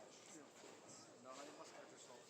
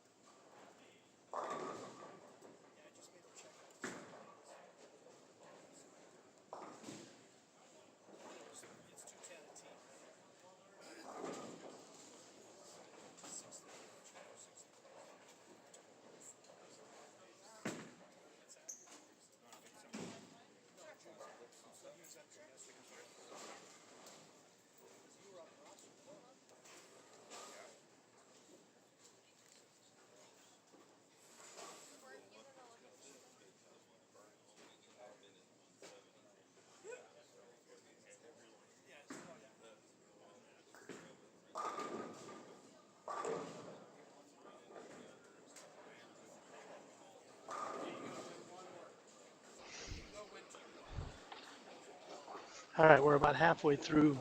Dallas and Clay are struggling just a little bit. Gio is staying clean.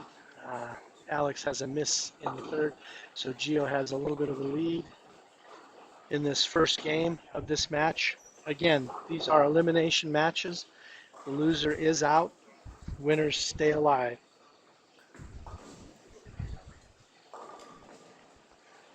Greg has a lead over Andy. Andy has opened 2 consecutive, and Greg is still clean. But in the last match, Andy struggled the first game and then lit it up the second game to win. So I wouldn't be surprised if the same thing happens here.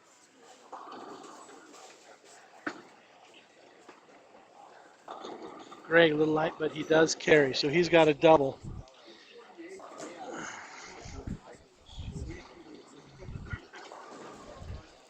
Joel and Riley are also in kind of a grinder match here.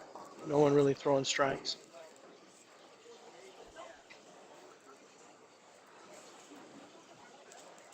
Riley has just a slight lead. Again, early on.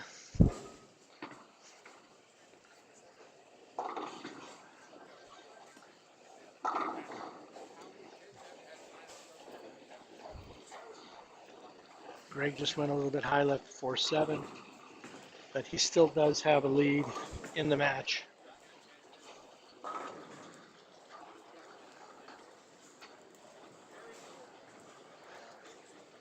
Dallas and Clay are just in a terrific grind.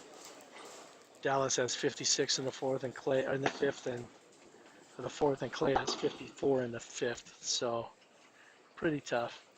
Greg is staying clean. We'll see if Andy can start to put something together. Dallas with a strike. That one was solid.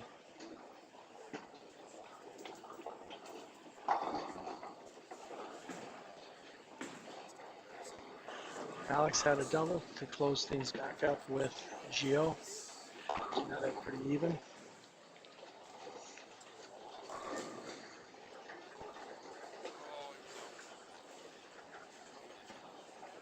There's a slight edge to Gio here. Alex converts to 10.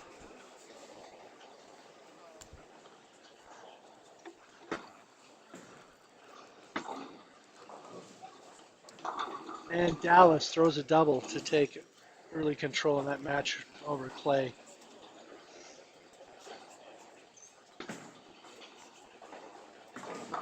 Gio solid, gets the strike. Maintains his advantage over Alex with 3 to play in that match.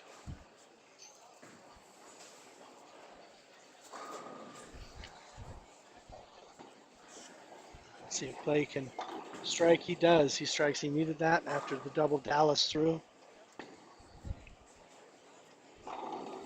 And he crosses and carries.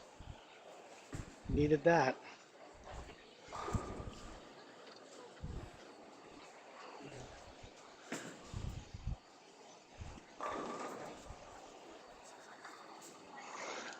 Riley's got a strike up in the fifth.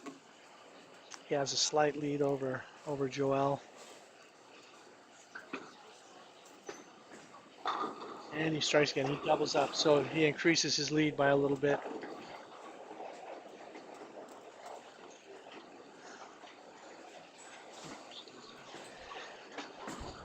Greg strikes, so he maintains his lead.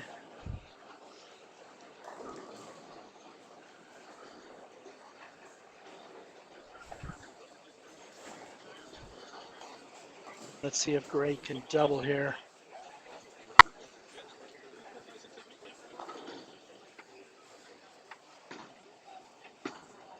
He way left. But he does hit the headpin and carry. Huge break for Greg. Doubles up, puts the pressure on. And let's see if Dallas can strike here and extend his lead over Clay. Alex struck the ninth. He has a possible 236. Gio has a possible 227.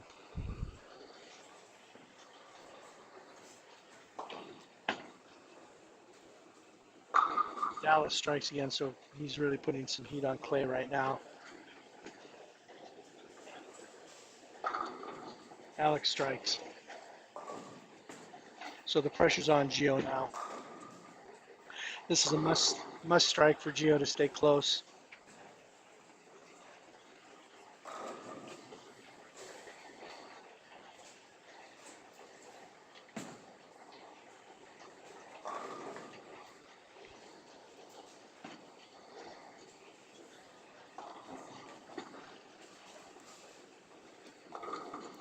And Gio carries. It was a light hit, but it does carry. He absolutely had to have that.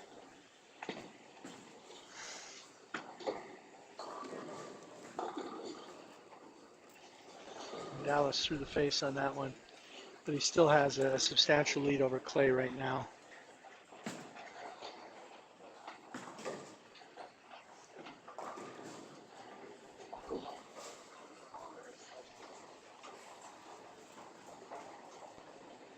And we'll see if Gio can double.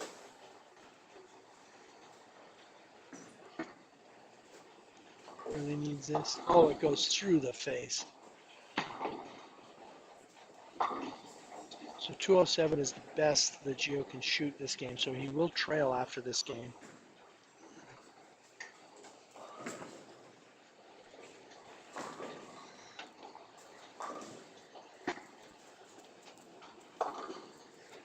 Converts to spare, so he still has 207 in play.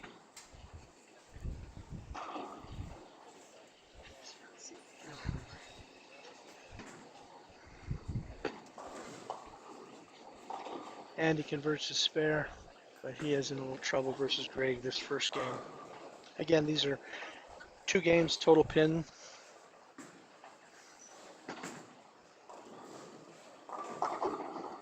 Gio strikes, so he shoots 207. Alex still has 230 possible.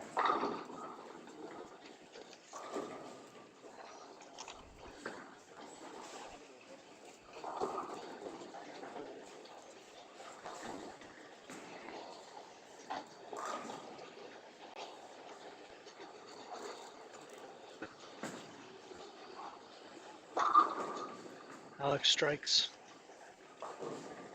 It's a 3-bagger, still 230 possible.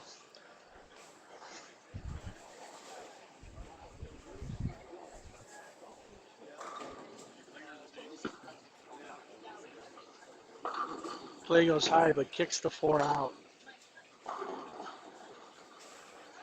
So he has 169 possible. Dallas has 214 possible.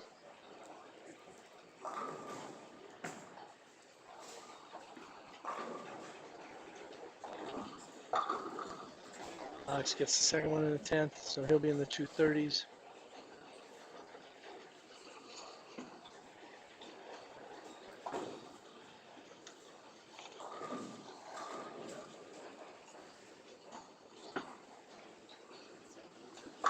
Dallas flush, so he's gonna have a lead over Clay after 1.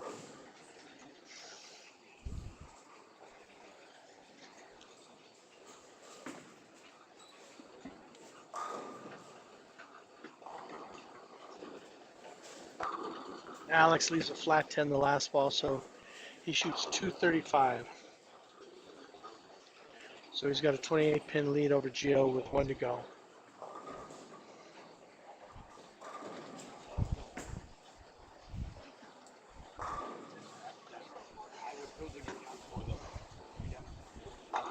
Oh, Dallas just doesn't tickle the 10 out. Okay, Greg shoots 223.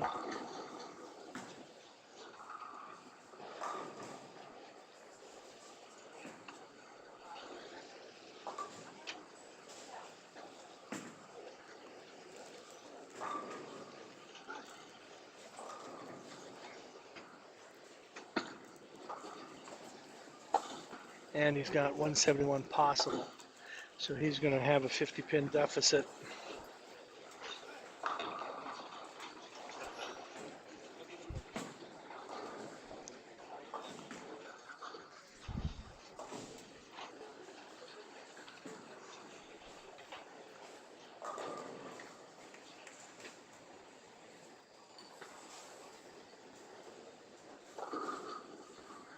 Alex starts with a split in this second game.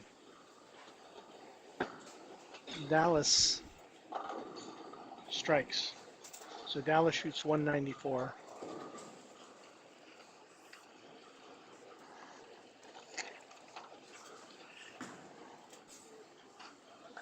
Best Clay can shoot is 169, so he will have a deficit. And he goes through the face. So he shoots 168. So he's got a 60 pin deficit.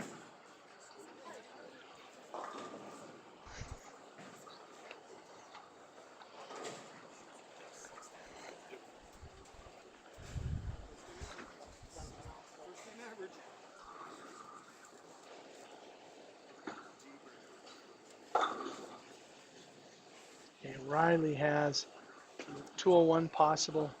Joelle has 188 possible, so she's a little bit of a deficit. Greg just splits 248-10 to start the last game.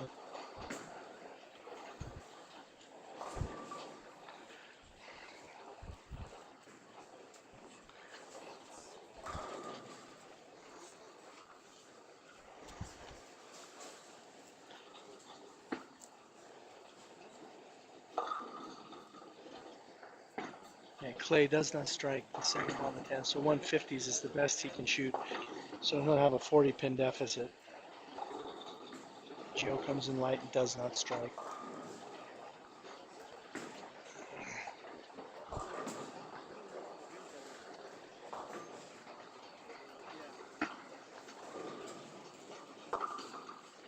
So Clay shoots 158.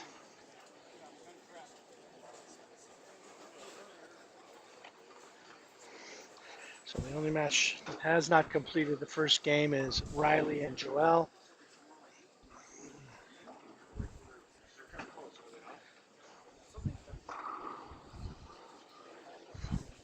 And they are just about complete.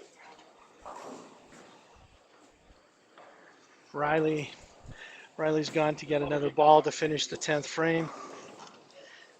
So there's a little delay here.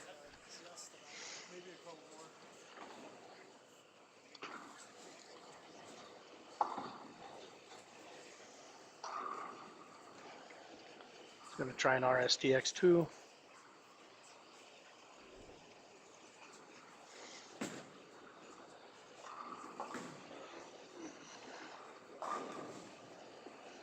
So this match is still reasonably tight. If Joelle goes off the sheet, she can go off for 188. Best Riley can shoot here is a 191.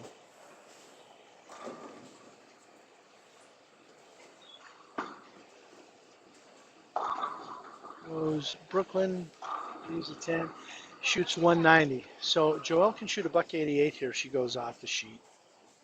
That'll keep this match very close with one to go.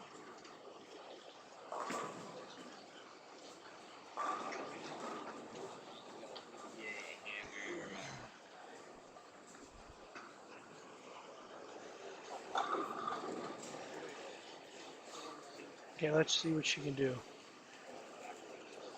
She had a rough start to this game, but go off the sheet here. It's pretty much dead even. Shot looks, oh, it is a little light. Leaves a split. So 68's the best she can shoot if she converts this.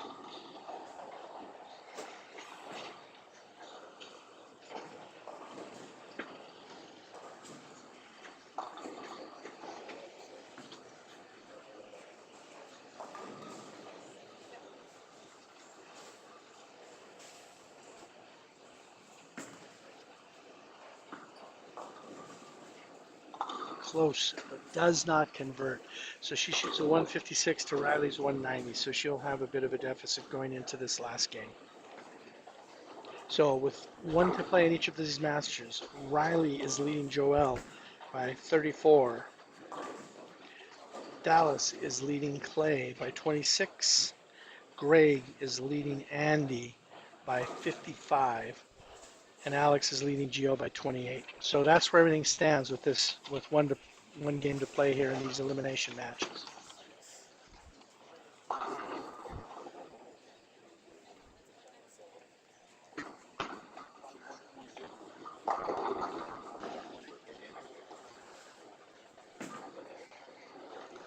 Okay, so Alex has opened 2 of the first 4 frames. Gio spared the first 2 and has doubled, struck 3 and 4.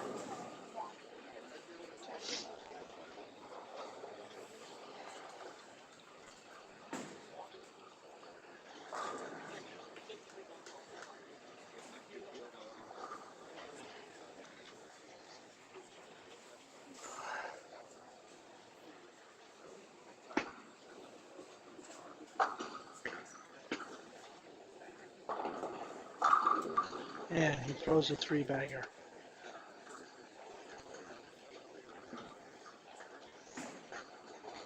So that was solid. He's making inroads. Alex is now on 24 again, where he has split the last 2 times.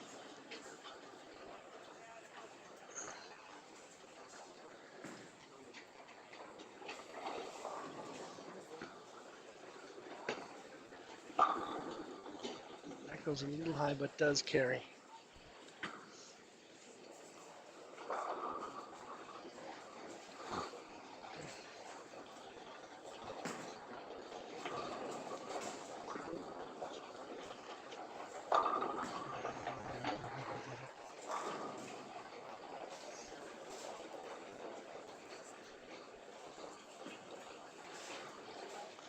So we are halfway through this match between Alex and Gio. They're ahead of, ring 10 for Alex.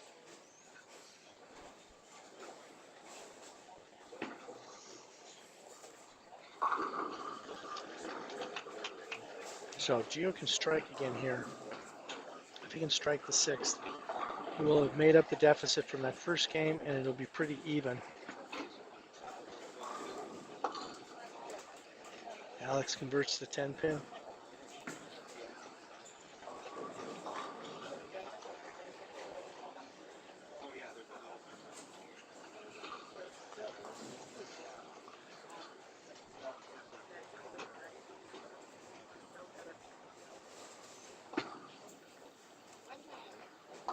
Oh, and Gio goes high, goes through the face, leaves the 3-6-10.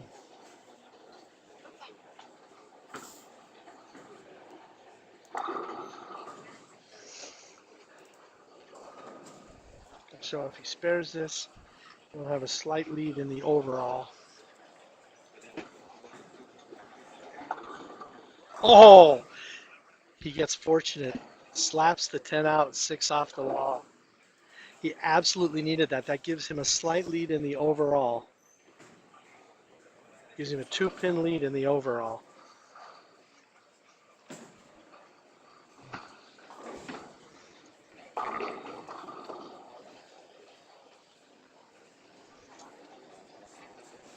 So he really could use a strike here to put the pressure on Alex. Alex has been fine on 23. 24 has been a problem for him.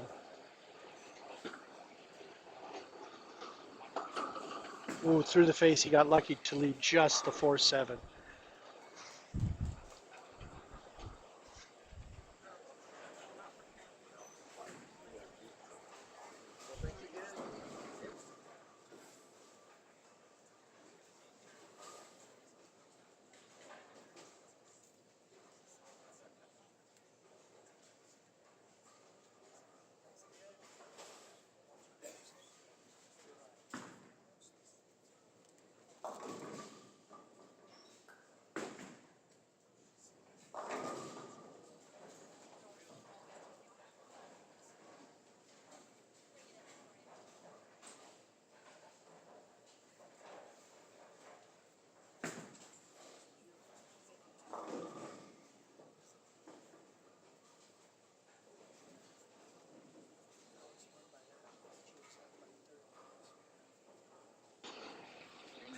Okay, Andy and Greg are in a bit of a grind here.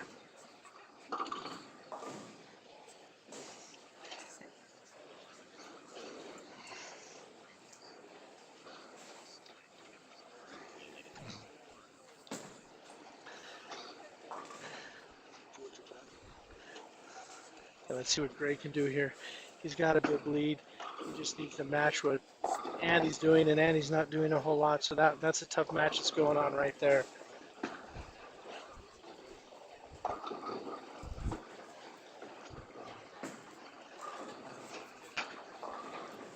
Okay, Alex has doubled. We know your forgetfulness. So he's gone back to take, has taken the lead over in that match with that double. So Gio really needs to strike here.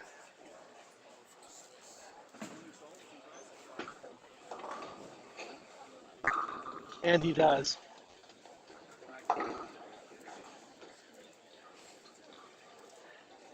So that match right now, the overall is dead even in that match.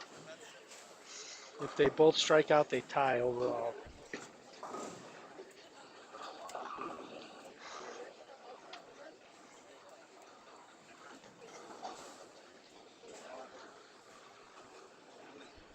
Yeah, this is a big shot for Gio.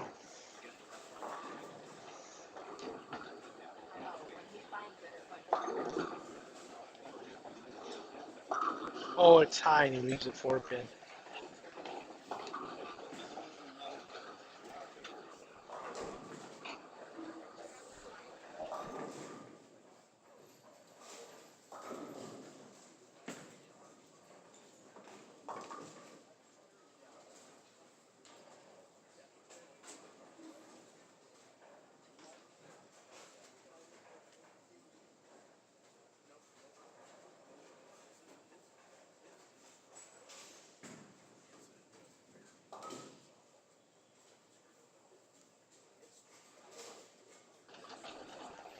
All right, now it is possible for Alex to shut Gio out.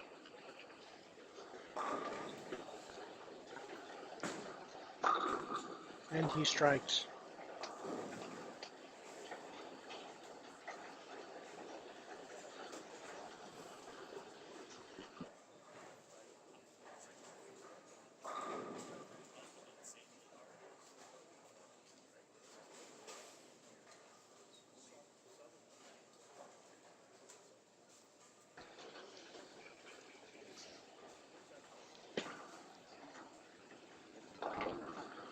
If he strikes here. And that strike will shut Gio out. That will shut Gio out. So Gio will be eliminated and Alex will move on.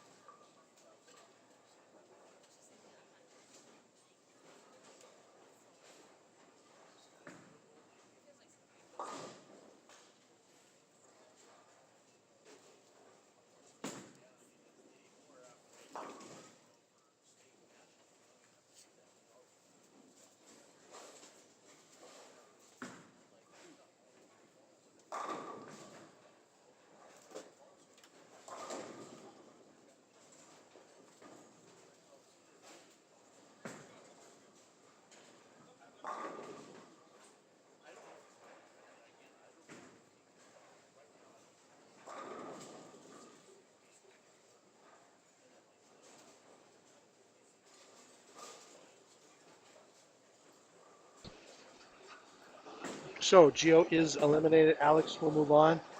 The next match that's going to complete will probably be this match between Andy and Greg.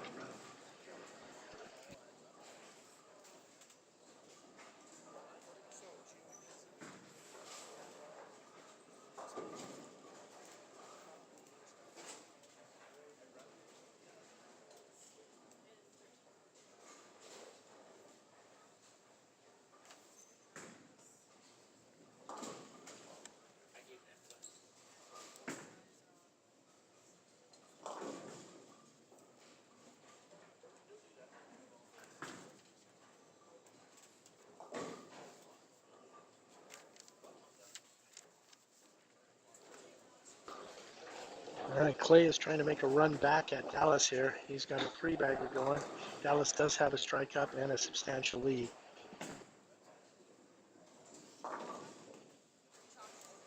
Awesome. Thank you.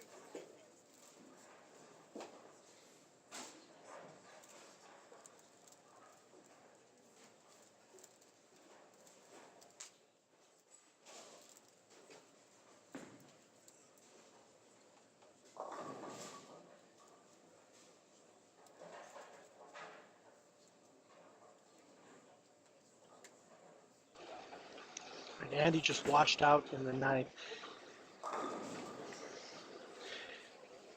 Greg has a possible 155. If Andy converts this, he can shoot deuce, and that still isn't enough. So, Greg will move on.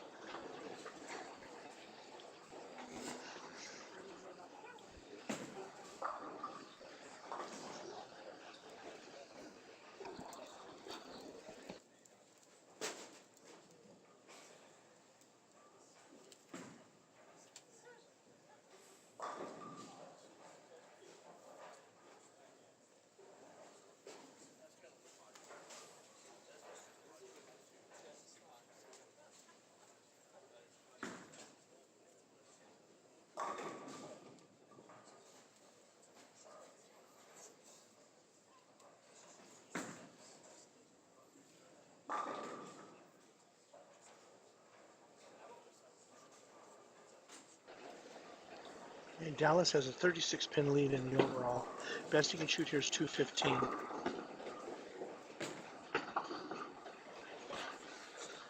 Clay can still shoot 230. So this one still is in doubt a little bit.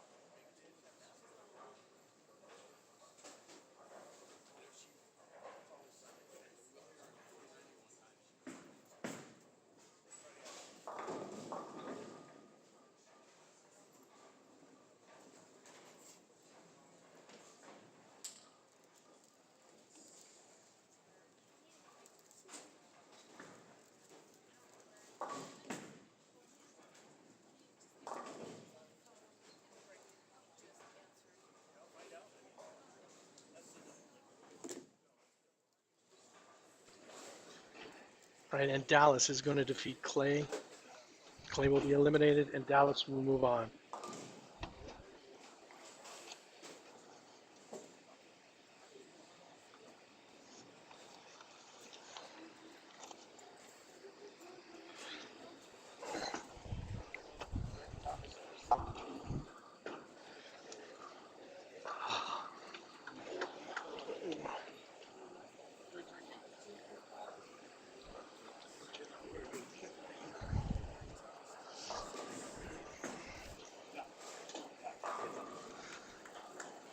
And the one remaining match, Riley and Joel.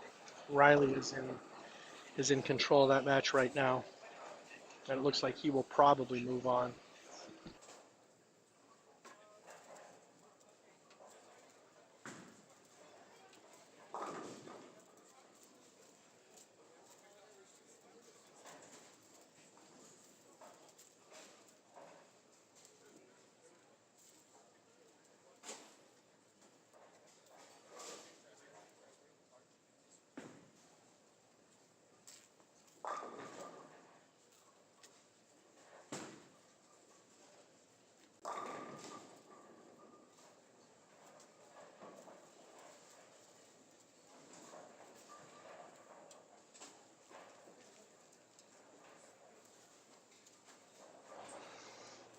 All right, so it looks like Greg versus Alex, Dallas versus Riley. Those are the four that will move on. That's in the elimination bracket.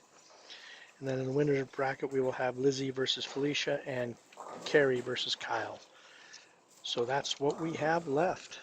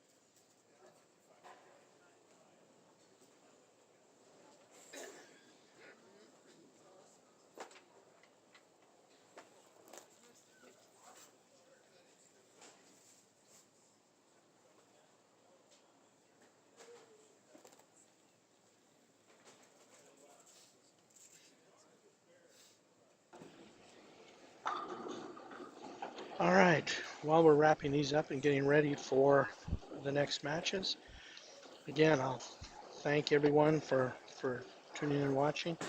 Thanks to Tom Croskery for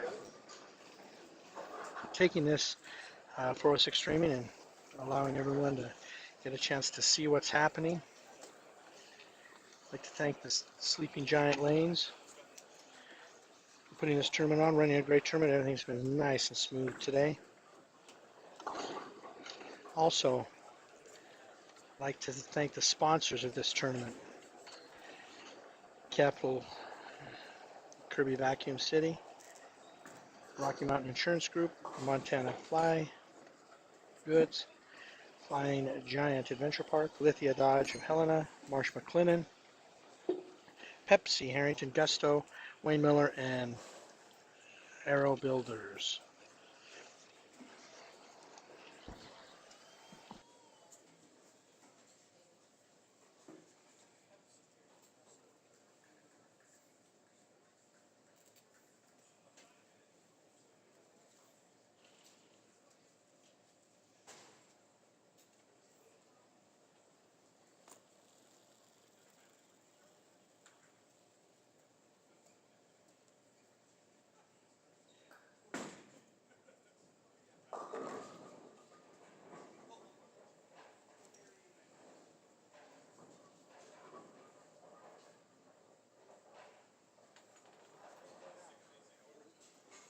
Coming down to the wire.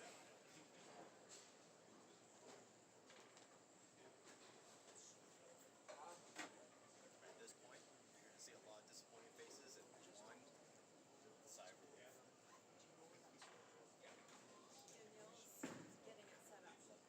Yeah, we've already covered that way. We're going that way.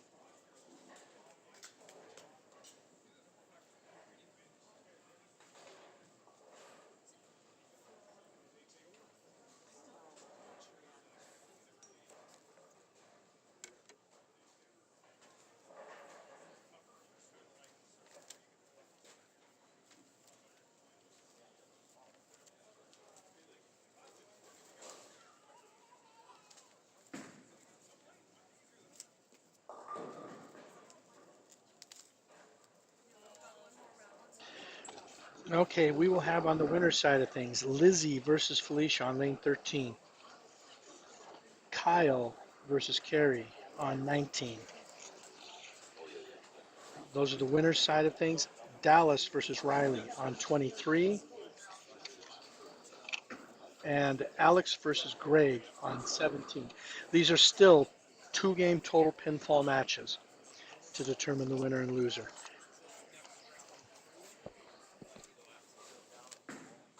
Alex versus Ray on 17. These are still 2-game total pinfall matches to determine the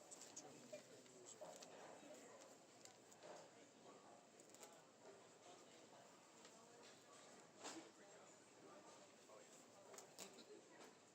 I can't wait to listen to this again.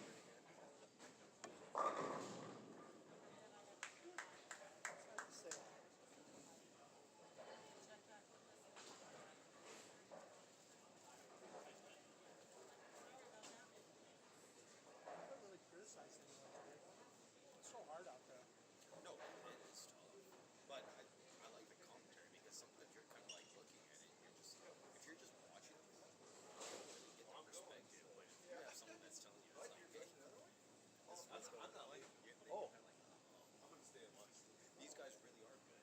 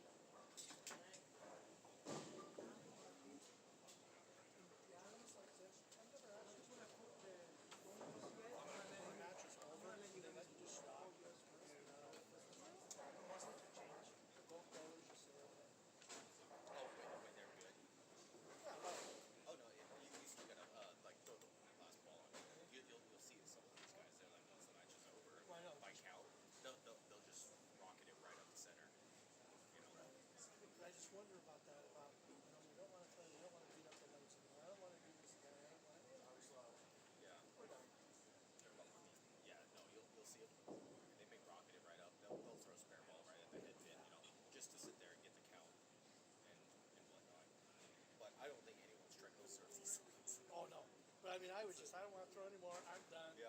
It's the day. Yeah, no, you saw a couple of them. I mean, Well, right. one of them, he just sat there and Right. took his spare ball and just went, Right. and then it rolled like 3 miles an hour all the way Right. down. Yeah. So, And you know that's going to happen. That's why I wonder, is there a point where you say, oh yeah. Yep. go sit down. I mean, at this point, we're on like You can sign for it. game 12 for some of these guys. Yeah. Yeah, that's why, you know what? I mean, these guys are used to pulling like 20 games anyway. I don't even think half of these guys are sweating it. They're a different breed out there for sure. That's true. That's true, yeah. Like, I'm tired. I want to take a nap.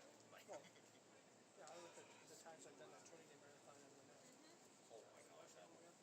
Yeah. and then you look at some of these tournaments, oh yeah, I bowled by here, I bowled all the way to Qualifier, and I bowled this level, and I bowled about 50 times. Yep. Oh no, but I think once you're in it, you just have that mindset. Like, you know. Well, I know when I was younger, I used to do like the ring attendant thing when I was an 18 qualifier. My heart runs How many fast. games? Yeah, I was like, I think the key is when you're on your final set, you just hope that you don't make it because you've already bowled so much. exactly. You don't Where wanna it goes make at the beginning, there's some optimism, Yeah. and you're doing this, that, whatever, and then it's you know what? I really hope I don't somehow squeeze in. But even though we say that, I think every bowler always wants to use the next Oh day. yeah, Every you do single want to one. bowl the No next one wants to be like, oh no, I don't think I'll Yeah, because you're there. And it is. When you get down toward the end, it's like, oh God, I'm glad this is about over. Right. Yep. Yep. Same thing with the step ladder. They don't want to just be like, oh, one and done. Step ladder.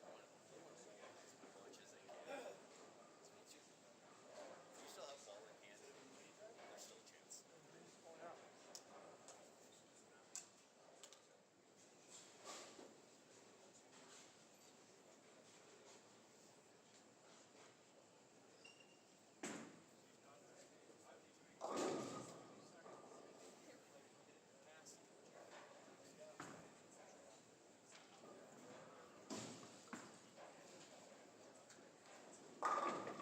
I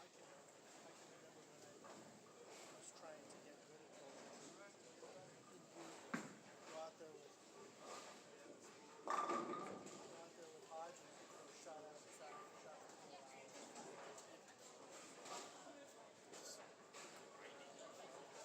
And now look at it. That's nuts. Let's do that. Do that. You know why? Because we're like experienced. Crazy.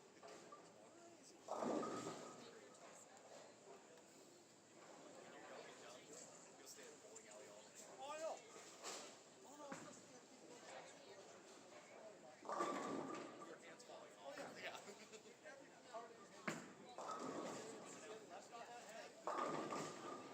It's appealing. It's like, nah, I'll get on for another game.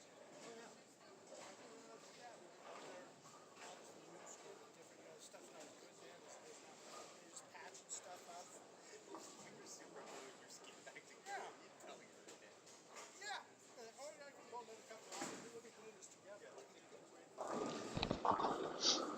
All right, we are about ready to get started here.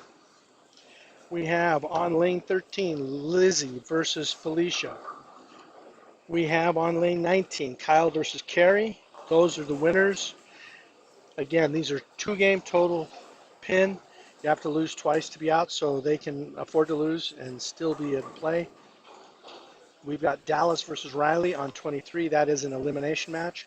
And Greg against Alex on 17 and 18, and that also is an elimination match. So we're getting close to the end now.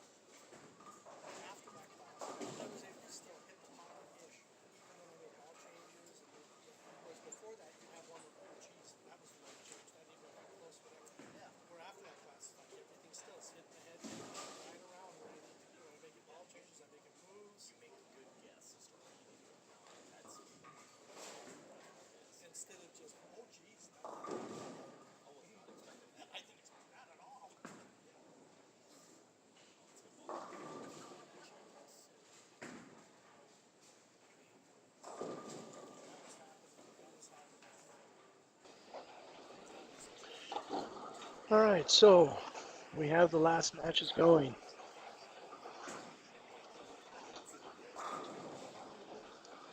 Alex and Greg are clean through their first two. Lizzie converts a difficult spare.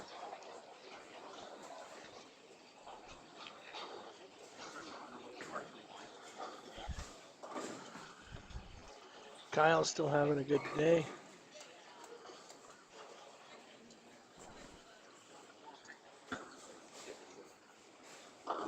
Yeah, that ball was a little bit right. That's the difficulty they're having right now. The mid lanes are reading pretty early.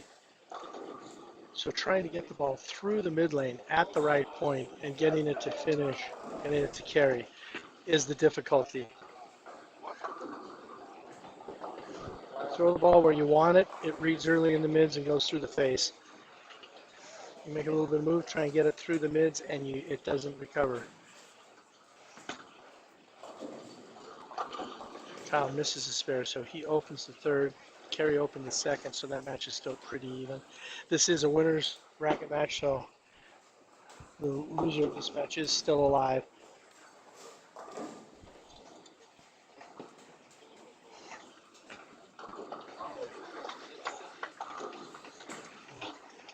Dallas doesn't convert the split, so he has an open frame.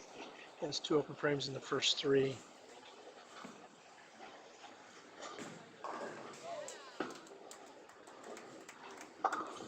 Greg converts. See if Kerry can hit the pocket. And it crosses. Leaves a 6-10.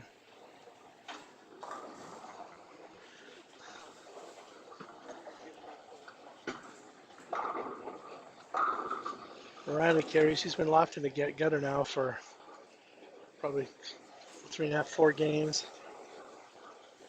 That's how he's controlling the mids.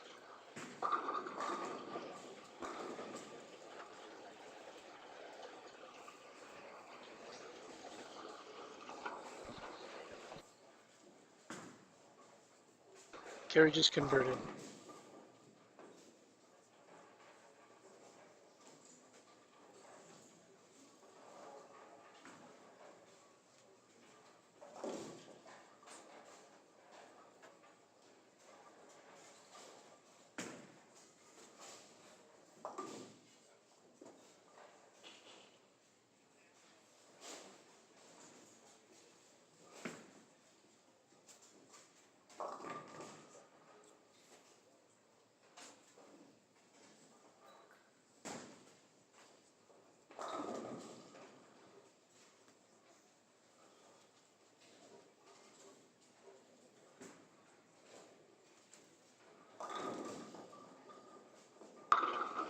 Yeah, that was a great shot by Kerry. He got that one through the mids right. It retained and it carried. So it'll be interesting to see if he can continue that.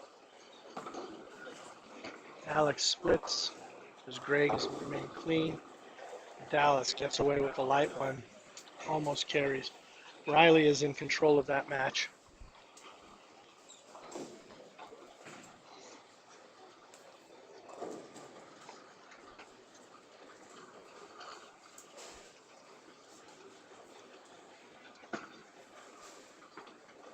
Kyle through the face. So there, these people that are in the winner's side of things, they set out the last two games. Those are just elimination bracket bowlers. Lanes have changed, conditions have changed while they were sitting. It's difficult for them to come in and make the correct adjustments. And this pattern has not been the easiest pattern in the world to play.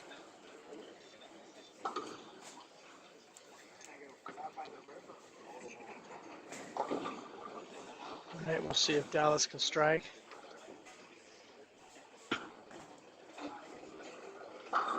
Solid. Dallas gets a solid strike. He needed that. Riley sitting there with a double up. He needs to keep pace. That is an elimination match.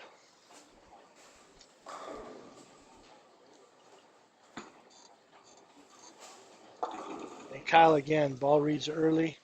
He really needs to make a move or change. He needs to make a ball change or move. He is not getting through the mids at all.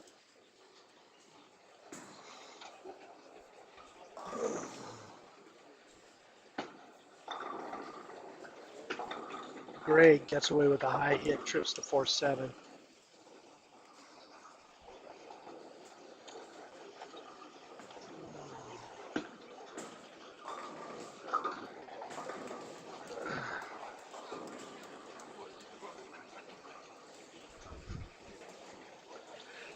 So with the strike here, Carey can begin to take a little bit of a lead in this first game. Again, these are 2-game total pinfall. That one's going to read early, and he threw the nose. So that is the real difficulty they're having right now, getting that ball to clear the mids, not go through the face. Everyone is having that issue. Greg just crossed and carried. So he carries for a double, throws one high through the face, it trips to 4-7, and then crosses and carries.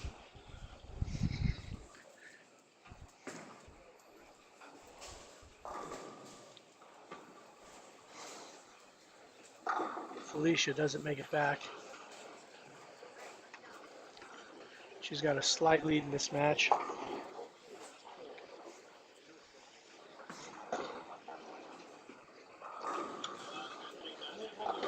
Alex carries light.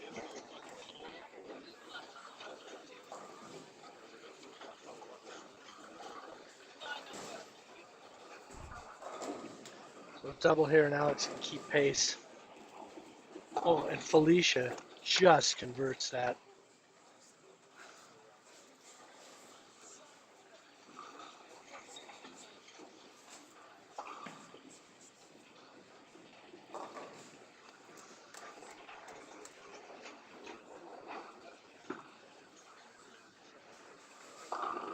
And Carey strikes.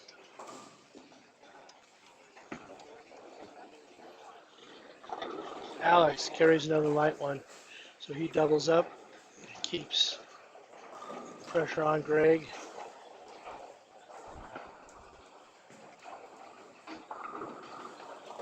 All right, we'll see if Kyle has made an adjustment.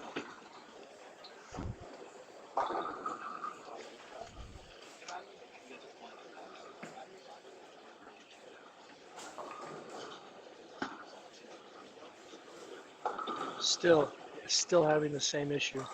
He did make an adjustment, but he is not going to get the ball to clear the mids like that. I mean, it's almost where he's going to have to take Riley's approach, loft the gutter.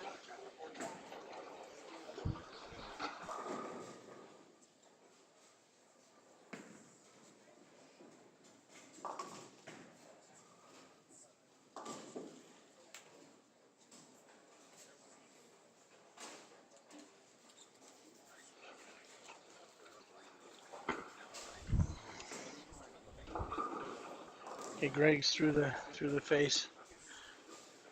So everyone right now is struggling with that.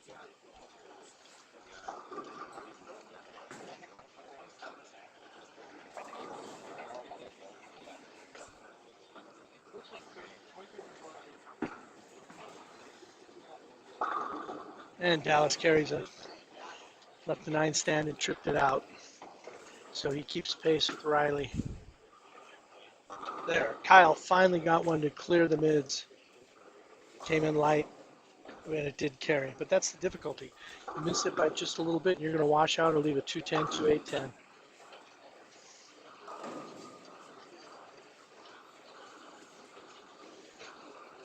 Okay, Greg's at a possible 237. Alex has a possible 236. So that match is still very close. Carey really could use a double here. That ball could be high. Oh, it held, doubled.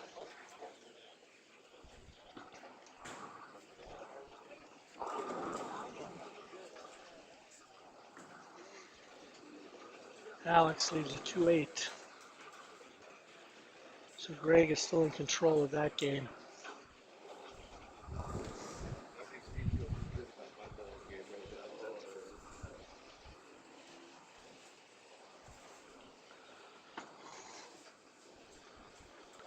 Lizzie, ball does not make it back. Super washout. She's already trailing.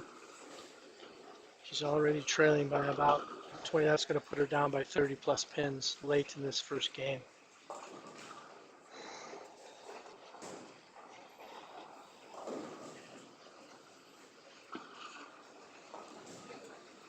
Nice conversion. That was a big conversion for Lizzie. And carry doubles.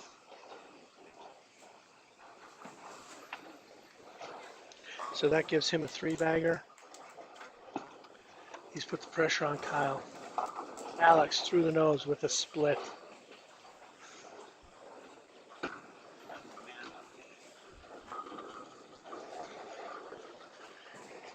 And we'll see if Kyle can get this one through the mids.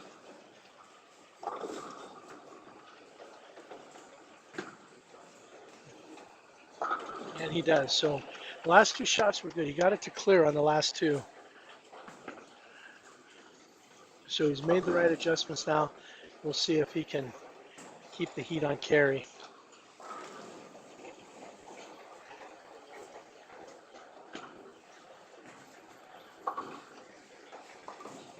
And Dallas with an open, or no, he got the spare, never mind. But he is still trailing Riley.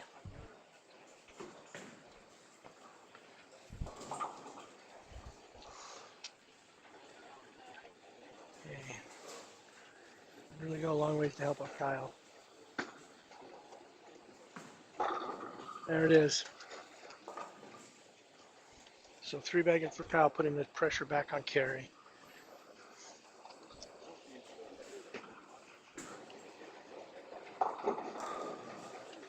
Dallas through the man.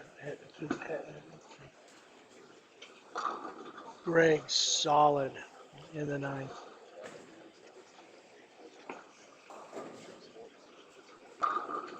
Felicia solid. So Felicia's well in control of the first game. Carry a little bit high, leaves a 4. So Kyle has a possible 215. Carey has a possible 200.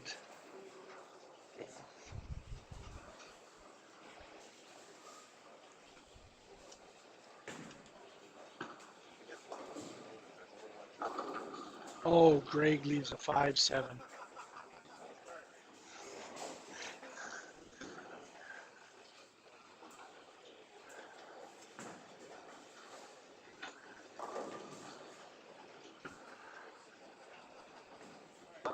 Lizzie goes high, leaves a 3-6. So she's trailing Felicia by about 25. We'll see what Greg can do with this 5-7.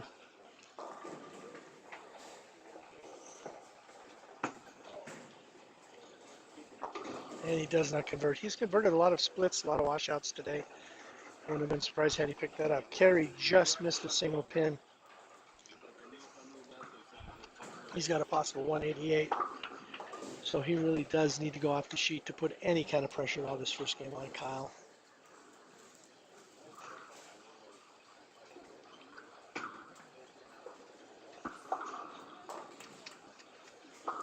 And he goes through the nose and leaves the 4-6-7. So these last two frames have really hurt Carey's efforts. Alex strikes the first ball in the 10th.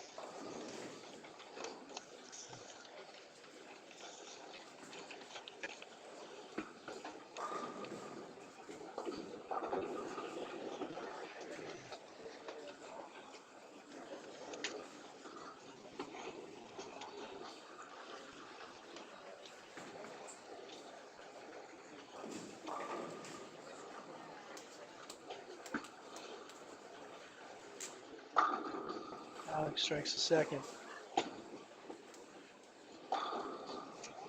Riley strikes.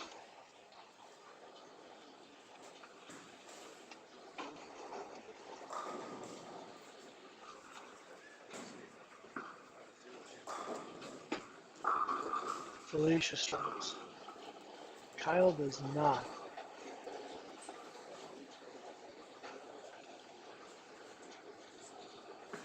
but he still has 194 possible, so he's going to put Kerry in a hole. Alex goes off the sheet for 88, so he trims that deficit to Greg.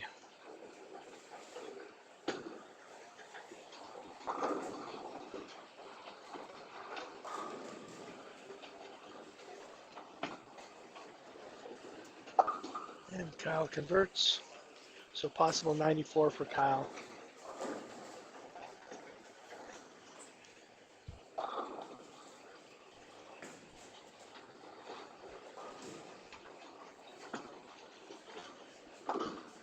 Riley converts to shoot 212.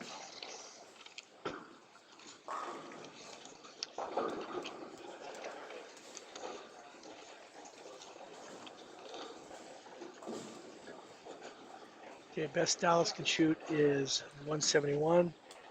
So it's going to give Riley a minimum of a 40-pin lead. Kyle shoots 194. So he puts Kerry to a 26-pin deficit.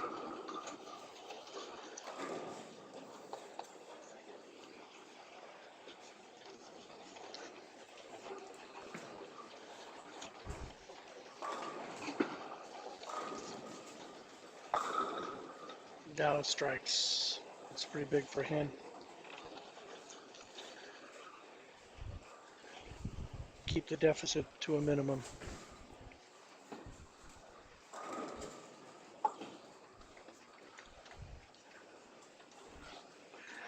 Felicia shoots 219.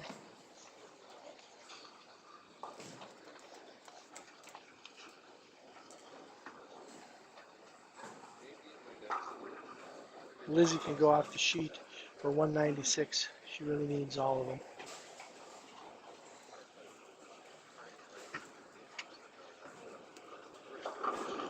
Oh, crosses, does not carry the first one.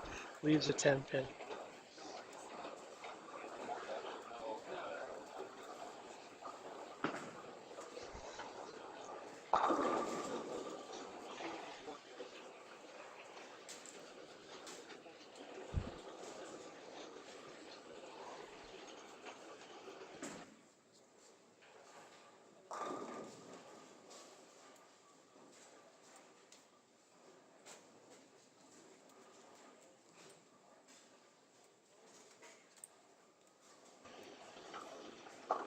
And Dallas goes through the face the last ball, so he shoots 167.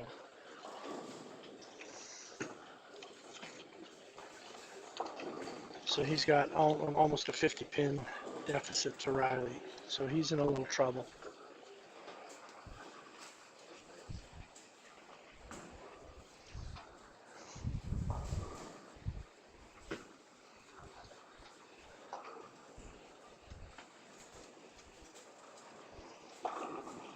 As he strikes the last ball, shoots 176. So she has a 40-pin deficit to make up.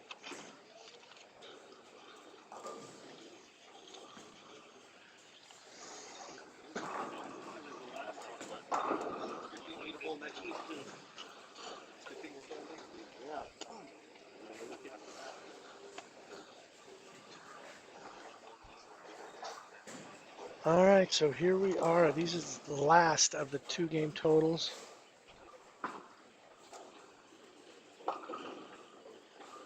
Kyle almost washed out.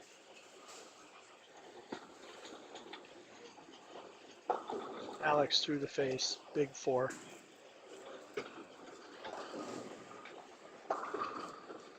Dallas through the face. Felicia just left the big four.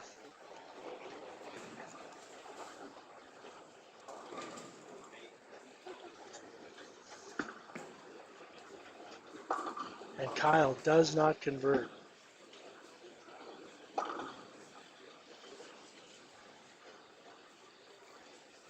Gives Kerry an opening. Kerry is trailing by almost 30 pins, so he needs that opening.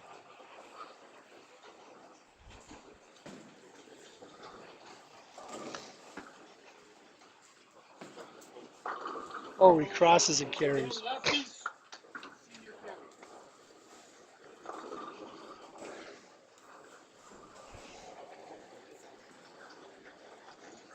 So he doubles up.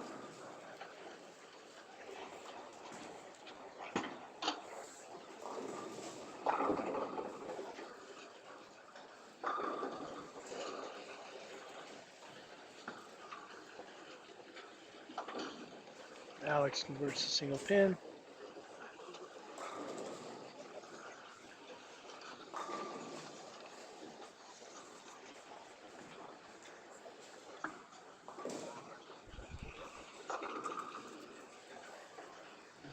Carey misses the head pin wide. He can't afford that. He's got a deficit to make up.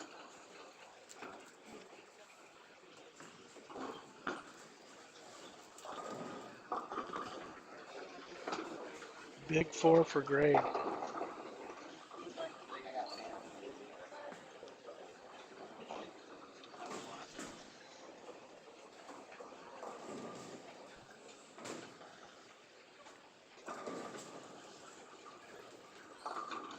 And Carey opens.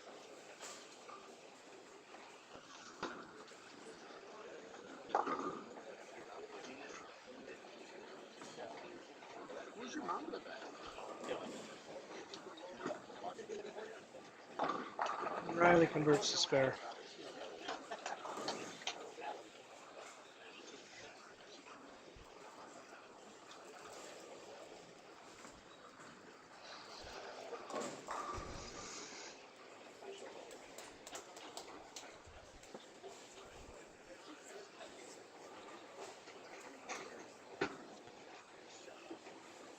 Kyle dead flush.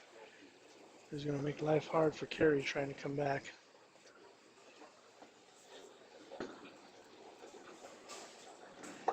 Greg got the ball right for those two high hits in the splits. Gets the ball right. Another split.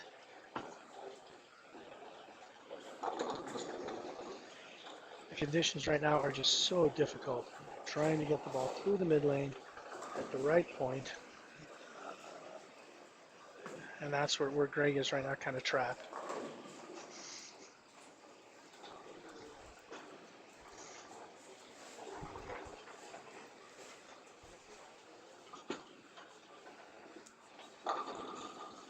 Kyle leaves a 10 pin. Greg with another open, so he's got 3 opens, 2 splits and a washout. Or I guess that wasn't really a washout, it ended up being a split as well. And Felicia with a strike.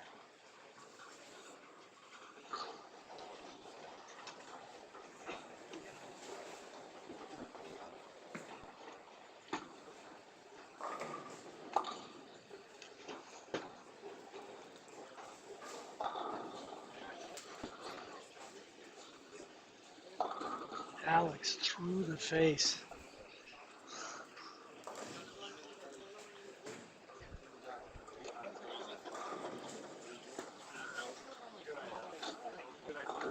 Carry a little bit light.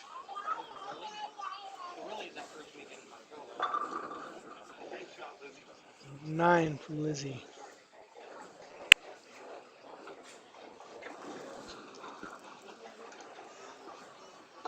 And Alex opens. He does not convert that spin.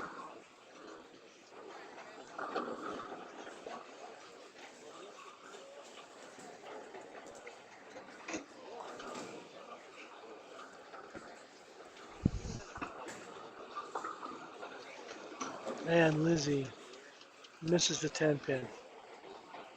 She can't afford any open frames. She has one now.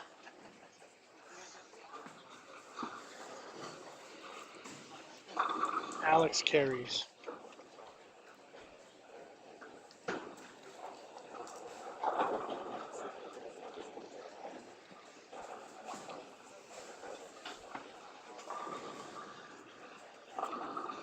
Oh, Lizzie a little bit light, went wide. Left the 1-2.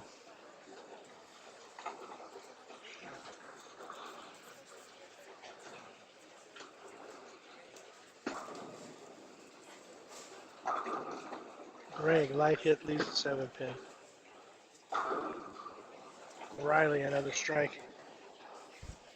Riley and Felicia right now look like they have the best looks.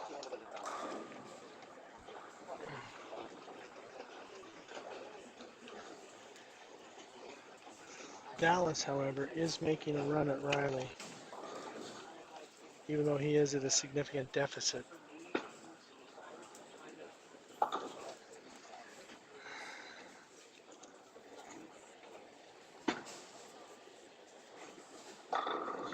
And Dallas with another strike. He's making a run at Riley.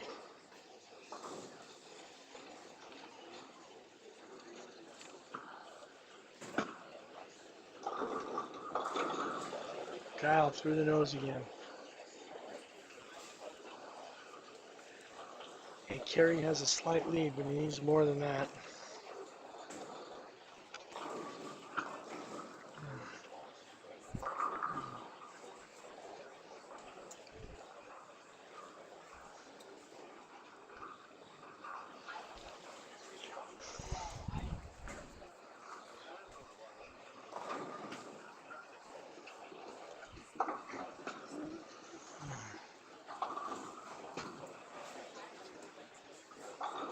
Alex is going to need a strike here. And he gets it, so he's doubled up.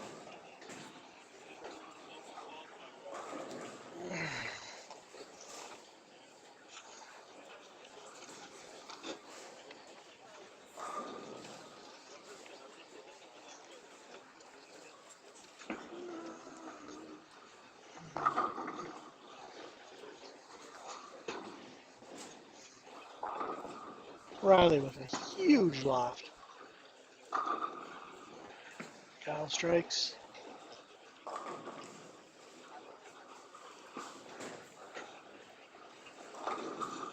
Alex Light does not carry. So that the overall between Alex and Greg is fairly tight right now. They're within a few pins.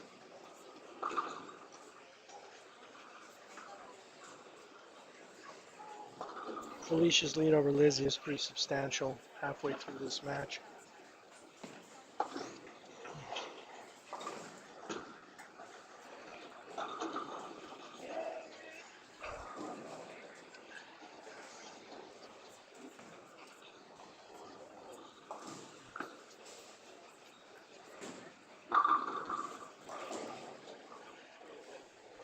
That Lizzie just is not getting any carry. She's missed some single pins.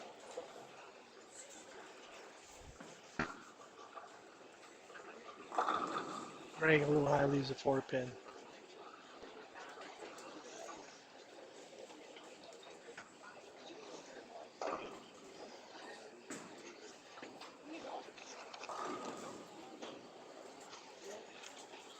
So if he converts his 4 pin, with 2 frames to go in the overall, he will have a 3 pin lead.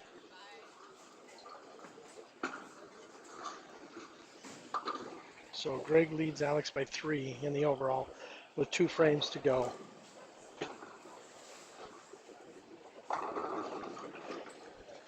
Dallas is stringing. He's got a 5 bag. Oh no, he did not carry there. I'm sorry. Left a 7 pin.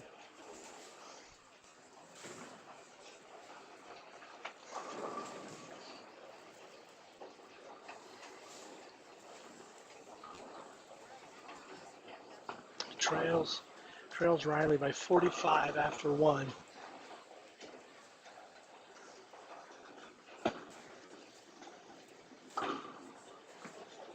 Trails Riley by 45 after 1 and leads this by 33. So he's got a 12 pin deficit in the overall.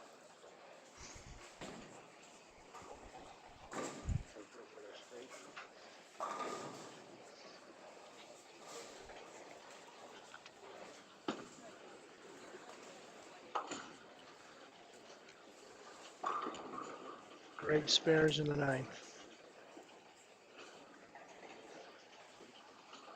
So he's got a possible 181. 206 possible by Alex. Carey opens, misses the head pin. Dallas strikes, keeps the pressure on Riley. Alex, ball read early, went through the face.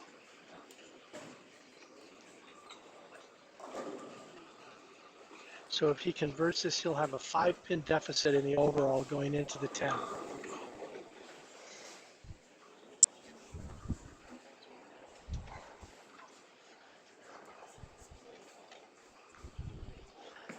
Okay, Felicia is well in control of her match. That one is just about over.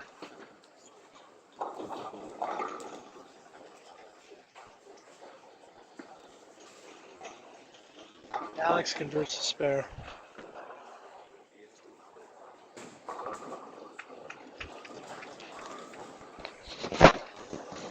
Greg's up by 5 in the overall.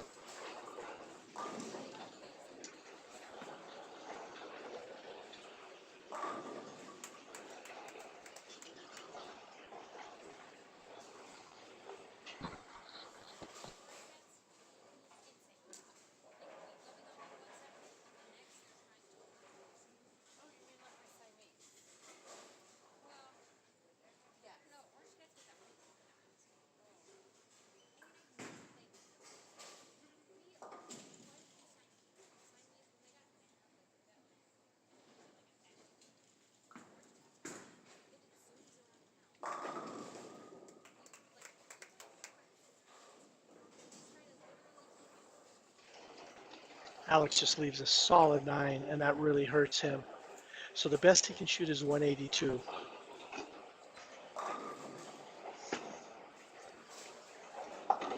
So if Greg can get to 170, he's a winner.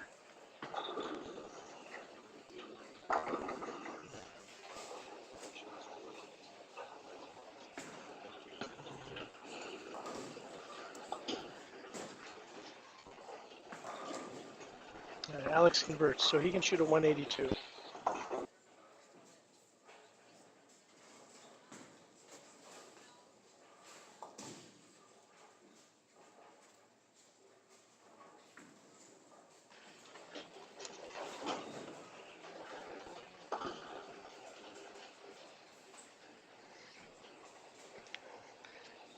All right, so the loser of this match, the Alex Hoskins, Greg Thomas match, is done for the, and Carey misses another spare.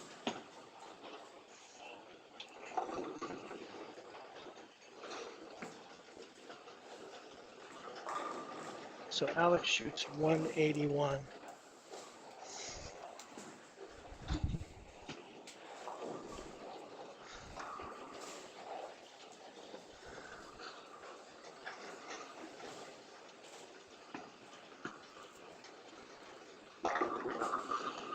So Greg needs to mark to win this match.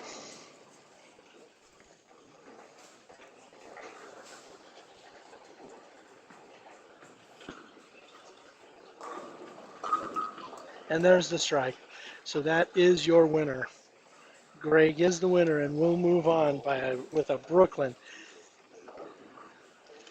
He did not execute a quality shot, but such is bowling, and he moves on.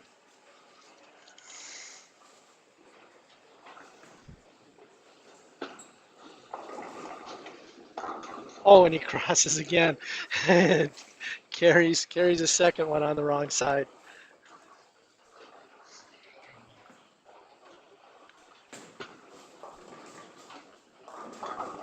Okay, so Kyle is going to defeat Carey.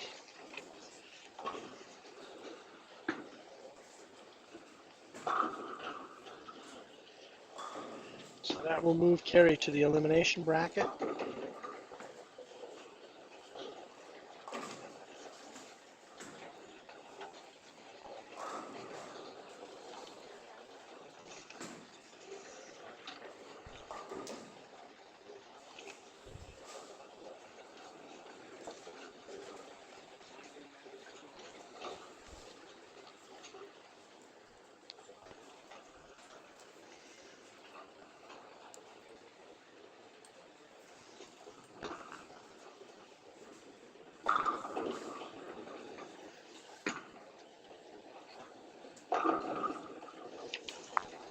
Got quite a match here between Dallas and Riley.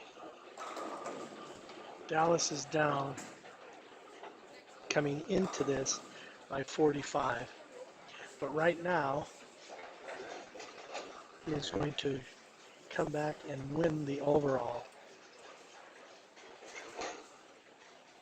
and knock Riley out.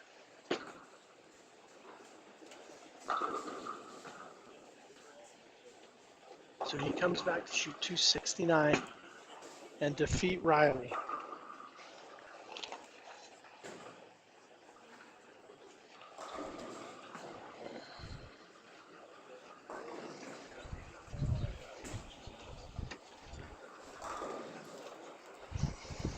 So Dallas wins, Kyle wins,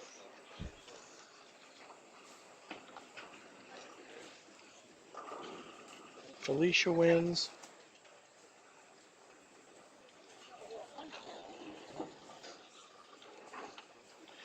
and Greg wins.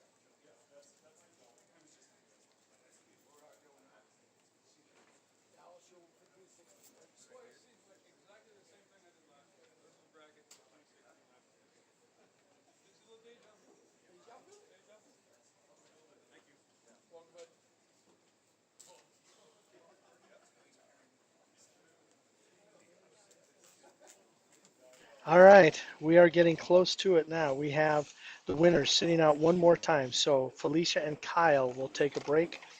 Greg will be versus Lizzie in an elimination match on lane 19. And Carrie will be versus Dallas on lane 15. Now these matches are one game matches. So no more 2-game total pinfall. These are one game each. So while we're waiting for this, sponsors again here at the Sleeping Giant Lanes for this Miller Masters are Capital Kirby Vacuum City, Rocky Mountain Insurance Group, Montana Fly Goods, Flying Giant Adventure Park, Lithia Dodge of Helena, Marsh McLennan, Pepsi Harrington, Gusto, Wayne Miller, and Aerial Builders. I'd like to thank also Bernie Coons for doing the tournament bowl, keeping track of all the scoring, keeping everybody straight and Nero here and Tom Krosky for streaming this. So if you haven't subscribed, please subscribe. You'll make Tom happy. I hope you're enjoying today. Thank all of you for watching and joining 406 streaming. We'll get going here. Again, the winners are sitting. These matches right now are elimination matches. So winner goes on, a loser goes home at this point.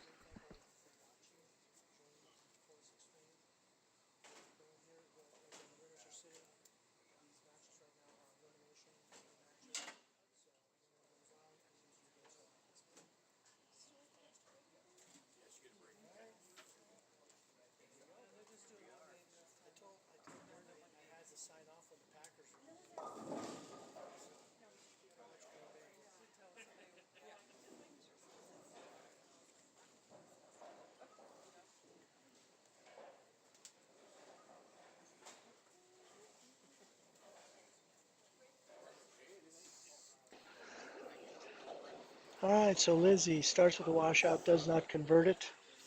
And again, these are one-game matches.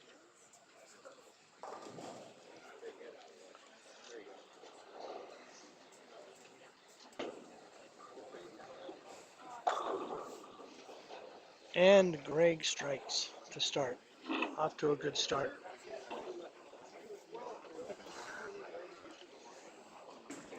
So we have Carrie and Dallas on 15 and 16. Their match has not started yet. Greg and Lizzie are on 19 and 20. These, again, are one-game matches.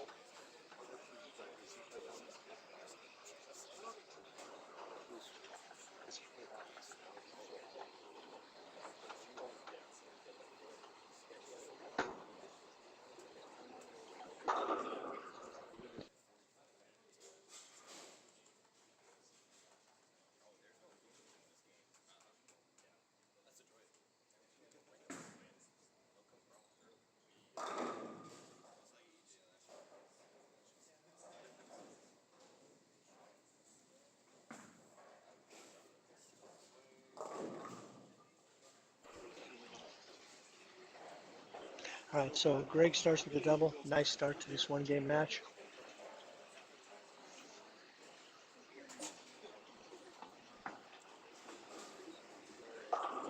Carrie leaves a bucket but converts it.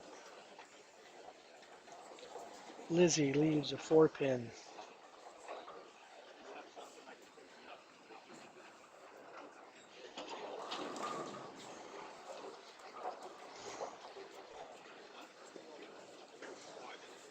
Okay, we'll see how Dallas starts this.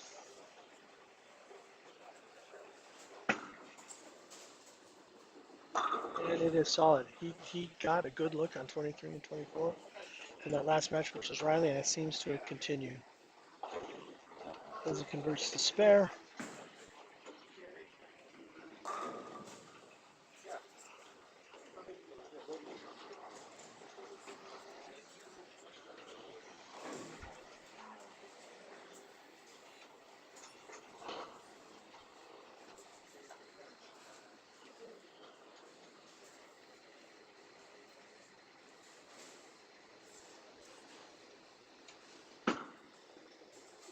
Dallas light. Those light did not carry. Couldn't roll the two. Left just the two though.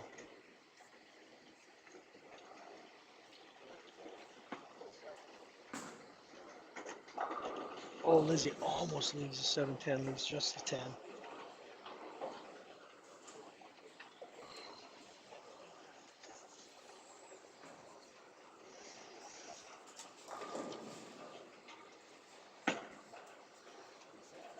And Dallas converts.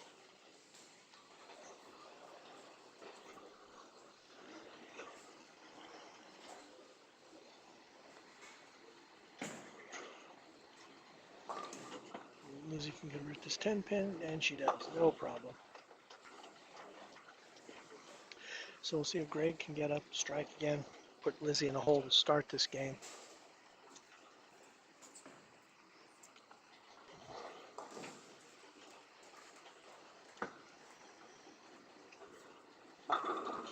Carey just kicks the 10 out. Little light hit, 6 kicks the 10. Greg crosses, carries. So he's got a 3-bagger.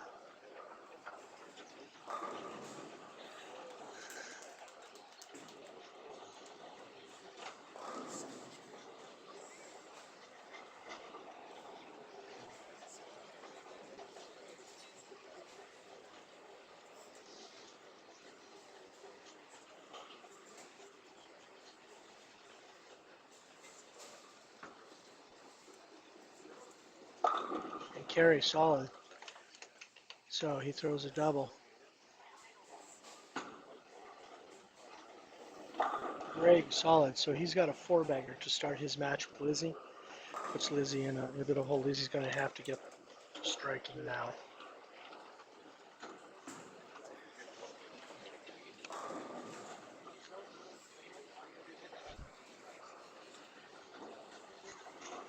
Okay, big shot for Lizzie here. She really needs a strike. Greg's put the pressure square on her.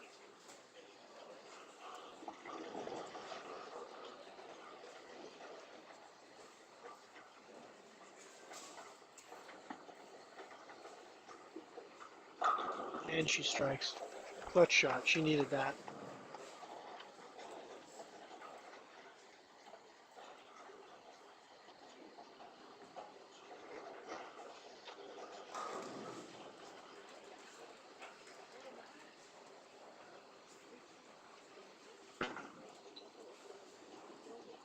Dallas a little light. Does not carry.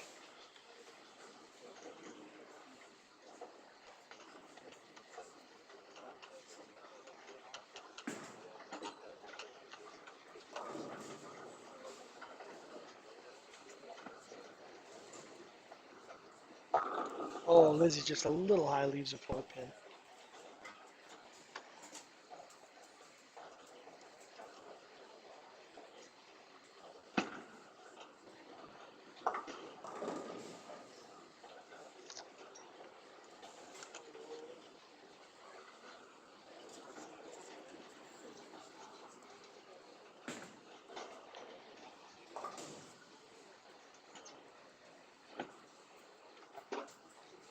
And Lizzie misses the four pin.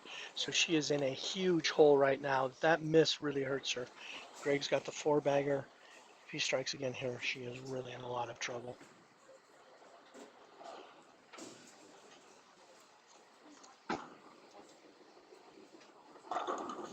Strike by Dallas.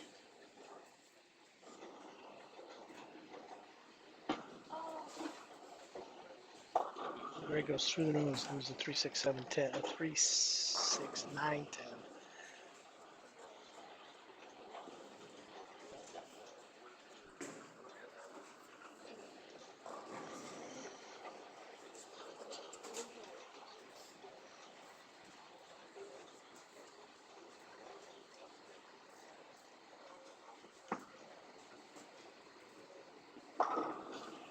Carry just doesn't carry. Leaves a four pin.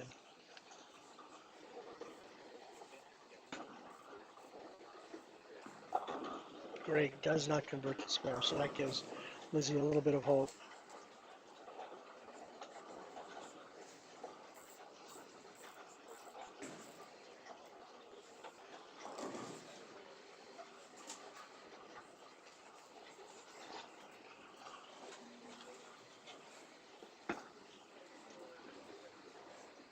Oh, Carey just converts that four pin.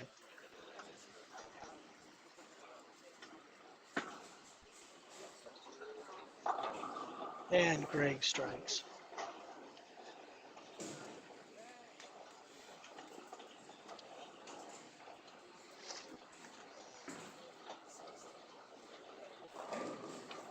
So he still has a 40 pin lead, even with that miss.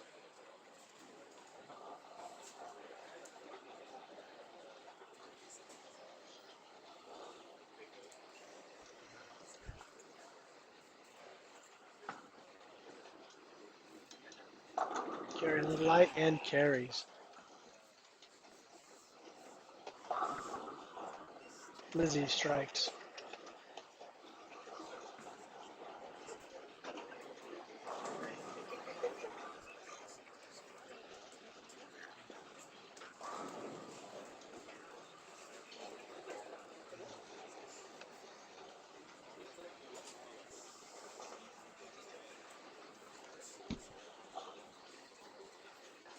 We'll see what Dallas does here.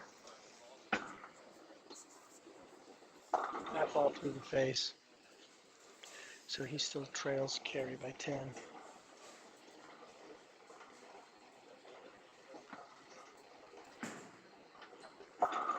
Lizzie, a little high, leaves a four pin again.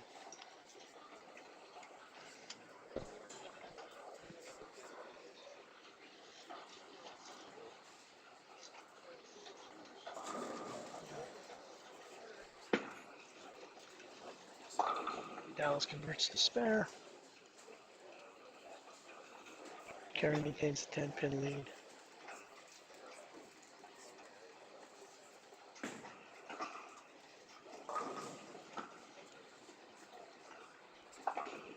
Lizzie converts to 4-pin that time.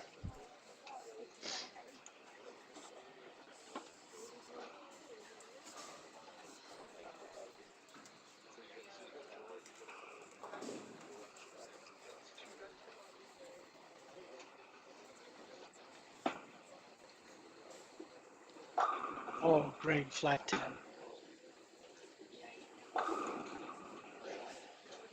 And Dallas leaves a 10-pin.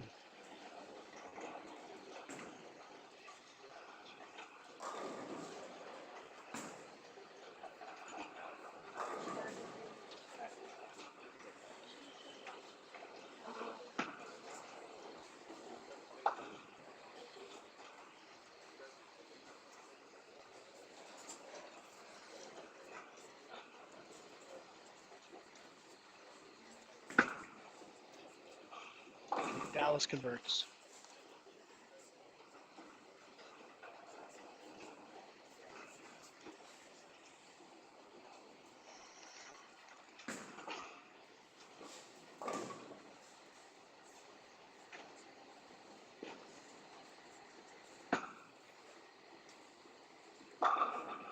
Greg strikes.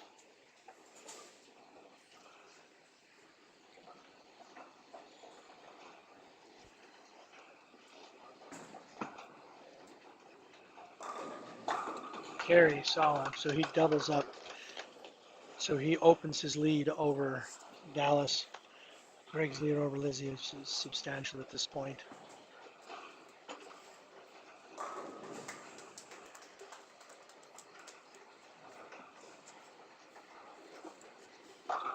Lizzie flat 10. She really needed that. Threw a good ball. Flat 10.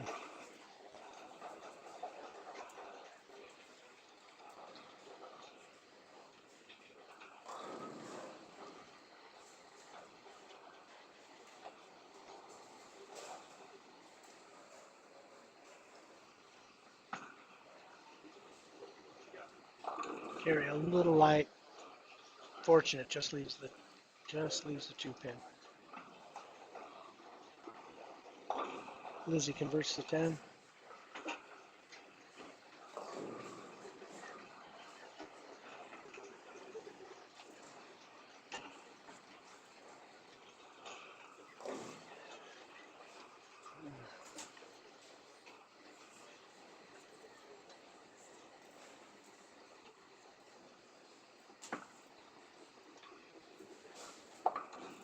Spare conversion by Carey. Maintains his lead.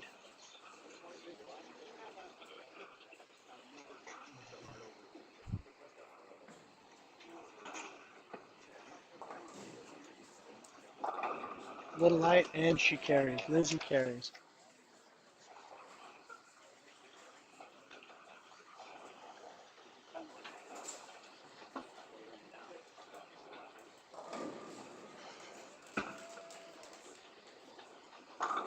Dallas strikes.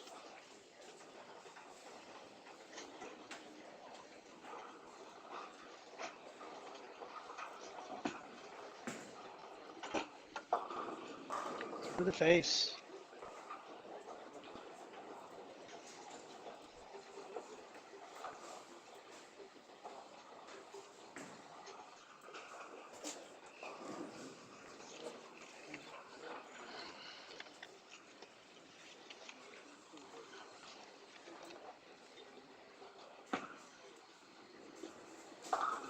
And he converts.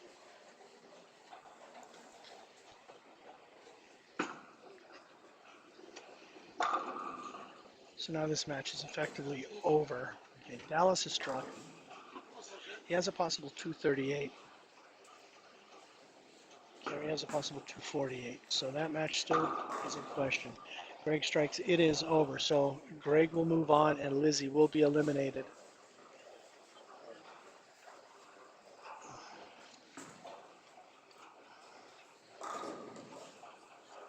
This is a big shot for Carey. Could really use a strike here.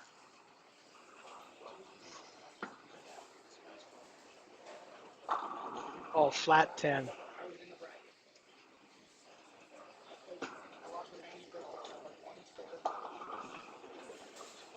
So Greg will move on. Lizzie's day ends here.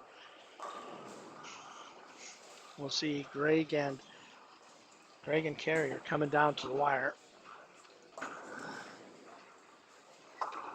I mean, sorry, not Greg and Carrie. Dallas and Carrie.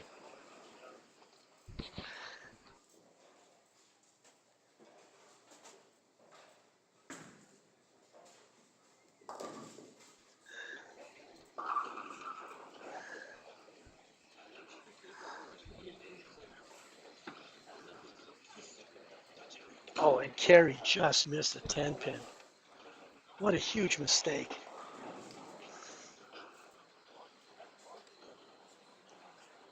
So now the best Carrie can shoot is 226.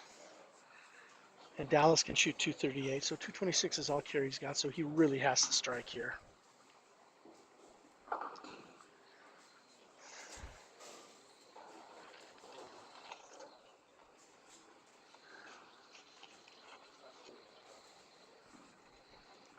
This is a big shot in this match.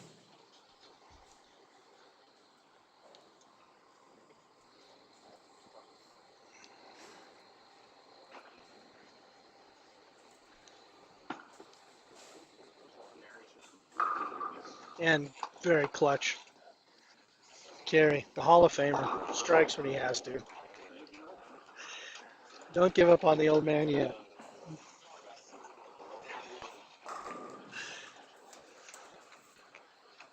All right, a strike here by Dallas will really put Carey in a bind.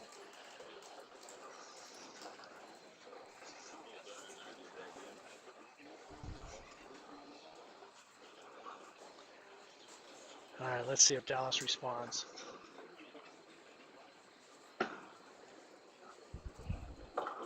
And he doesn't. He goes through the face, leaves the 310. So the best he can shoot now is 216. Carey has 226.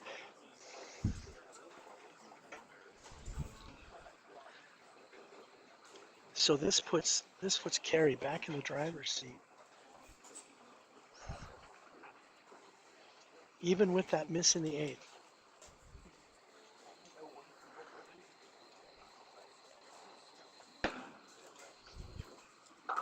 And Dallas converts.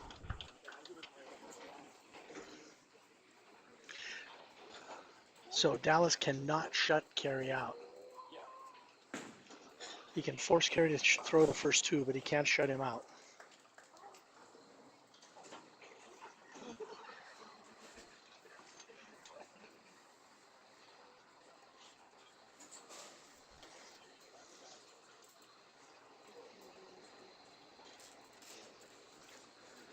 Okay, this is a big shot for Dallas.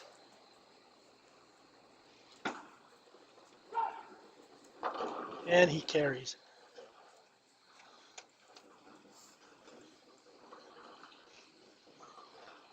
Okay, if he strikes here, he's going to force Carey to throw the first one.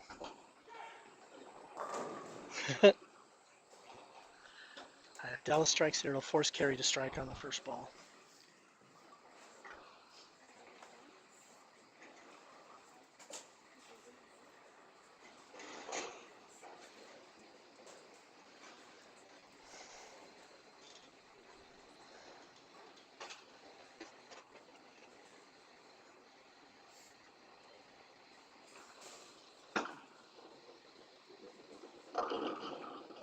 Oh, it hits light. It doesn't roll the two. So now if Carey strikes on the first ball, he wins. If he marks and strikes, it's a tie. Yeah, well, I'm making that assumption.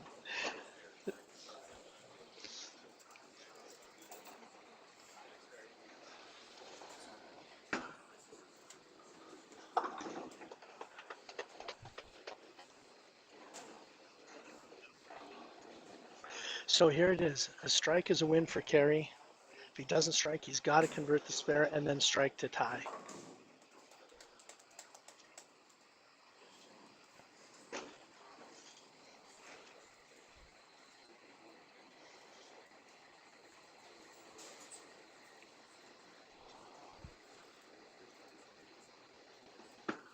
shot looks good. And he strikes.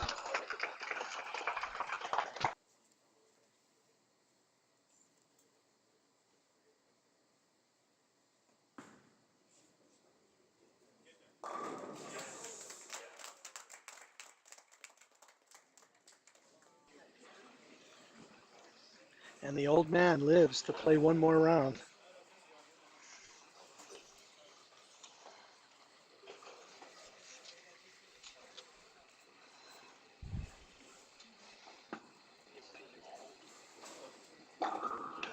There it is. So Kerry lives to fight one more day. The old man is continuing on. I think it might be past his bedtime, so we're into some uncharted territory.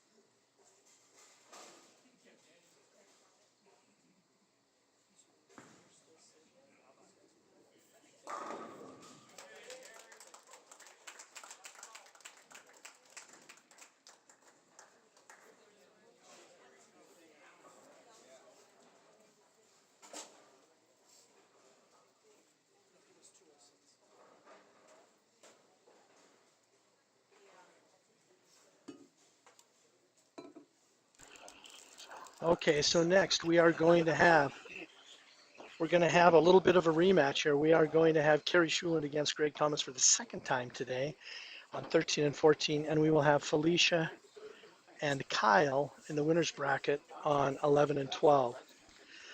So the winner of the Kerry Schuland Greg Thomas match will play the loser of the Felicia Wong Kyle Graves match. 13-14. Shulin.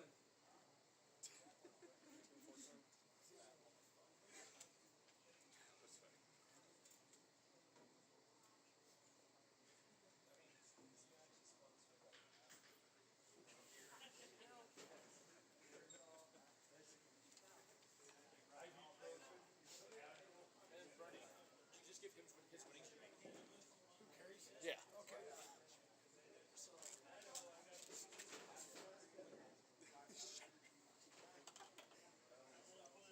He gets practice right now. Excuse you, bitch. You funny. Not funny. You think you funny.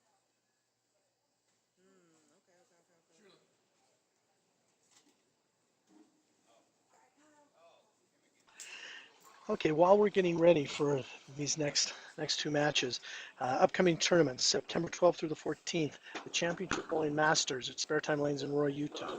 27th and 28th is the ladies Jeanette Martinich Scratch Tournament in Butte at Star Lanes. October 10th through the 12th, Bowler Edge Shootout at Fireside Lanes in Billings. November 7th through the 9th, the Junior Ring and 10 at Star Lanes in Butte. 15th and 16th of November, Ladies Scratch at Little's Lanes in Great Falls. December 5th through the 7th, the 406 Open at Little's Lanes in Great Falls. January 3rd and 4th, the 4090 at Little's Lanes in Great Falls. On January 17th, the Masterettes Youth Tournament here at Sleeping Giant. On January 30th through February 1st, the Carl and Sonia Dean Tournament at Alley Cat Lanes in Shoto. February 13th through the 15th, the Scratch Tournament, Lucky Strike Lanes, Ronan. March 8th, USA Bowling, Mountain Division Regional at Sleeping Giant. March 14th through the 15th, the Gerhardt Memorial at the Bowl in Bozeman. March 20th through the 22nd, the Ring and 10 at Star Lanes in Butte. And April 25th and 26th, the Montana Women's Open at Lucky Strike in Ronan. So we're getting just a little bit of warm-up for the winners.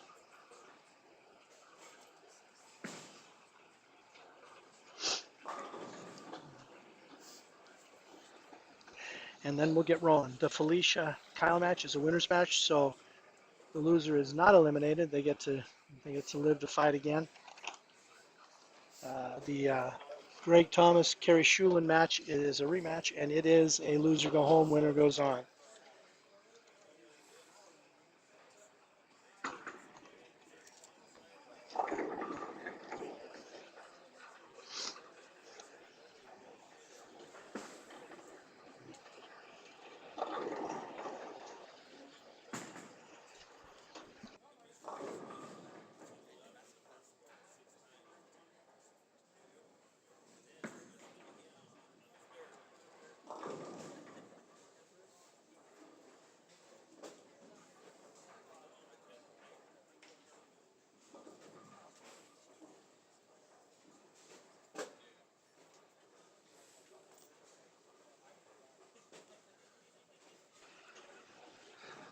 I hope everyone's enjoying the bowling today. We've had some great bowling on very difficult conditions.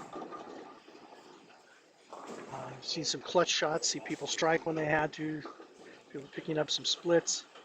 It's been a great day here, and I hope you've enjoyed it. Thanks to Tom Krosky, Forest Streaming for doing this, and Bernie Coons for Tournament Bowl and keeping everything updated.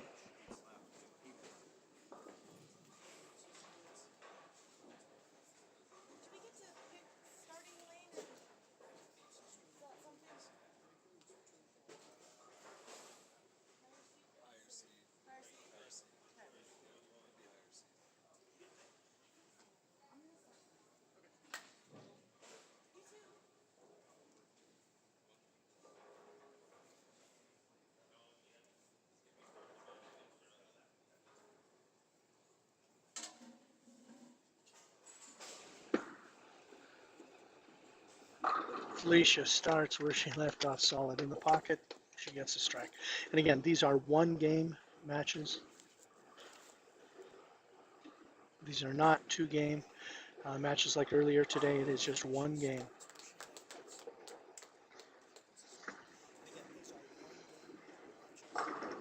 Oh, and Kerry Schumann, trips out the 10 of the 7-10. Had the 7-10 staring him in the face, tripped the 10 out. Trips out the 10 of the 7-10.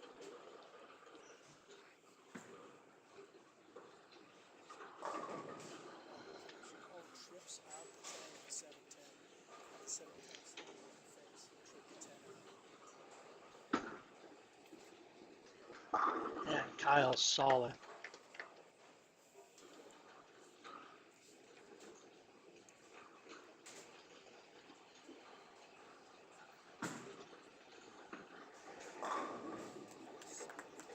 Kerry converts the spare.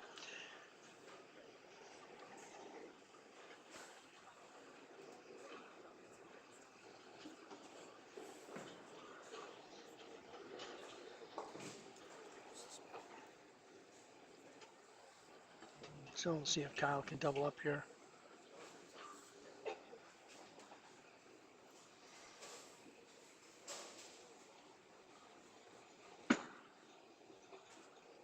And he goes through the face.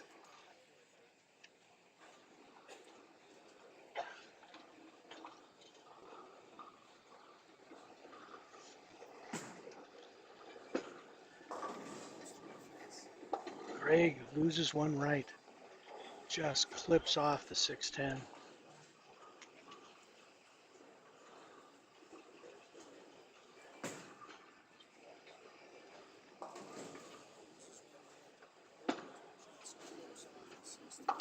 Kyle converts the spare, so he stays clean.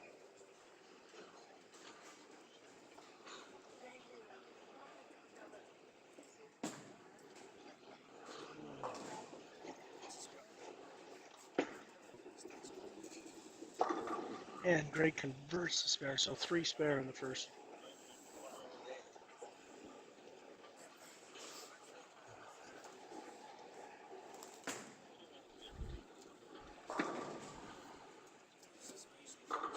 Felicia light hit carry, so she doubles up.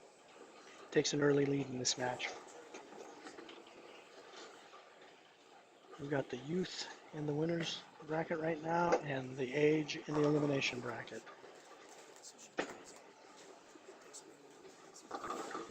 Greg misses right again. Got some dead wood on the deck.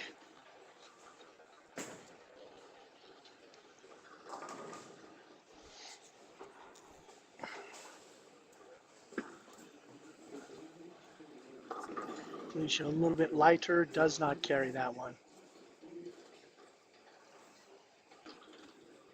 Leaves just a 3-pin. Have to wait for the deadwood to get cleared on 13 so Greg can take a run at the spare.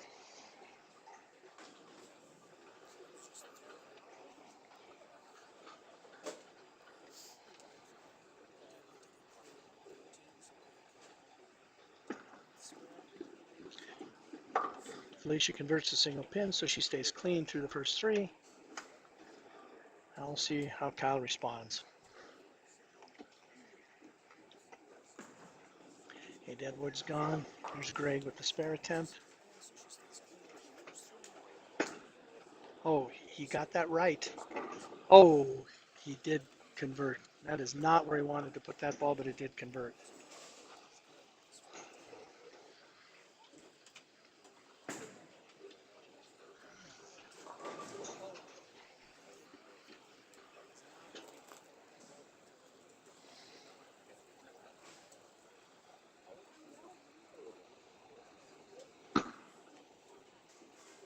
Kyle, this is right. Washout. Ball just hung out there. He looks a little confused. I think he threw that where he wanted to, and it did not come back. It just hung. Carry light.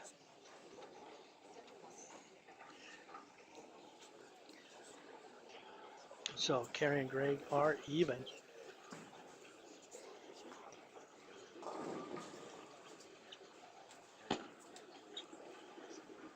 Oh, and Kyle converts that washout.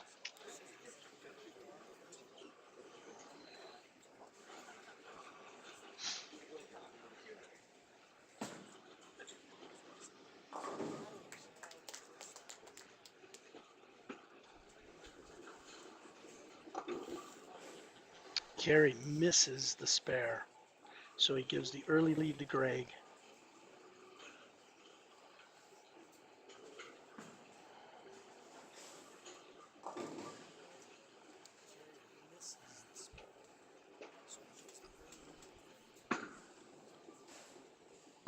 Kyle, that was flush. That ball was flush.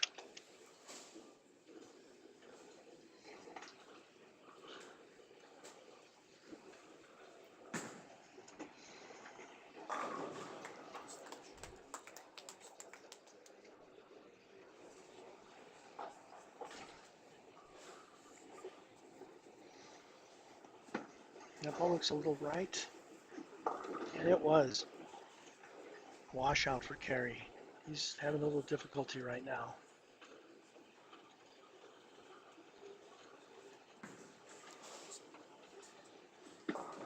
Looks like a good shot by Felicia, and it's a bit light.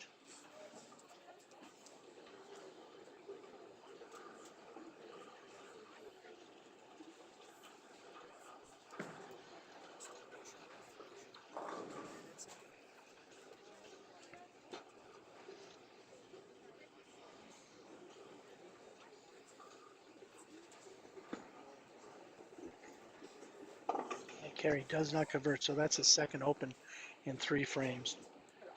That gives a huge advantage to Greg early on in this match. Felicia converts the spare, stays clean through 4. So both Felicia and Kyle are clean through 4.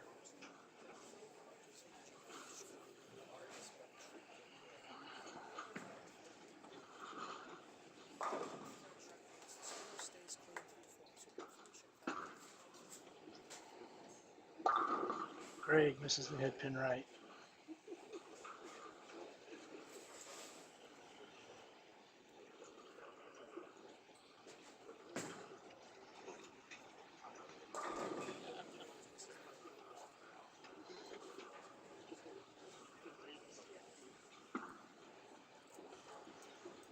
Felicia solid.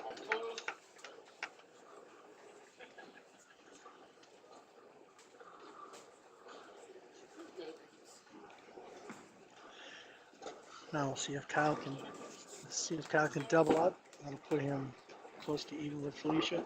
Greg converts the spare, so he maintains his lead over Carey.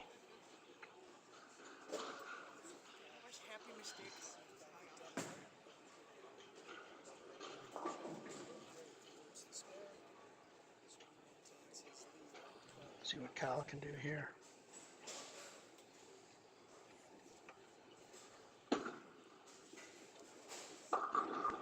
And that goes high.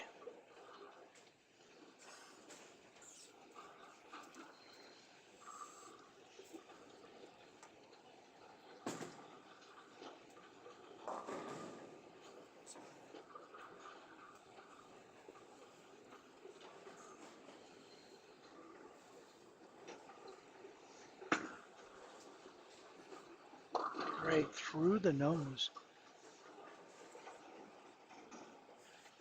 So he's struggling a little bit on this pair, as is Carey.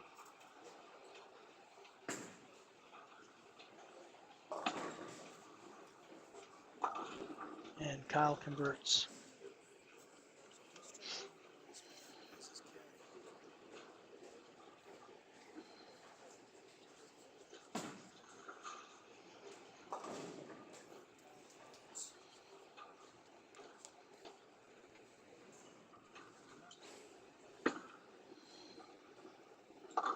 And Greg converts the spare.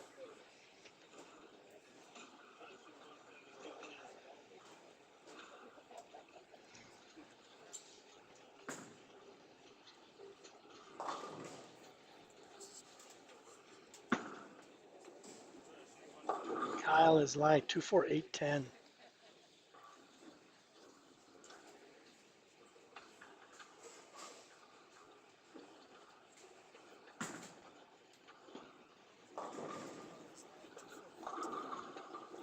Carey goes high.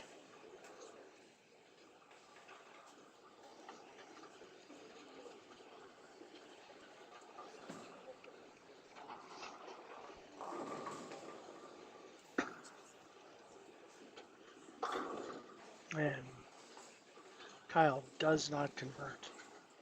So he leaves an open in the sixth. Felicia has a chance here to really put some pressure on Kyle. She can double up to take a 20-pin lead. Carey with the spare conversion.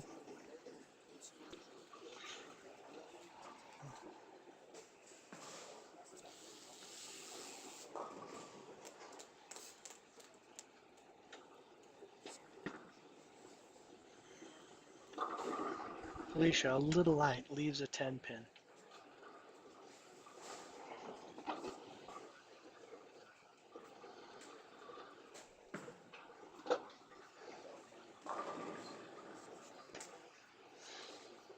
So Carey's making a ball change.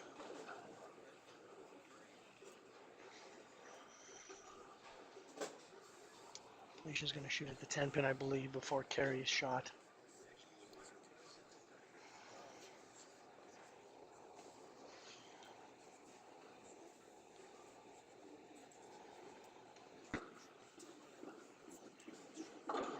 Felicia converts the 10-pin.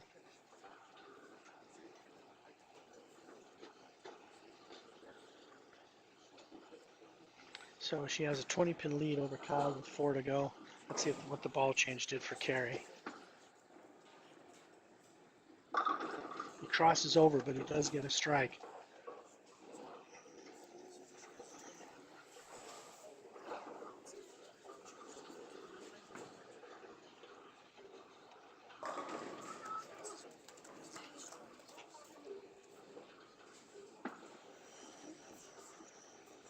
Felicia goes high, but gets a break, only leaves a 6-10.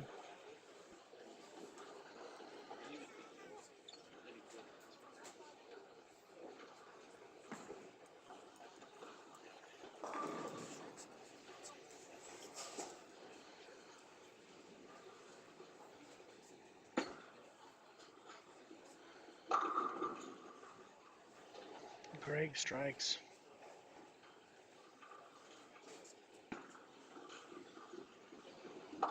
Felicia converts to 6-10.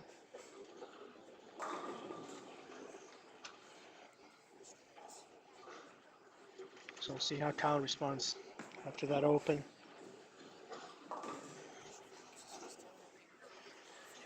Greg's maintaining a lead over Carey.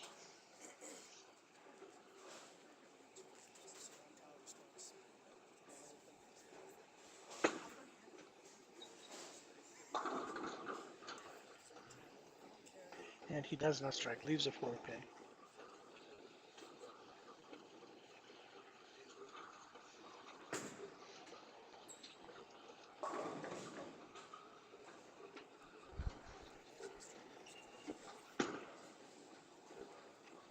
Kyle, light again.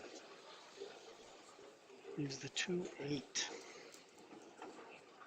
Not the easiest spare in these conditions. Greg converts the 4-pin. Now Carey can throw a strike here to get to even things up.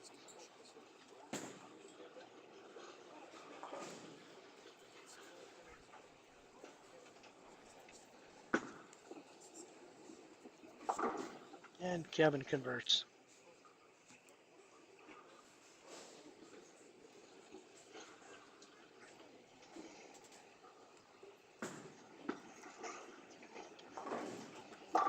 Carey does double. So he's thrown 2 strikes since the ball change. He's gotten this match back to close to even.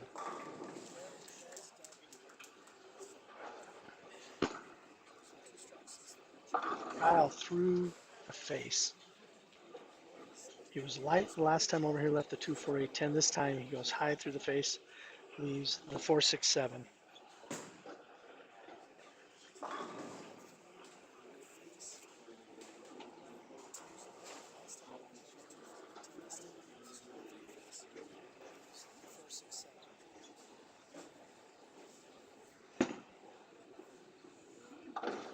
And he gets 1.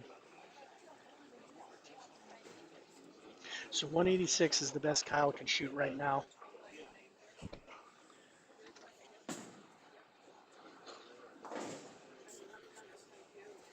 Felicia's currently at a deuce pace, so she is in the driver's seat.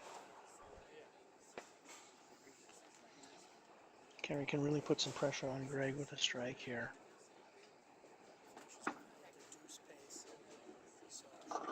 Light leaves the bucket, so Hertz on count. So he still trails by 9 if he converts this.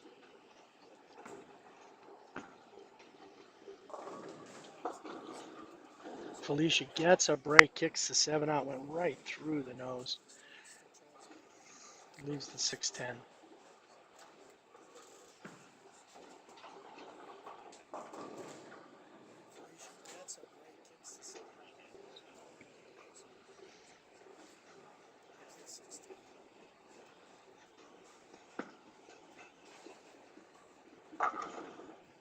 And Carey converts the bucket.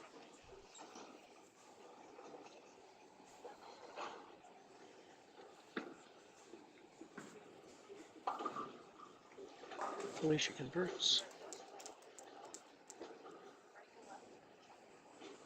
If she strikes here, it's pretty much over. It mathematically is not, but it pretty much is over if she throws a strike on this ball.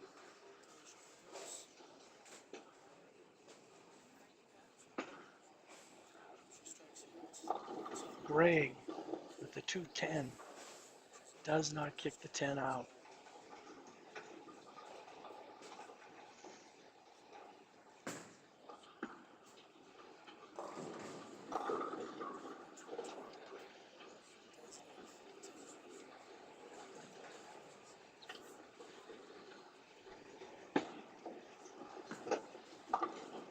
Greg does not convert, so the door is wide open for Carey now.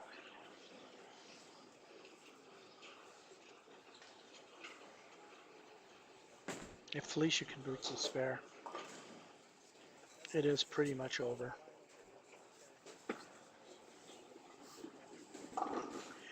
And that is going to be pretty much all she wrote.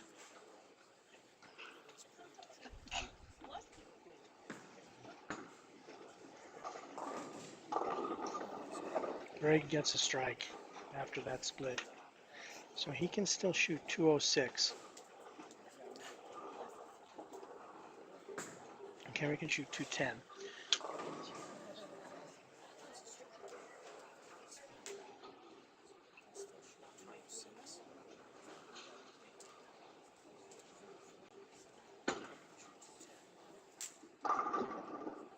And Kyle carries.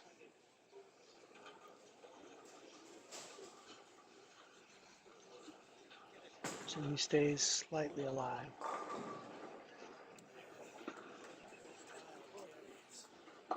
Carey goes through the nose. Leaves the 6-10.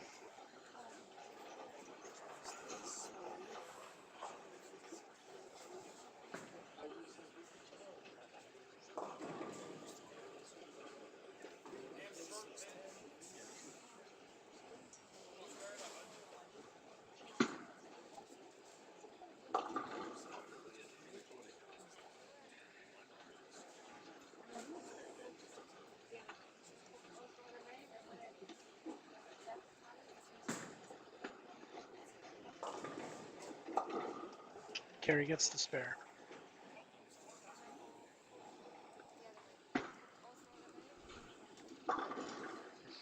Yeah, Kyle doesn't convert.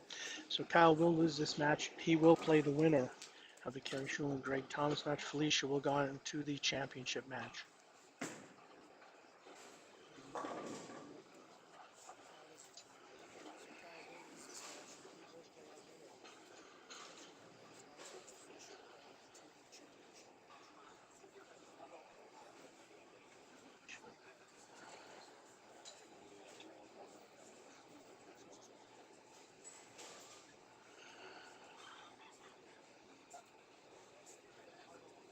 go on to the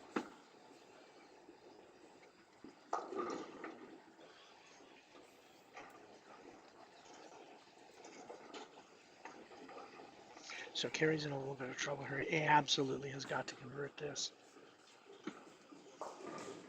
Felicia has won.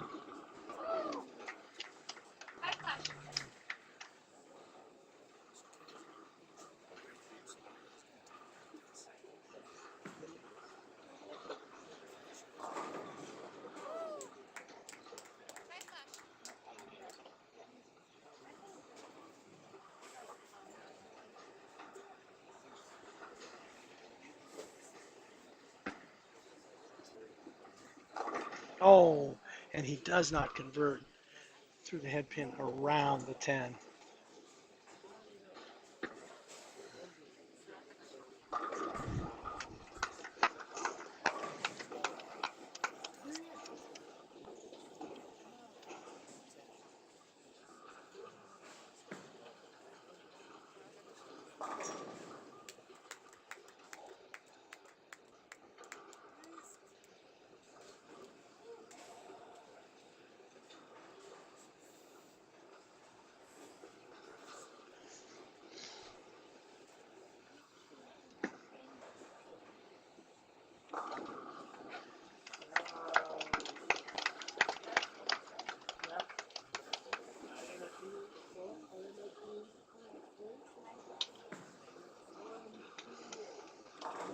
Okay, let's see what Greg does here. He's changed, made a ball change.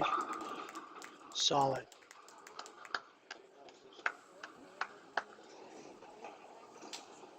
So best Kerry can shoot is 173.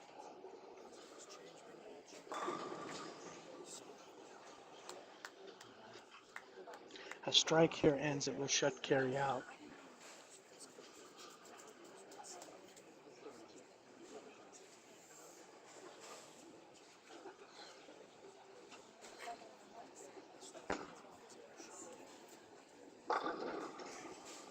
And that is it. That will end the day for Kerry.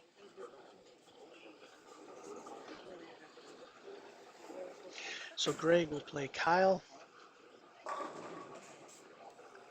And the winner of that match will play Felicia for the title.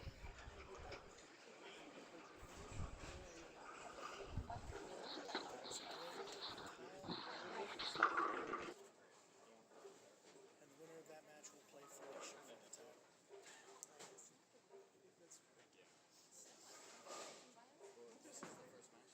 title. Yeah, you're out now, Felicia. You can just take a nap.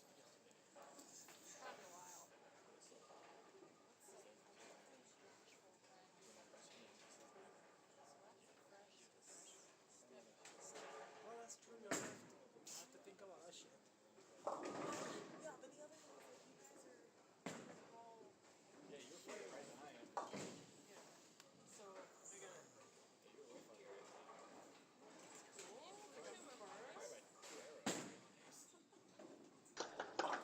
So now we will have Kyle versus Greg on 15 and 16. Kyle versus Greg on 15 and 16.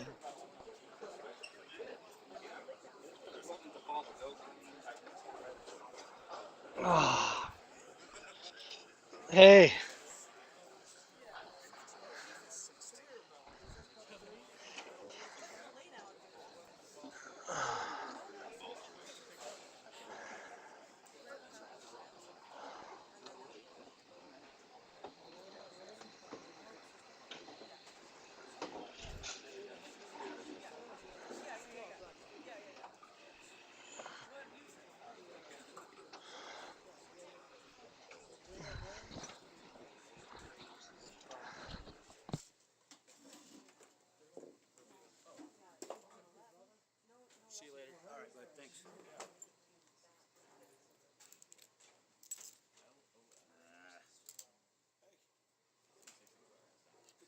Thanks, man. I just couldn't quite. Thank you. Appreciate Incredible bowl. it. Oh, yeah. It was insane Yeah. to watch. It was very cool. Not the last couple games. But Ah, yeah, well, hey, thank you.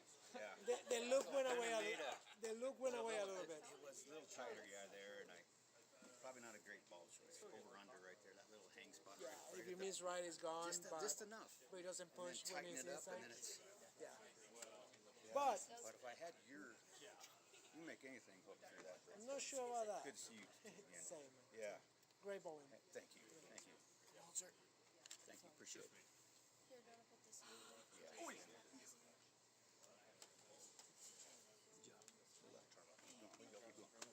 I appreciate it. I take all the help I can get. I take everything. Have the prayers, Hail Marys, whatever thrown my way. We'll be watching. The camera's like right on you guys right now. They're so cute. Screenshot. Daria's right there. Oh, Don't be. Who cares if Daria's right there? No, it's okay.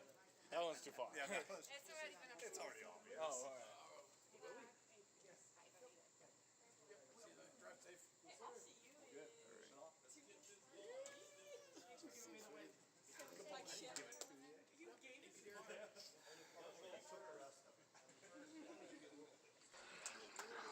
All right, so this is a one-game match. Kyle versus Greg. Winner will take on Felicia for the title.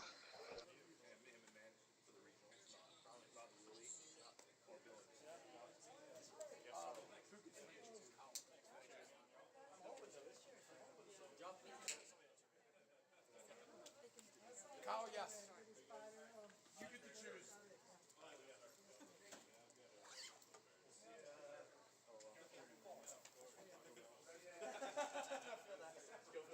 If I dump this out. All right, here we go. Greg goes a little high, leaves a 310. This is a one-game match. The winner takes on Felicia. The loser is done for the day.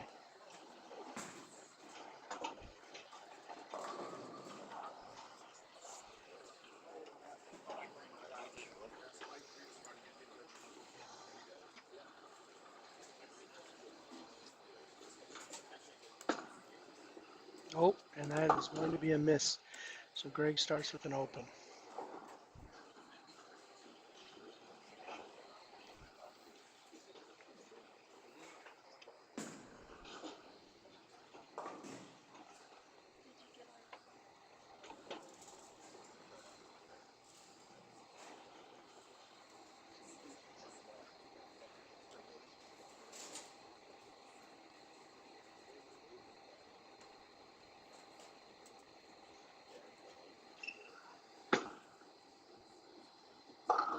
Oh, Kyle throws it through the face. Almost gets a break.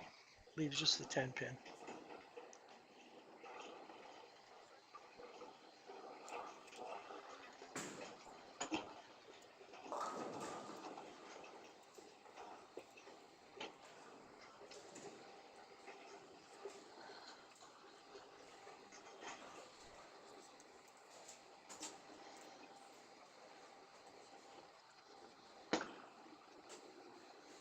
And he converts it. So he stays clean.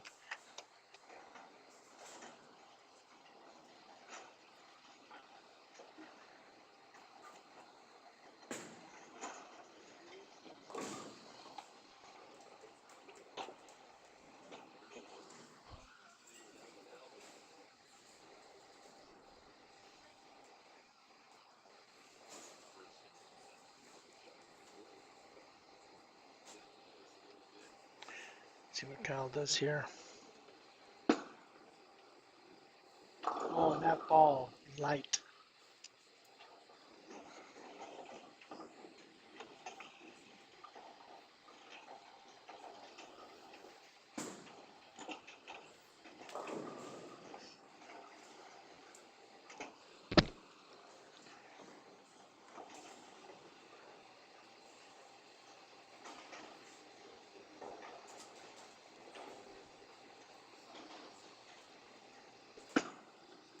And he converts. So Kyle's clean through the opening 2 frames.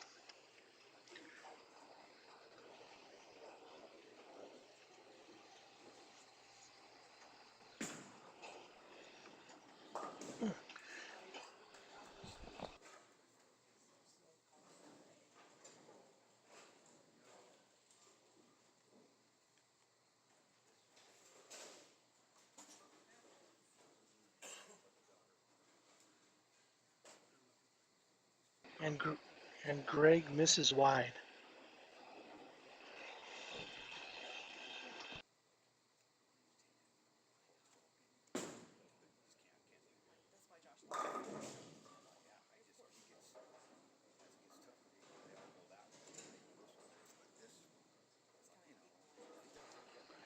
All right, hopefully Greg converts this.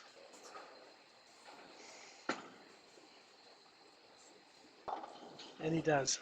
Anything with the 1-2 left this weekend has been a tricky spare. Get the ball just a little left of your strike line, and who knows?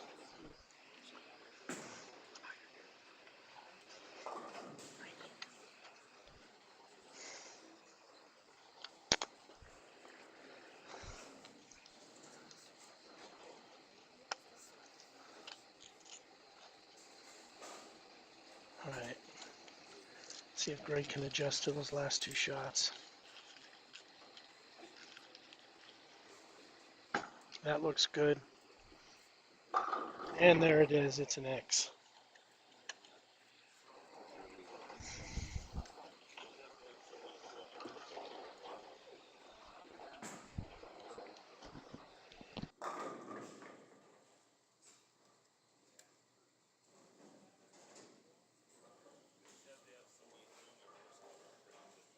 This is your.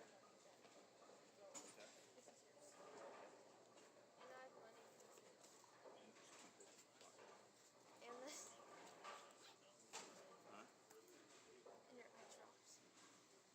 You.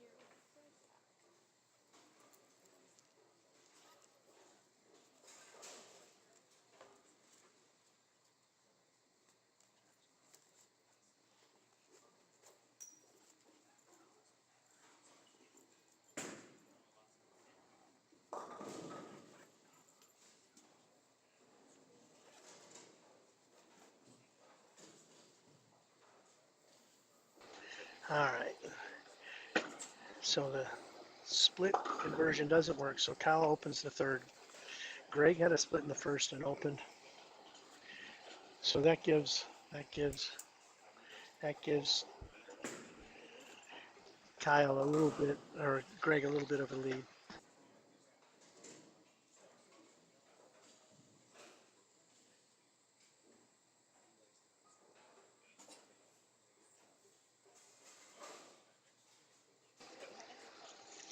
All right, let's see if Kyle can come back from that split.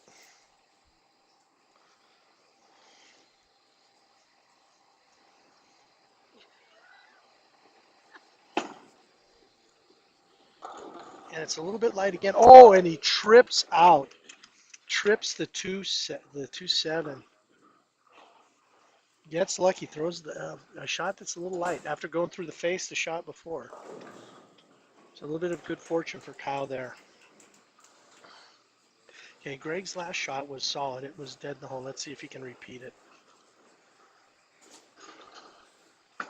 And that's a little left of where he was, but it works.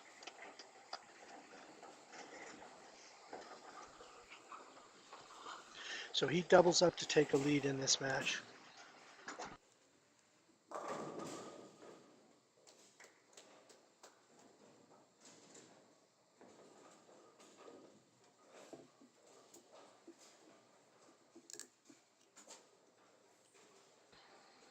All right, let's see if Greg can throw 3. And that is a little left to it looked like. Oh, but it was light. Interesting. No trouble though. Leaves a single pin, leaves a 2 pin to shoot at.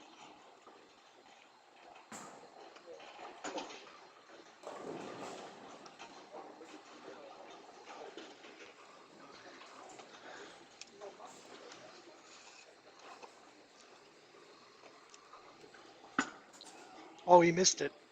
Oh no, he didn't. Just got it.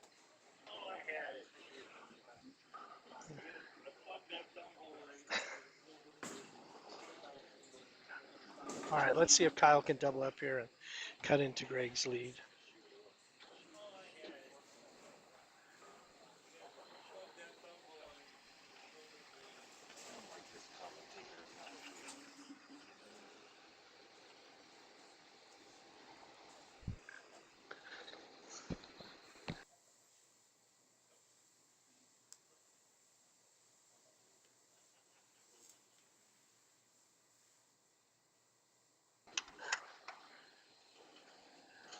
All right, Kyle doubles up to close in a little bit on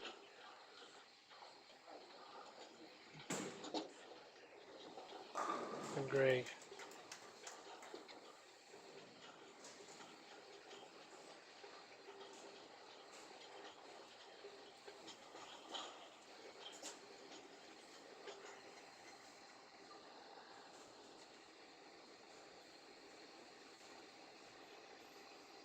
Yeah, let's see if we can throw three.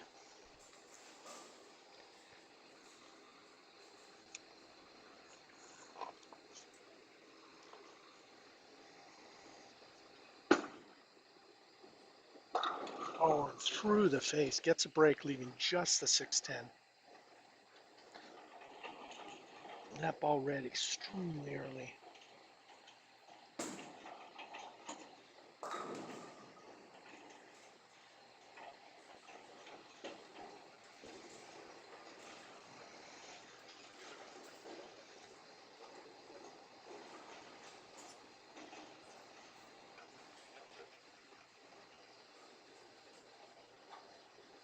And just convert to keep pace. Oh, and he chops the 6 off the 10.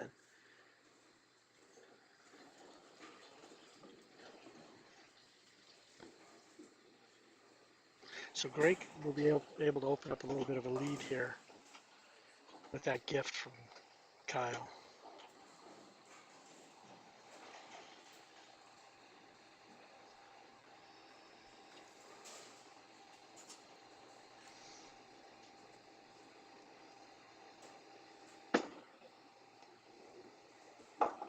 Oh, and Greg goes through the face. Leaves a 6, 7, 10.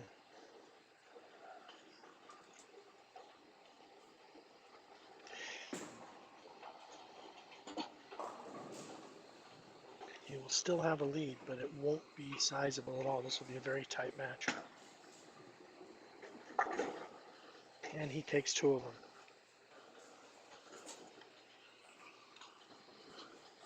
So Greg's got a 3-pin lead with 4 frames to go.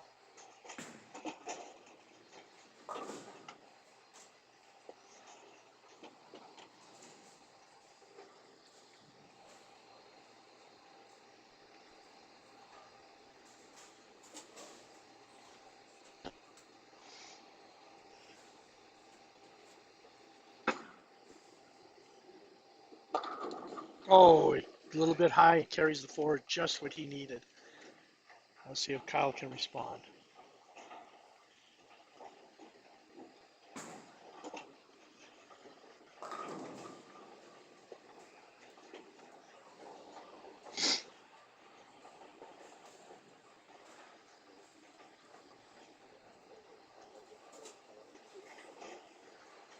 This could be a big shot in this match.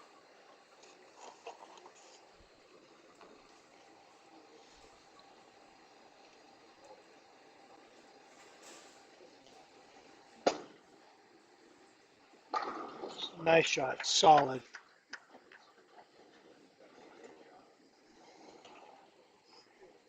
So now to put a little pressure on.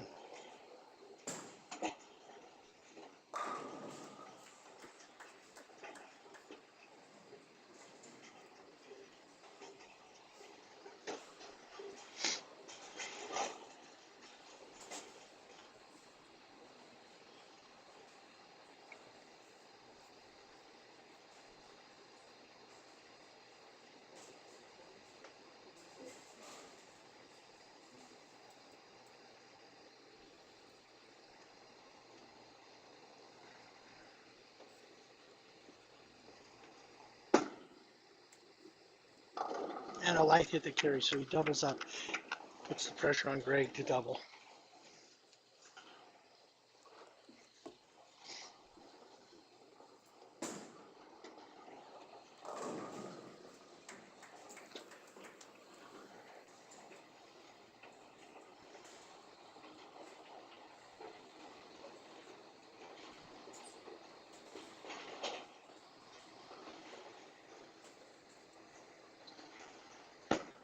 Looks like a good shot. Oh, it did not. It did not turn. So advantage goes to Kyle.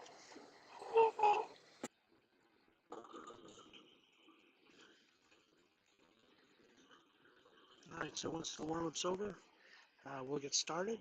And again, thank you all for joining us on 4-6 Streaming. I really do hope you enjoyed it.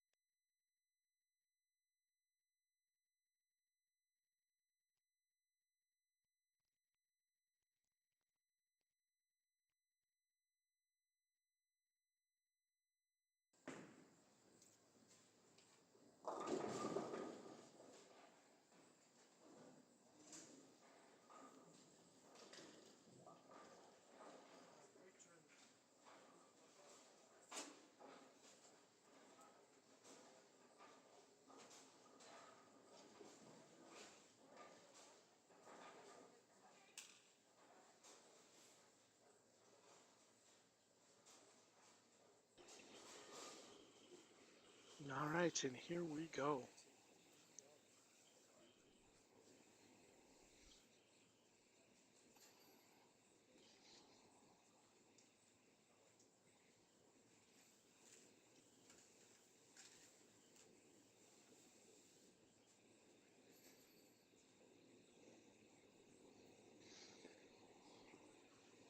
See what Kyle's first shot does here.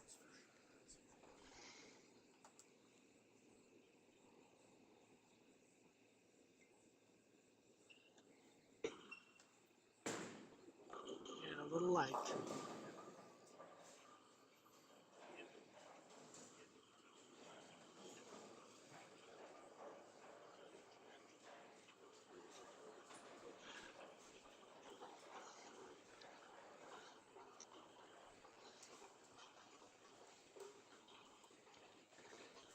But an easy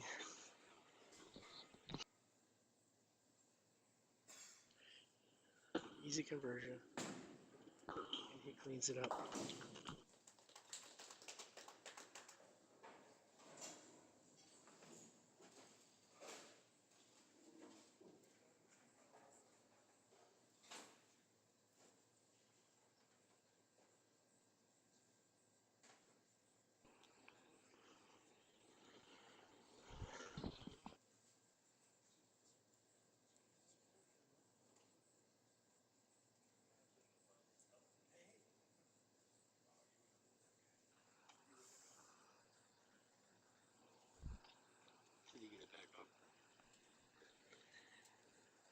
Felicia's first shot is, oh, she misses the head pin left, a little out of balance at the line. Gives herself, again, on these conditions, a tricky spare to convert.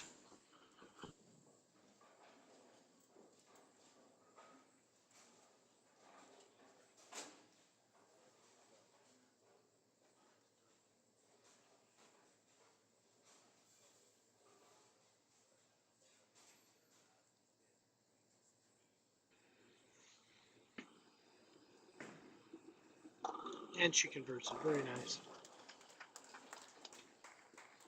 for any of the 1-2 or the 1-3 combinations for left-handers. That combination has been very, very tricky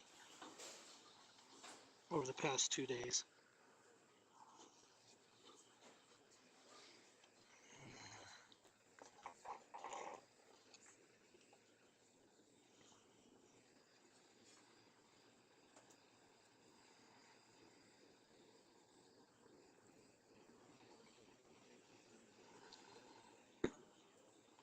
And that ball looks good.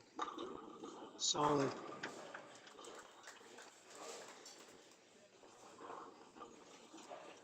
Felicia is so tough, she can just repeat shots. She finds it. She can do it, and do it.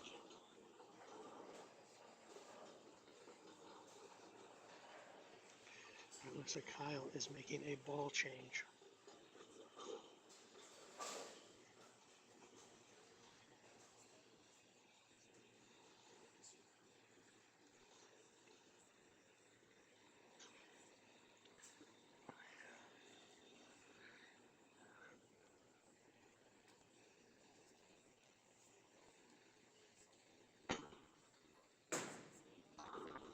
And it is light.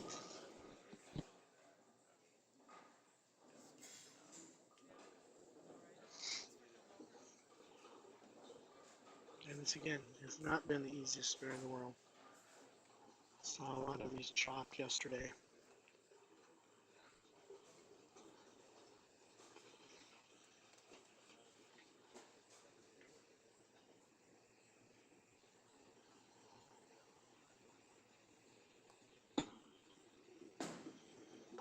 And he converts. So he stays clean.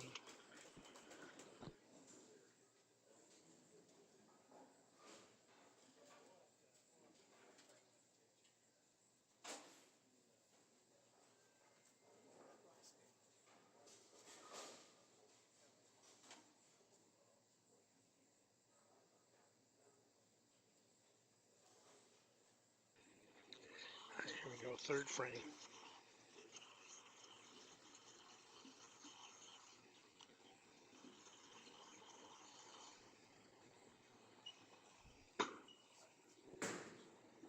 And this is the head. Oh, almost backdoors it. Leaves just the head pin.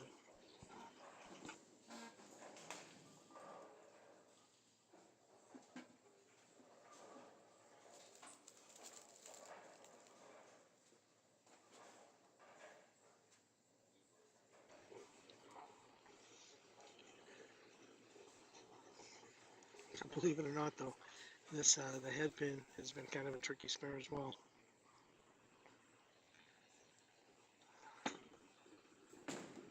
I'll throw straight at it, no trouble. He converts. So he's clean through the front three. Felicia's got a strike up.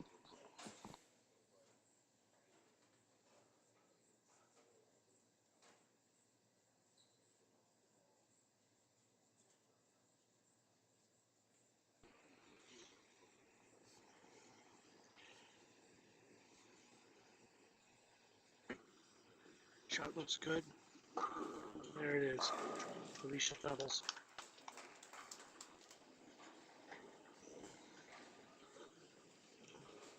Like I said, once she gets it going, she is very accurate.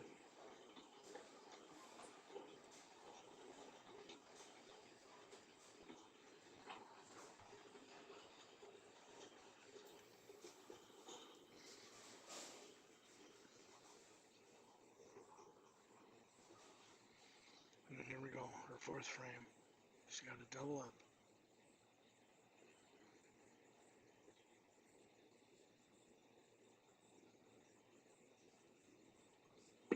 Oh, that's a little wide. Oh, it's going to hook. There it is.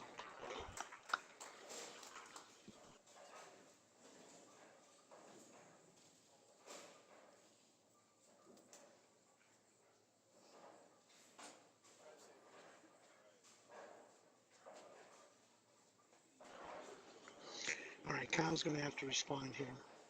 Another ball change.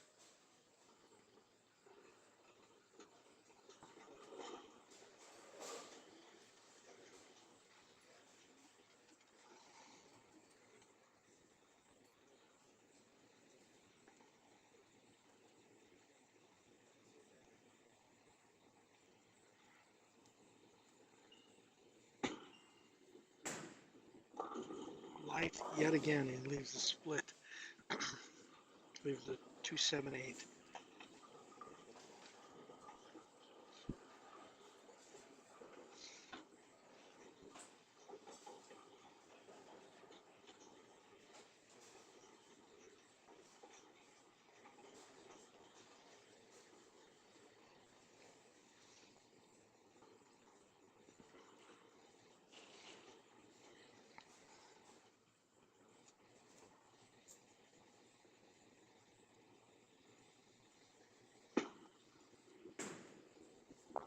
And he does not convert.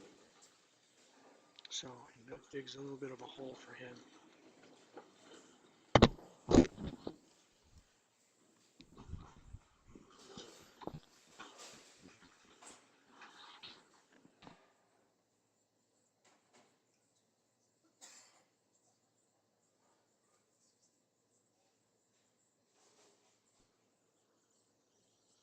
All right, let's see what Kyle can do here in the fifth after that split.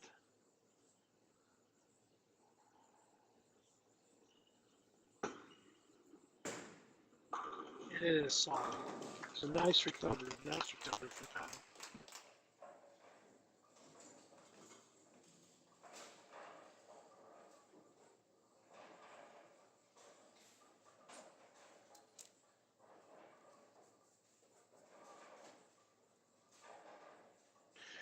And we'll see if Felicia can keep it going.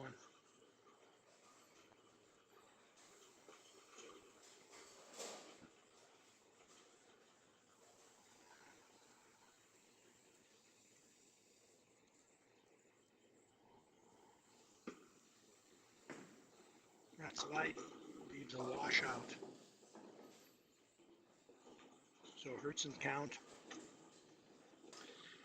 opens the door just a crack for Kyle.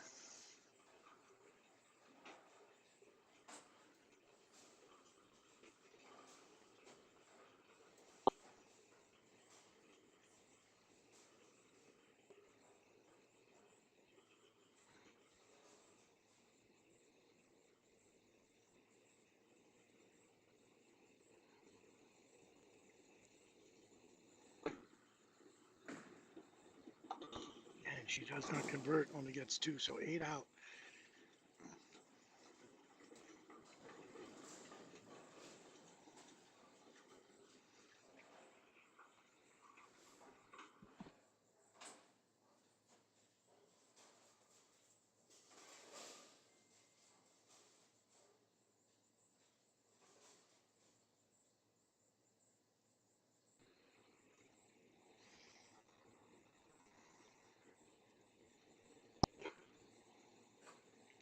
Here we go. 6th frame.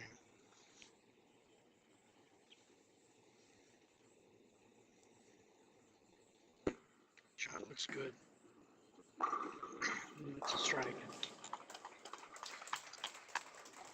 So recover from that poor shot in the 5th. Keeps the pressure on Kyle. He really, really needs the double here.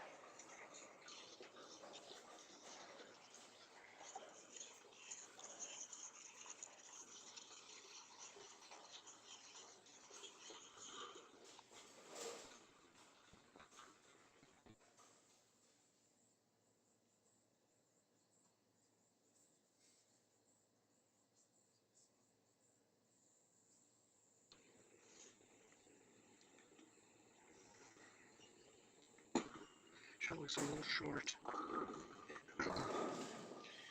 Leaves a 3-9. Not an easy spare. Again, anything like that on these conditions has not been easy.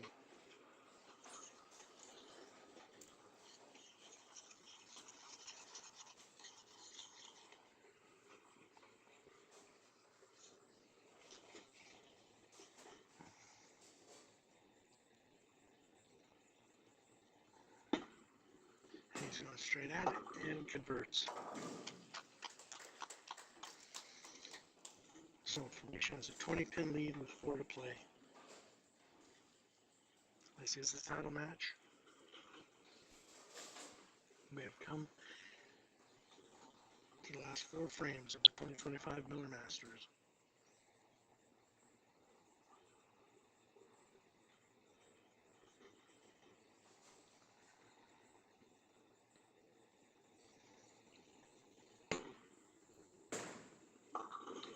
through the face.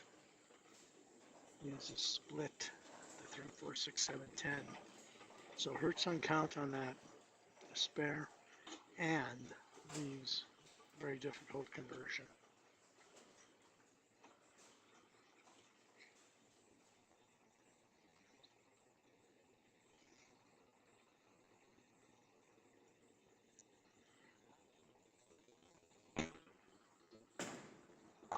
And only gets to 7 out.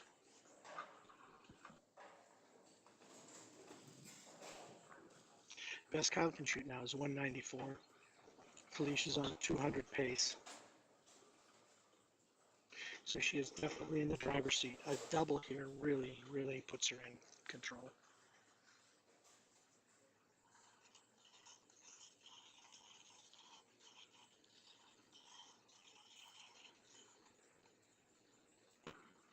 All looks good.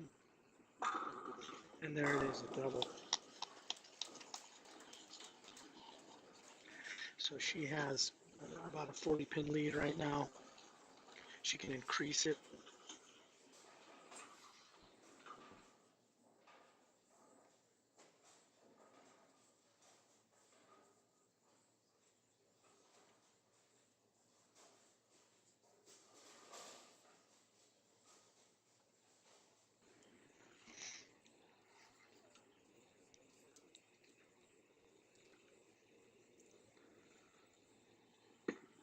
That also looks like a good shot.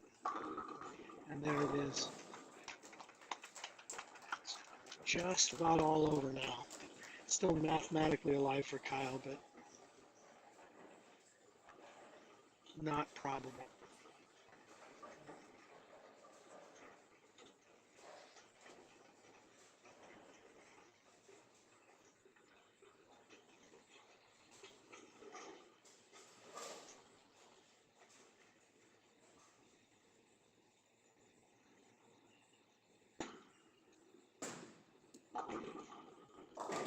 Nice shot, Kyle.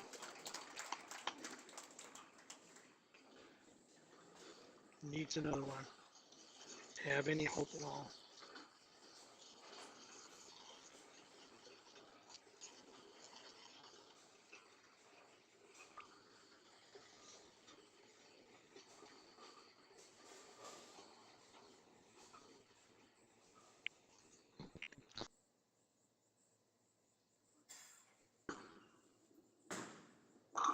And hope stays alive.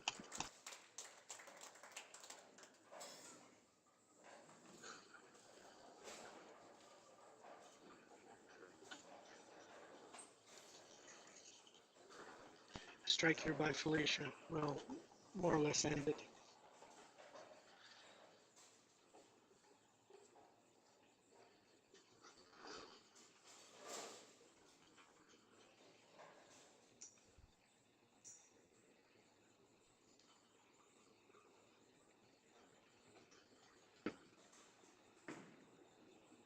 Great shot. That will end it.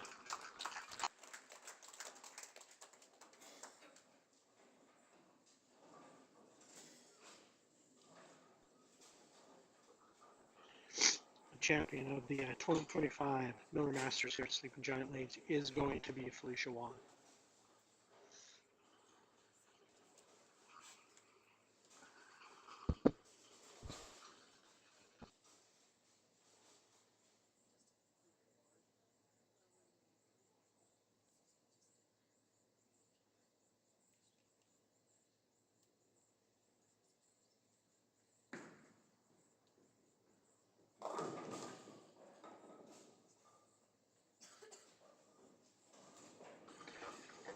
And that is it. Felicia is your champion. So thank you all for watching today.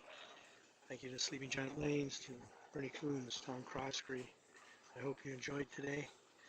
And I'll be signing off. Thanks all.